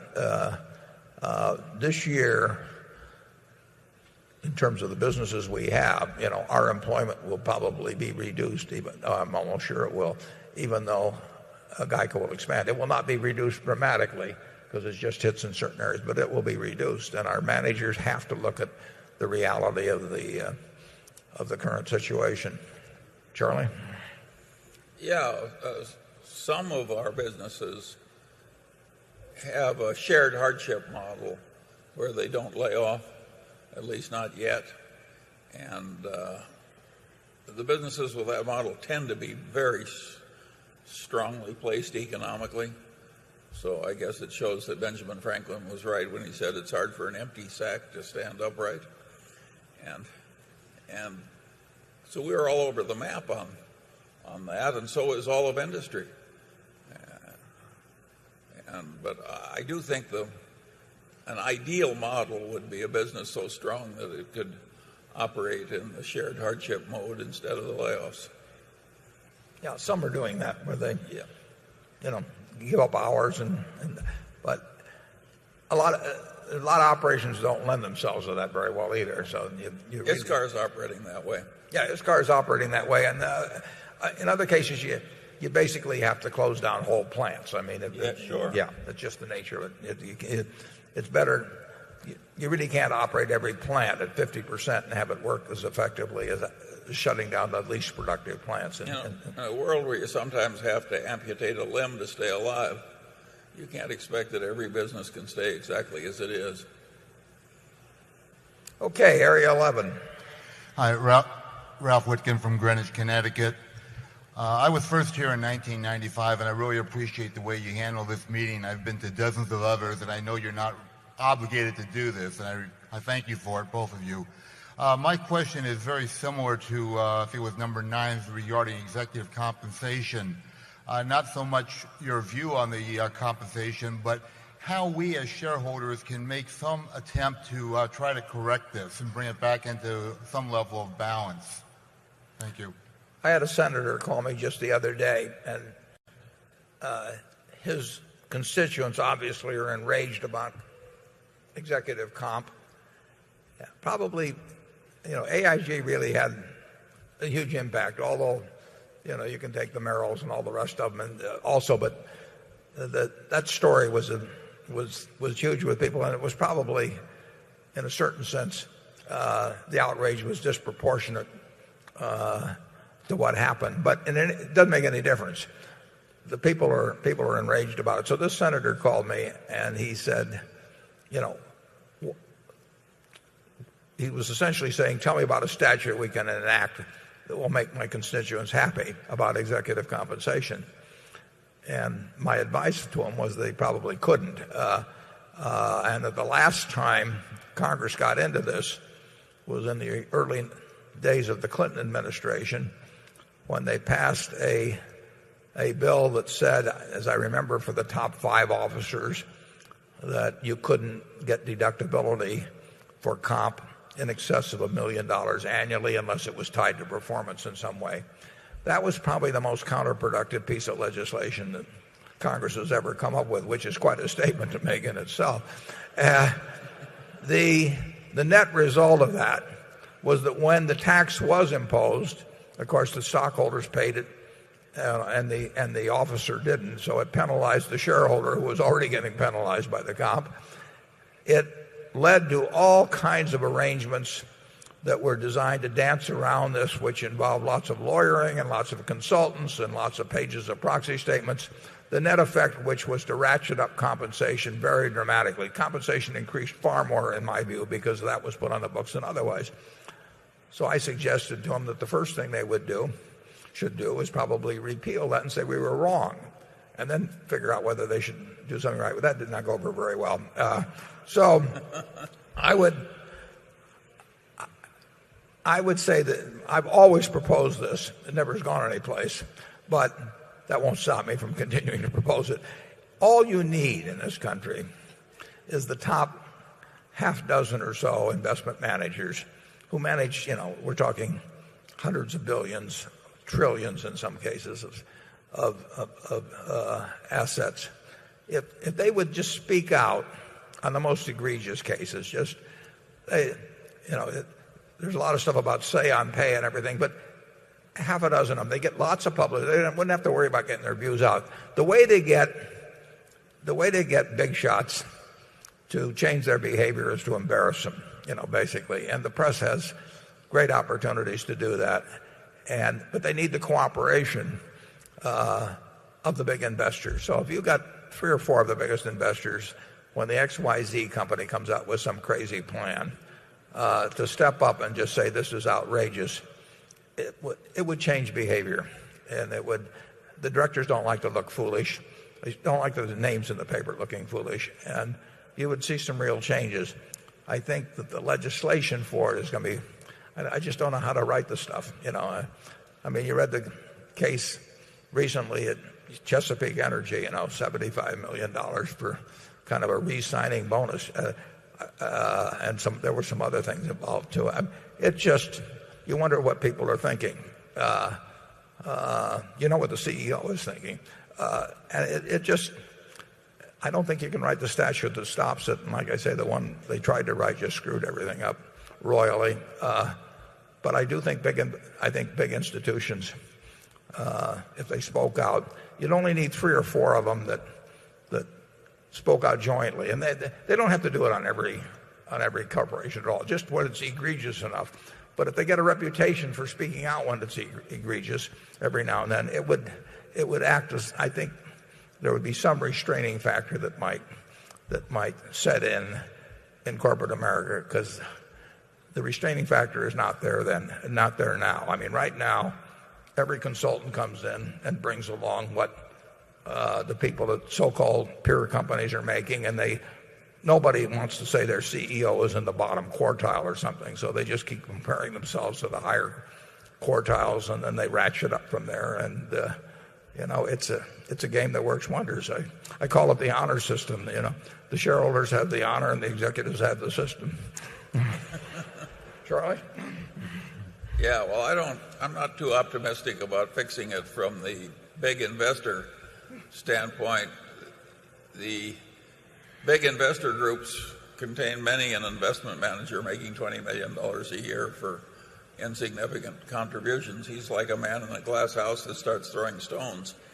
And the public pension funds are dominated in many cases by left-wing politicians and by labor unions who tend to have an agenda of their own that doesn't really relate to good management. So sometimes the cure is worse than the disease. Well, on that hopeful note, we'll move on to Carol.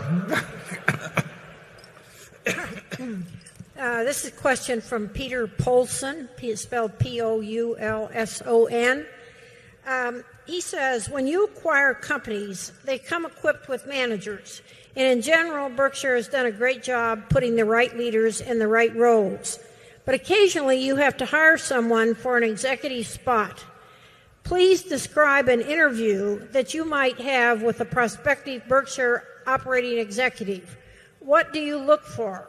How do you evaluate a person's potential to become a great manager?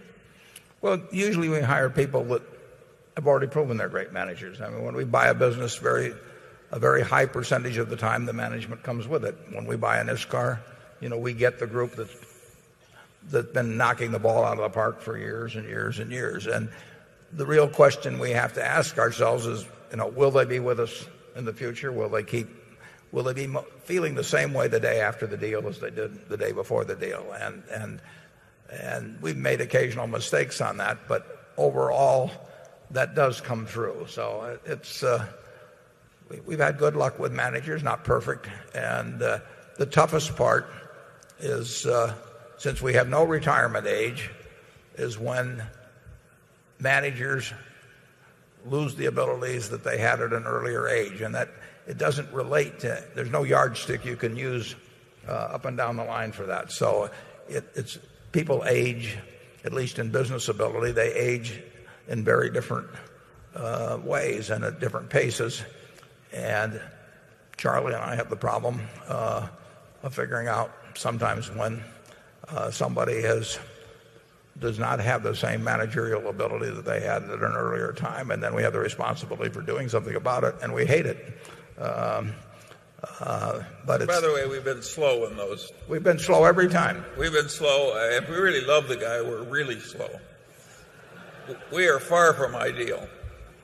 Yeah, it's very well. We had a manager, a wonderful. A guy we both loved at Wesco, and he got Alzheimer's. And we didn't want to face it. We finally did, but it took us probably an extra year and a half, didn't it, Charlie? Sure. Yeah. It's the only part of my job that I don't like, basically. I hate it, but I pay a lot of money not to have to do it. But occasionally it happens. Fortunately, it doesn't seem to happen that often. We find people who love their businesses. I love Berkshire. I go to work every day and I'm excited about it. And you can spot that in people. I think most of you would probably realize that that's the way I feel about it. And I realize that's the way the managers of our subsidiaries feel about it. Tony nicely went to work at GEICO he was a teenager, and he's as excited every day about GEICO as I am. The first thing I saw him yesterday at lunch, and the first thing he does is hand me the figure, which he knows I'm waiting for. It shows we were up 505,000, and he carries it out all the way. Policyholders, and I get excited about those numbers. He gets excited about them. We talk about state by state, whatever it may be, and you can't put that into somebody, but we do recognize it when it's there, and we do our best to make sure that we don't do anything that dampens that in any way. Okay, area 12. Good afternoon, Mr. Buffett, Mr. Munger. Jimmy Chong here from Dayton, Ohio. Mr. Buffett, in October of last year, you wrote in a New York Times op-ed piece that you were moving your personal portfolio to 100% U.S. equities. My question is that move complete? If not, are you still buying? And in addition to that, how would you rank the recent market downturn in terms of investing opportunities in stocks during your investment careers? Well, it's certainly not as dramatic as the 1974 period was. Stocks got much cheaper in 1974 than they are now, but you were also facing a different interest rate scenario, so you could say they really weren't that much cheaper. You could buy very good companies at 4 times earnings or thereabouts with good prospects, but interest rates were far higher then. That was the best period I've ever seen for buying common equities. The country may not have been in as much trouble then as we were back in September. I don't think it was, but stocks were somewhat cheaper then. In the recent period, I bought some equities, and then corporate bonds looked extraordinarily cheap. The spreads were very, very wide, so I bought some of those too. But the cheaper things get, the better I like buying them. I mean, if I was buying hamburgers at McDonald's, the other day for X, and they reduced the price to 90% of X tomorrow, not likely, but if they did, I'm happy. I don't think about what I paid yesterday for the hamburger. I think I'm going to be buying hamburgers the rest of my life, and the cheaper they get, the better I like it. I'm going to be buying investments the rest of my life, and I would much rather pay half of X than X, and the fact that I paid X yesterday doesn't bother me if I get it, as long as I know the value is in the business. So on a personal basis, I like lower prices. I realize that that's not the way all of you feel, and that when you wake up in the morning and look at quotes, but it just makes sense that when things are on sale, that you should be more excited about buying them than otherwise. And lately, when I wrote that article in the Times, I did not predict what stocks were going to do, because I never know what they're going to do. But I do know when you're starting to get a lot for your money, and that's when I believe in buying. Charlie? Well, if stocks go off 40% on average, they're obviously closer to an attractive price than they were before. And of course, interest rates have gone down a lot recently, at least short-term interest rates. It's nothing like 73.4. No. I knew when that happened that was my time and my only time. I knew I was never going to get another trip to the pie counter like that one. Unfortunately, I had practically no money available, which is... That's why it happens. That's why those times occur. Yeah. So, if I were you, I wouldn't wait for 1973-4. No, we don't try to pick bottoms, we don't have an opinion about whether the stock market's going to go tomorrow or next week or next month. So, to sit around and not do something that's sensible because you think there will be something even more attractive, that's just not our approach to it. Anytime we get a chance to do something that makes sense, we do it. And if it makes even more sense the next day, and if we've got money, we may do more. And if we don't, what can we do about it? So picking bottoms is basically not our game. Pricing is our game, and that's not so difficult. Picking bottoms, I think, is probably impossible. But when you start getting a lot for your money, you buy it. And as I say, after I wrote that, stocks did get cheaper. Corporate bonds, the corporate bond market got very, very, very disorganized, and we bought some fairly good sized pieces of bonds for Berkshire, and I also bought a few little things for myself. But I spend 99% of my time thinking about Berkshire. That's Warren, by now, don't we have our small life insurance companies pretty well full of desirable debt instruments at 10%? We certainly got a lot more of it than we had. Yeah, no, we got a chance to buy some corporate bonds very, very cheaply, at least in my view, a few months back, and we had money in life companies that can't be used in certain other areas, and for which this was an ideal time to just barrel in.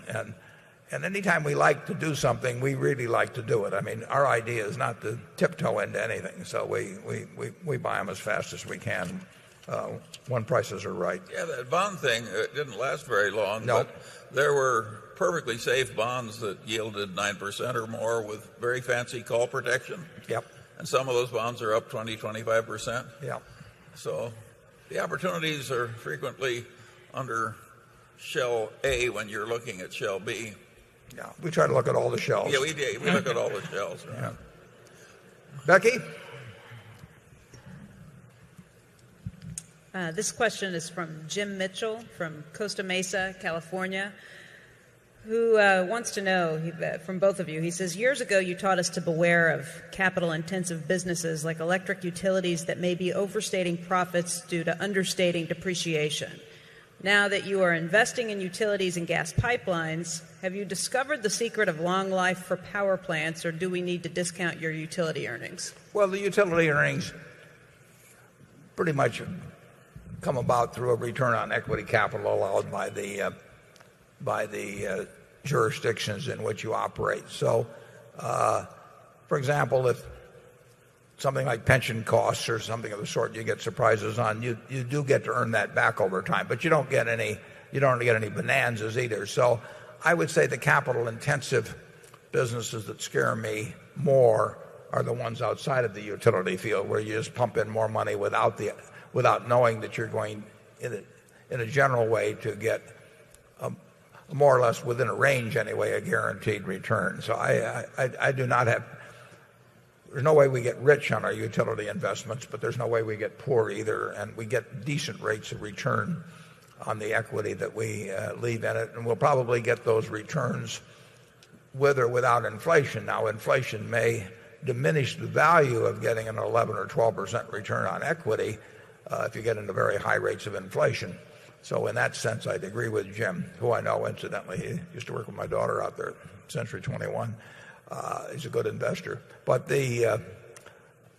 on balance, if you can find a good business that's not capital intensive, you're going to be better off than in a capital intensive business over time. I mean, the world, they're hard to find, but the best businesses are the ones that don't require much capital and nevertheless make good money. They've got some moat protecting them other than the capital required as entry in the business that's protecting them. And if you can find those that are durable, you've got a great investment and one that will do the best in inflation,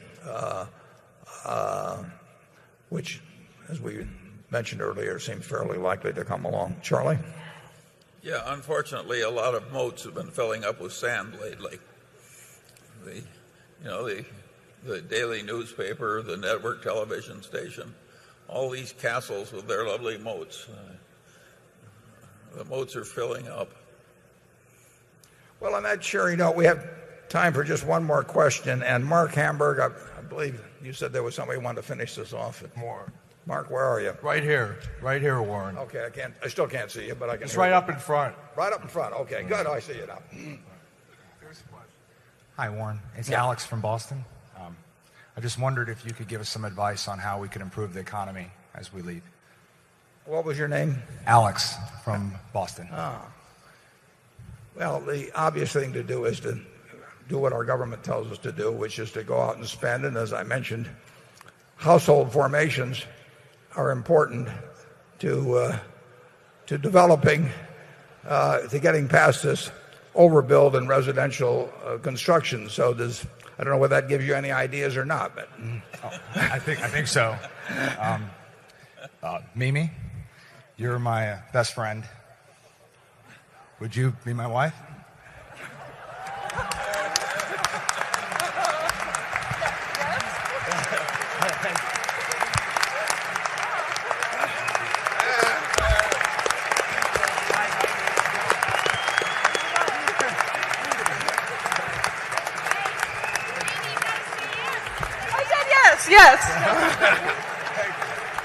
I have just two Thanks, Warren. Okay, I have two comments to make.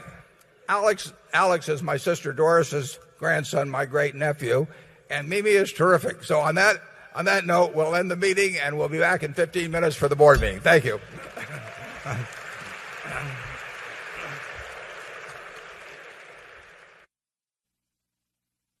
Okay, now we're going to hold an annual meeting. The meeting will now come to order. I'm Warren Buffett, Chairman of the Board of Directors of the company. I welcome you to this 2009 annual meeting of shareholders. I will first introduce the Berkshire directors that are present in addition to myself. We've got Charles Munger, got Howard Buffett, Susan Decker, Bill Gates, David Gottesman, Charlotte Guyman, Don Keogh, Tom Murphy, Ron Olson, and Walter Scott. Also with us today are partners in the firm of Deloitte & Touche, our auditors. They are available to respond to appropriate questions you might have concerning the firm's audit of the accounts of Berkshire.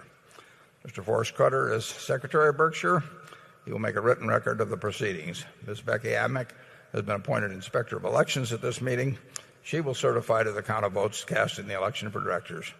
The named proxy holders for this meeting are Walter Scott and Mark Hamburg. Does the Secretary have a report of the number of Berkshire shares outstanding entitled to vote and represented at the meeting? Yes, I do.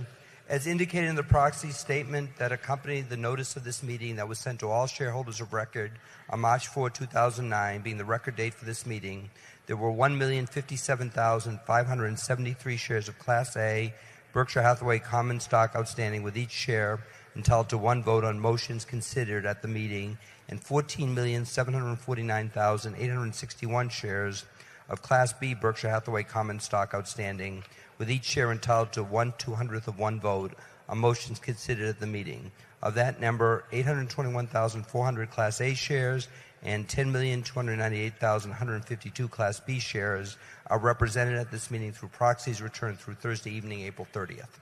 Thank you. That number represents a quorum, and we will therefore directly proceed with the meeting. First order of business will be a reading of the minutes of the last meeting of shareholders. I recognize Mr. Walter Scott, who will place a motion before the meeting. I move that the reading of the minutes of the last meeting of the shareholders be dispensed with and the minutes be approved. Do I hear a second? The motion has been moved and seconded. Are there any comments or questions? We will vote on this question by voice vote. All those in favor say aye. Aye. Opposed? The motion's carried. The first item of business is to elect directors. If a shareholder is present who wishes to withdraw a proxy previously sent in and vote in person on the election of directors, he or she may do so.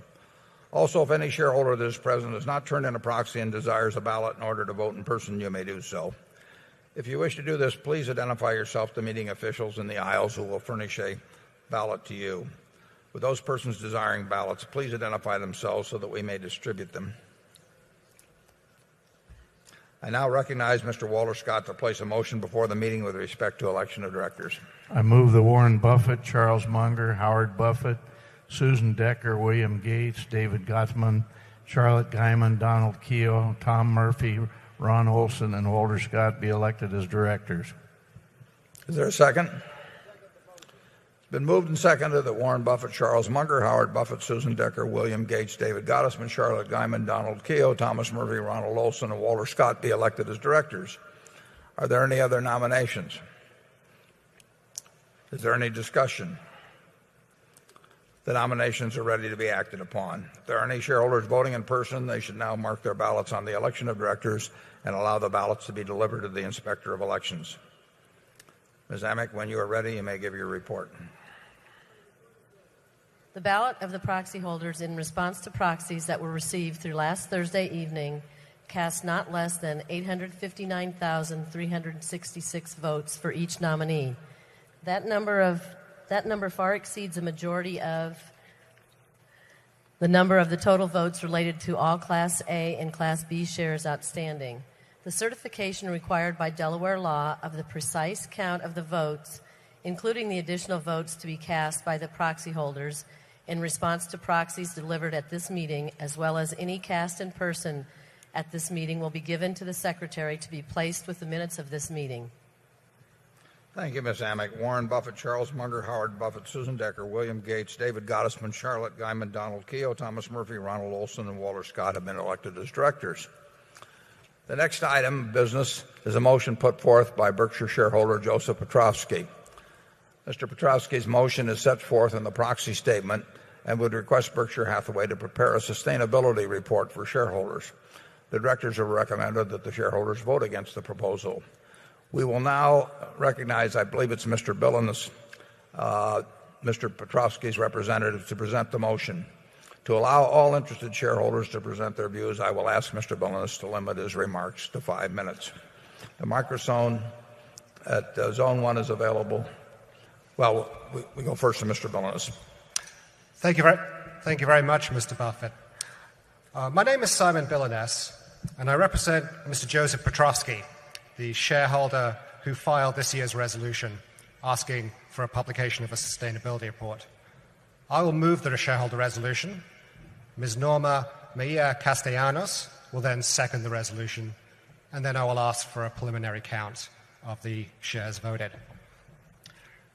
As shareholders, we are proud that in so many ways our company is a leader. A prime example is the emerging success story on the Klamath River. This may result in the largest river restoration project in U.S. history, and this makes economic sense for Pacific Corp and for us as shareholders. However, when it comes to managing environmental and human rights risk and disclosing those risks to shareholders, our management is sadly a laggard. Two respected proxy advisory firms, Proxy Governance and Risk Metrics, have advised shareholders to vote in favor of this resolution on the grounds that management badly lags other companies in disclosing these risks to shareholders.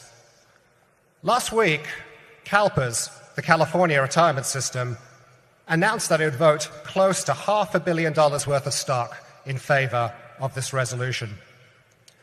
Consider the situation today with Russell, the subsidiary of Fruit of the Loom and a Berkshire Hathaway company. Collegiate licensed apparel, sweatshirts bearing university logos, for instance, is a $5 billion a year market. Russell has admitted to repeatedly committing serious labor rights violations in Honduras. And now over 50 universities, including Harvard, Stanford, and the entire University of California system, have decided to terminate Russell's license to make clothing bearing their college logos. This particular sweatshirt I'm holding up right here is University of North Carolina. This was made in a Berkshire Hathaway factory, but the university has since ended their licensing agreement. The management of Russell, through its actions, has put $5 billion of potential business at risk. The management of Berkshire Hathaway should provide proper disclosure of that risk to us, the shareholders in this company. Now I will pass over to Ms. Mejia Castellanos. She is a sewing machine operator who worked in the factory in Honduras that is the center of these problems. And after she has spoken, I will ask for a preliminary vote count for this resolution.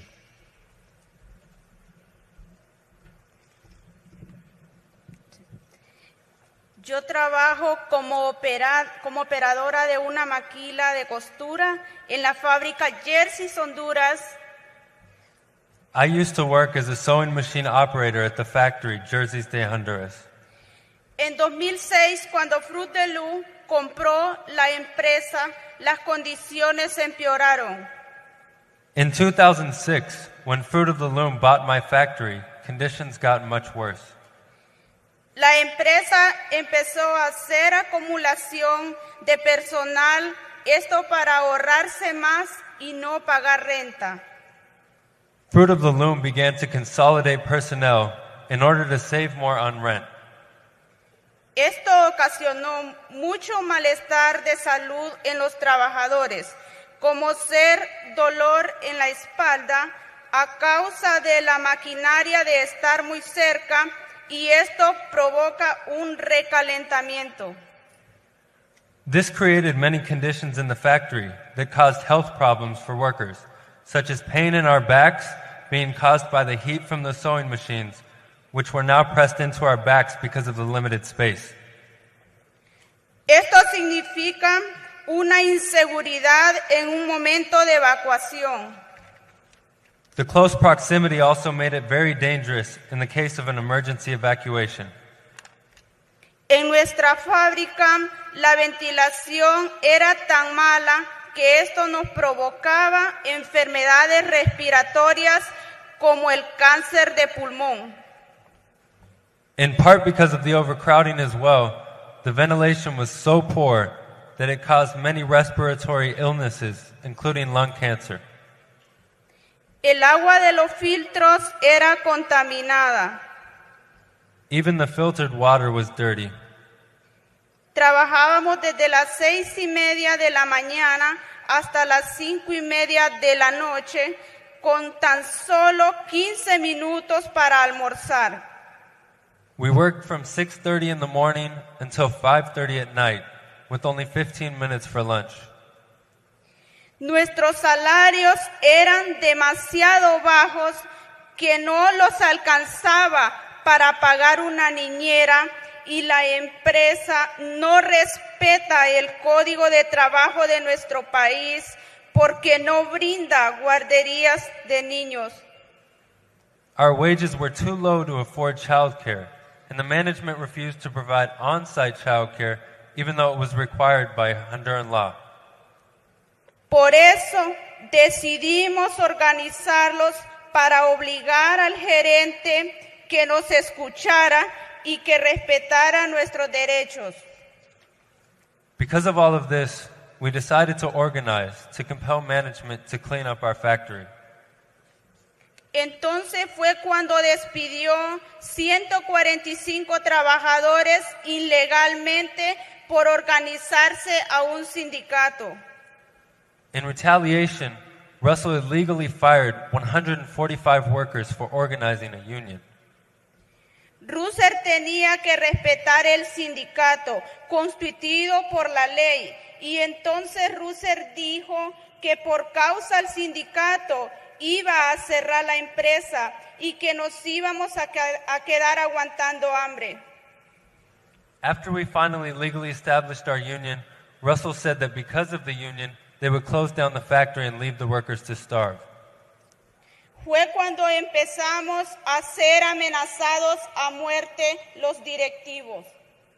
And this is when we started to receive death threats. Me dejaban mensajes y dibujos en los baños y en el puesto de trabajo diciéndome que me iban a cortar la cabeza. They would leave me notes and illustrations in the bathroom and at my workstation, threatening to cut off my head. Finalmente, Russell siguió y cumplió con su dicho y cerró la planta el 30 de enero de este año. Finally, Russell Athletic did follow through with their threat and shut down the factory in January of this year. Russell sostiene que nos ayudará a encontrar nuevos puestos de trabajo, pero en cambio la lista negra que tiene con nosotros y nos han impedido la búsqueda de nuevos empleos. Now Russell has been claiming that they will help us find new jobs, but instead they have blacklisted us, preventing us from finding work elsewhere. Es porque tantas universidades han cortado sus contratos con Russell y porque esto se ha convertido en un problema para esta empresa. This is why so many universities have stopped doing business with Russell and why this has become such a problem for Berkshire Hathaway. Y por tanto, yo voto a favor de la resolución y exhorto que a los accionistas voten a favor. Gracias. And therefore, I second this resolution and urge that shareholders vote in favor. Thank you. Okay. I'd like to ask Mr. John Holland, the CEO of Fruit of the Loom, to respond to the comments just made, and after which we will act on the motion. First, I need to give you a little background. Russell was a public company listed on the New York Stock Exchange prior to the time that we acquired them in August of 2006. The acquisition consisted of 47 facilities with a little over 14,000 workers. And as we began to get involved with the Russell operations and how they were conducted to integrate those into our operations, we found that there were a couple of plants in Honduras that had some problems.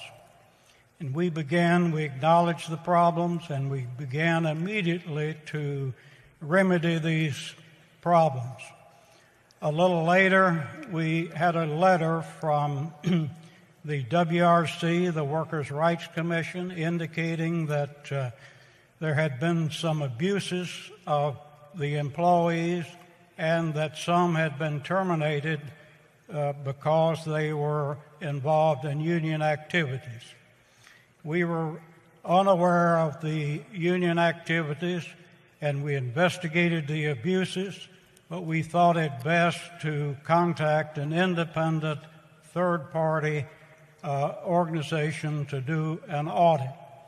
And we contacted the Free Labor Association, which is kind of a worldwide organization that's grouped with a group of businesses and the leading universities in the U.S. to try to make certain that workers' rights are adhered to on a worldwide basis. We asked them to conduct the audit, and they conducted the audit, and all of the abuses that we had been charged with, they said through the independent audit they were non-existent. But they did tell us that there were 2 supervisors who had conducted some abusive language with the employees, and also that it was very likely that some employees might have been terminated due to their union activity. So as a result, they gave us a list of items that they would like us to follow to remedy the situation. The supervisors, as well as the management of the facilities, were eliminated, and we have started immediately, progressively, to implement all of the recommendations of the Free Labor Association's independent audit. And part of that was that the workers that they felt might have been terminated due to union activities, that we reinstate the workers.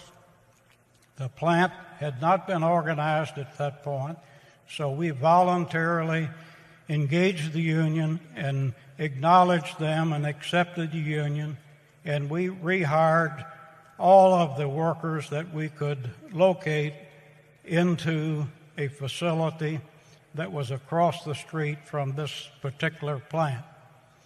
And since then, we have followed all of the recommendations of the Free Labor Association, and they have a monitoring process. And after about 3 months, there was another audit by the Free Labor Association and the Workers' Rights Commission, which is another related organization, and they said that the activity that we engaged in, they were very well pleased with the progress. Then, as I said previously, we acknowledged the union and began negotiations. There was approximately 48 issues that they wanted to discuss, and we reached agreement on 24 of those. And the union even agreed that we had very good relationships, that we had approached the negotiations openly and fairly. There were some other points that they wanted to move to arbitration on, or mediation, that we could not agree on. And by that time, the time had passed till we reached the mid-year of 2008, when the recession in the apparel industry dramatically affected our particular business. And over the course of the next few months, we had to close 9 of our facilities. One of those was the Jersey's de-Honduras plant that they have referred to. And there was a total of 12,780 employees involved in the plant closures. And out of that group, about 310 people, which has been acknowledged by the union, that were union employees, because in Honduras, under the laws there, only 30 people are required to form a union and be acknowledged as a union. And up until that time, there had been no indications of any issues that have been brought up by the union that were not solved. Now, beyond that, I would like to tell you a little about how we conduct business worldwide in our plants. We have been in Honduras since 1993. All of our plants are air-conditioned, excellent ventilation in all of those facilities. Our wages in those plants are 26% on the average above the minimums in Honduras. We offer 11 paid holidays. We have paid vacations. We have free life insurance. We have a doctor and nurse in each one of those facilities. And the reference to the filtered water, when we acquired that plant, that particular plant had its own filtration systems, which was different from all of our other plants, which we used bottled water. We immediately had that water tested. Although there was some discoloration, it was tested as pure, but we immediately shut down the filtration system and went to bottled water that we have in the other plants. Now, we have paid maternity leaves. We have a breastfeeding hour. We celebrate the employee birthdays. In fact, and also that we have a Children's Day. And that, I think our benefits, I'm proud to tell you, I think are far and above any that you'll find in most other apparel facilities throughout the world. And there have been no death threats. We have tried to conduct our business with honesty, integrity, and quite frankly, I've been with this company. I'm in my 48th year, and I would tell you that I'm very proud of how we operate our particular plants. We have met with a number of the leading universities to try to tell the other side of the story. We've invited those presidents of the universities and the administration to come to see for themselves what our plant facilities are like. And we've had 2 acceptances that were down this past week, the representatives from Princeton and also from the University of Arizona. And we welcome putting all of this into an open spotlight. We also have a website that's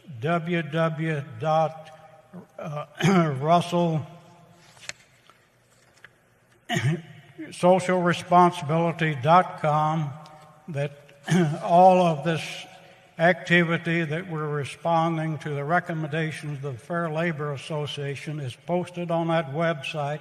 It's there for the world to see. And we continue. Fair Labor Association has a 3-step process of continued monitoring, and then they do independent audits periodically to see what our progress is, and all of that is posted on that website. Thank you. Thank you, John. The motion is now ready to be acted upon. If there are any shareholders voting in person, they should now mark their ballots on the motion and allow the ballots to be delivered to the Inspector of Election. Ms. Amick, when you're ready, you may give your report. My report is ready. The ballot of the proxy holders in response to the proxies that were received through last Thursday evening cast 49,251 votes for the motion and 702,963 votes against the motion. As the number of votes against the motion exceeds a majority of the number of votes related to all Class A and Class B shares outstanding, the motion has failed. The certification required by Delaware law of the precise count of the votes will be given to the Secretary to be placed with the minutes of this meeting. Thank you, Ms. Amick. The proposal fails. Does anyone have any further business to come before this meeting before we adjourn? If not, I recognize Mr. Scott to place a motion before the meeting. I move this meeting be adjourned. Is there a second? Motion to adjourn has been made and seconded. We will vote by voice. Is there any discussion? If not, all in favor, say aye. Opposed, say no. The meeting's adjourned, and I hope to see you next year. Thank you.